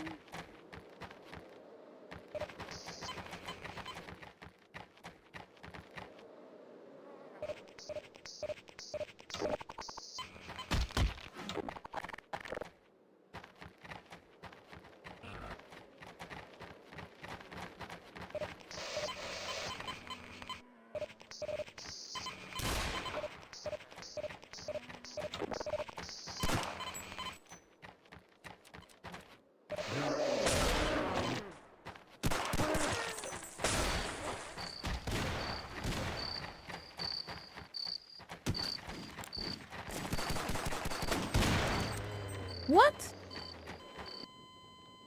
Excuse me? No, why did they spawn us back down here?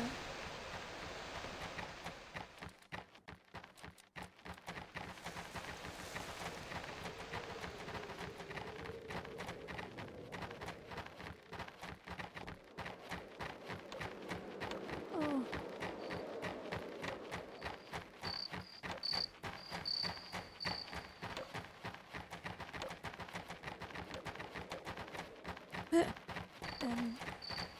Yes.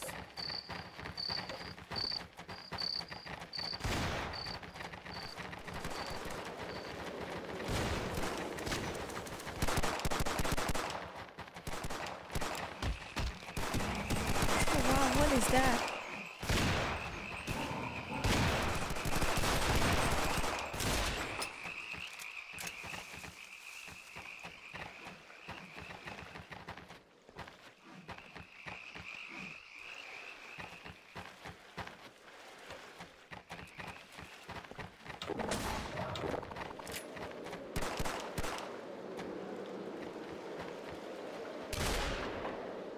Double kill.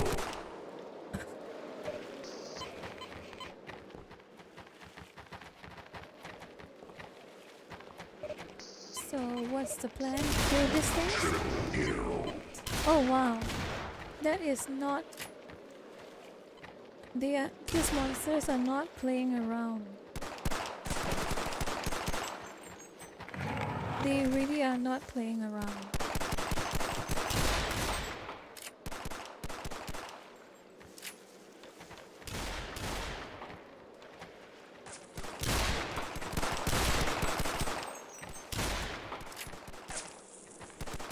Oh no, someone's in trouble.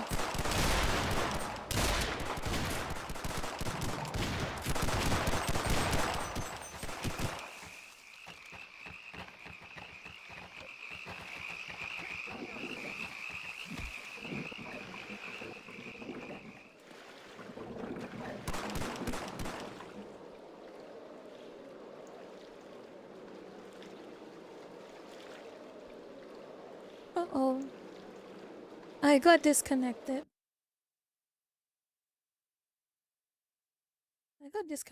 Oh well.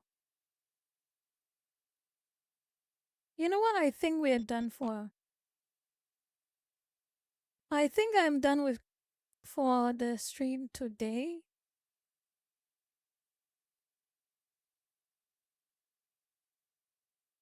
Oh, I guess it's just a sign as any other that I'm done with the gaming today. It was quite fun. 7 co-op. I haven't played this in years.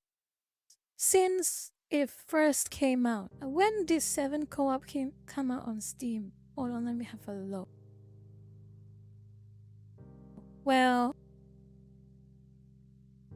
it's been around for a long time, but it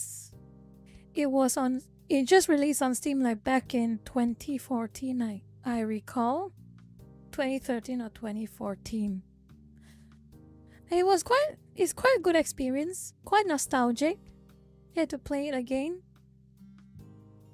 When it first came out, there were a lot of players giving it a go, and now barely anyone plays it, which is quite sad.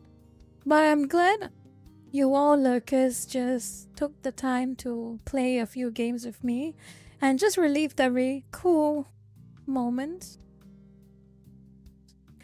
I relived a really cool moment that everyone was playing Half-Life maps or Day Hunger maps completely co-op and having fun.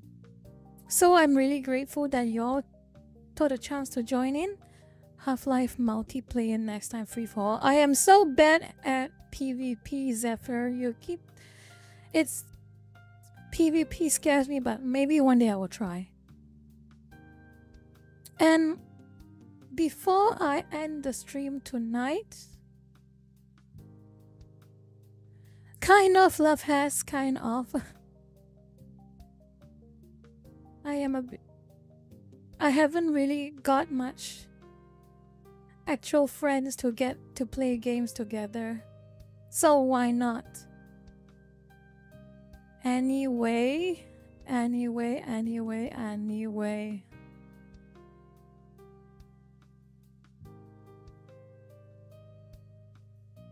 Let me do a bit of housekeeping before I start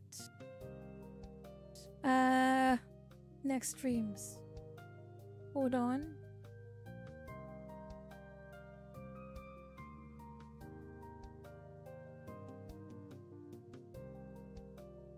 Okay, next streams.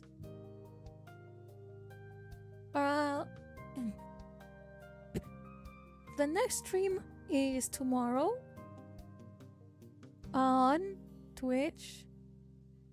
Okay, as you all probably know, tomorrow on Twitch, and more watch along some more watch along, and basically anything goes. I'm planning to play another game tomorrow on Twitch, just so you all know.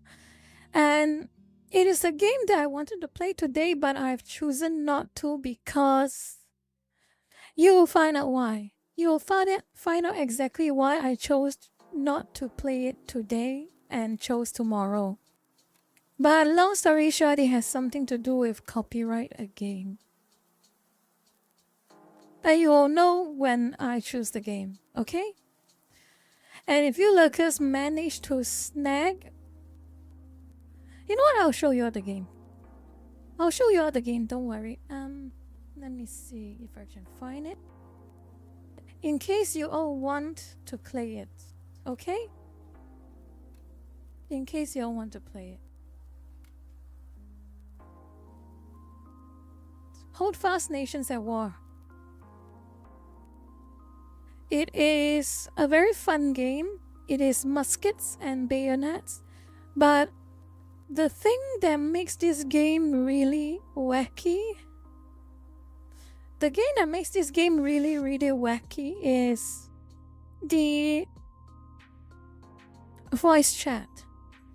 And the problem with the voice chat is that some players decide to voice chat copyrighted music while playing the game. And so I will be playing it tomorrow on stream after our little watch along and yapping. That is my plan.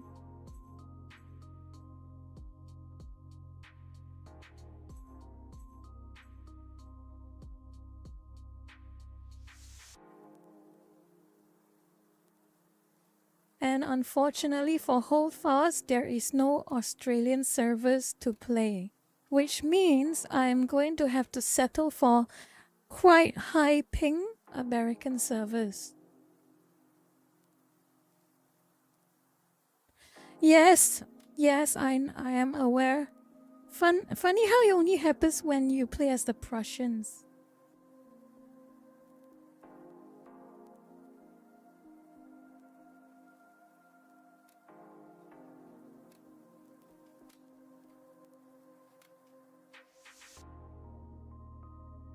So if you all have this game, I would say reinstall it for tomorrow if you want to join in.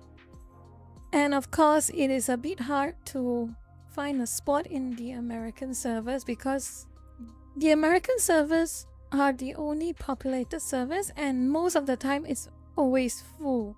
So it's not a guarantee that you will find a spot there, and it's also not a guarantee that I will find a spot there, but I will try, okay?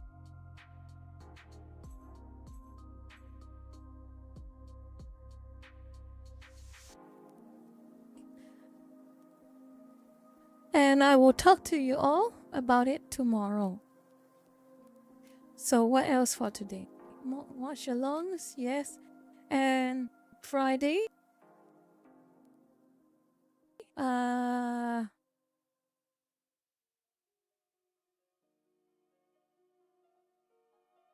Friday, hold on.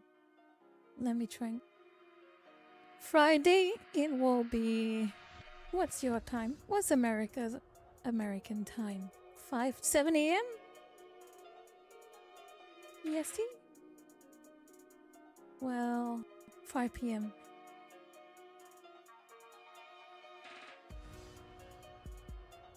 $5 p.m. UTC plus 8. I have another collab. There'll be another collab. And it'll be a gaming collab, just so you all know.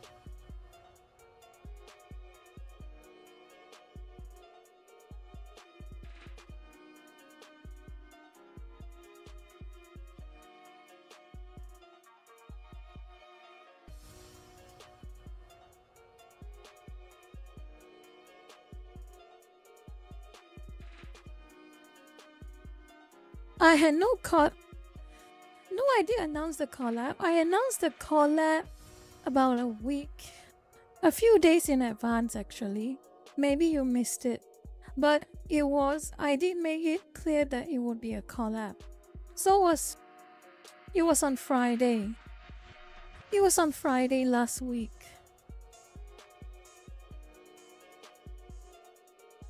So basically, tomorrow, same time on Twitch, and Friday, I think it's American time 7 a.m. I cannot be sure, but it's my time 5 p.m. It will be on YouTube, I think. It'll be on YouTube. So with that out of the way, I think that concludes today's or tonight's stream. Again, I'm grateful that you all took the time to drop by tonight's stream and stayed so long.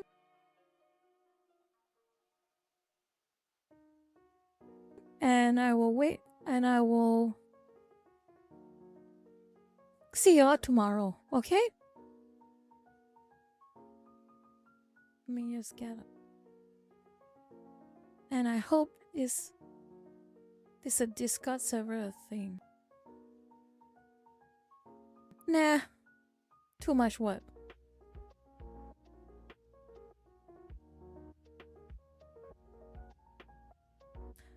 And by the way, I want you all to have a good day or a good night, especially you Americans. I'm sure it is getting a bit late for you all, so I should let you all off soon.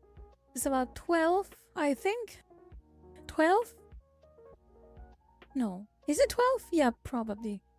2:25 a.m. Oh no, okay. I should let you all go off now. Yeah, I should let you all off, and I will see you all tomorrow.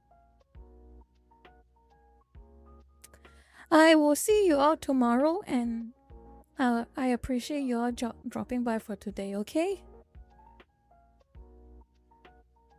Anyway, have a good day or a good night, and I will see you all tomorrow on Twitch. Remember, on Twitch, not YouTube. So, have a good one, everybody, and good night or good day.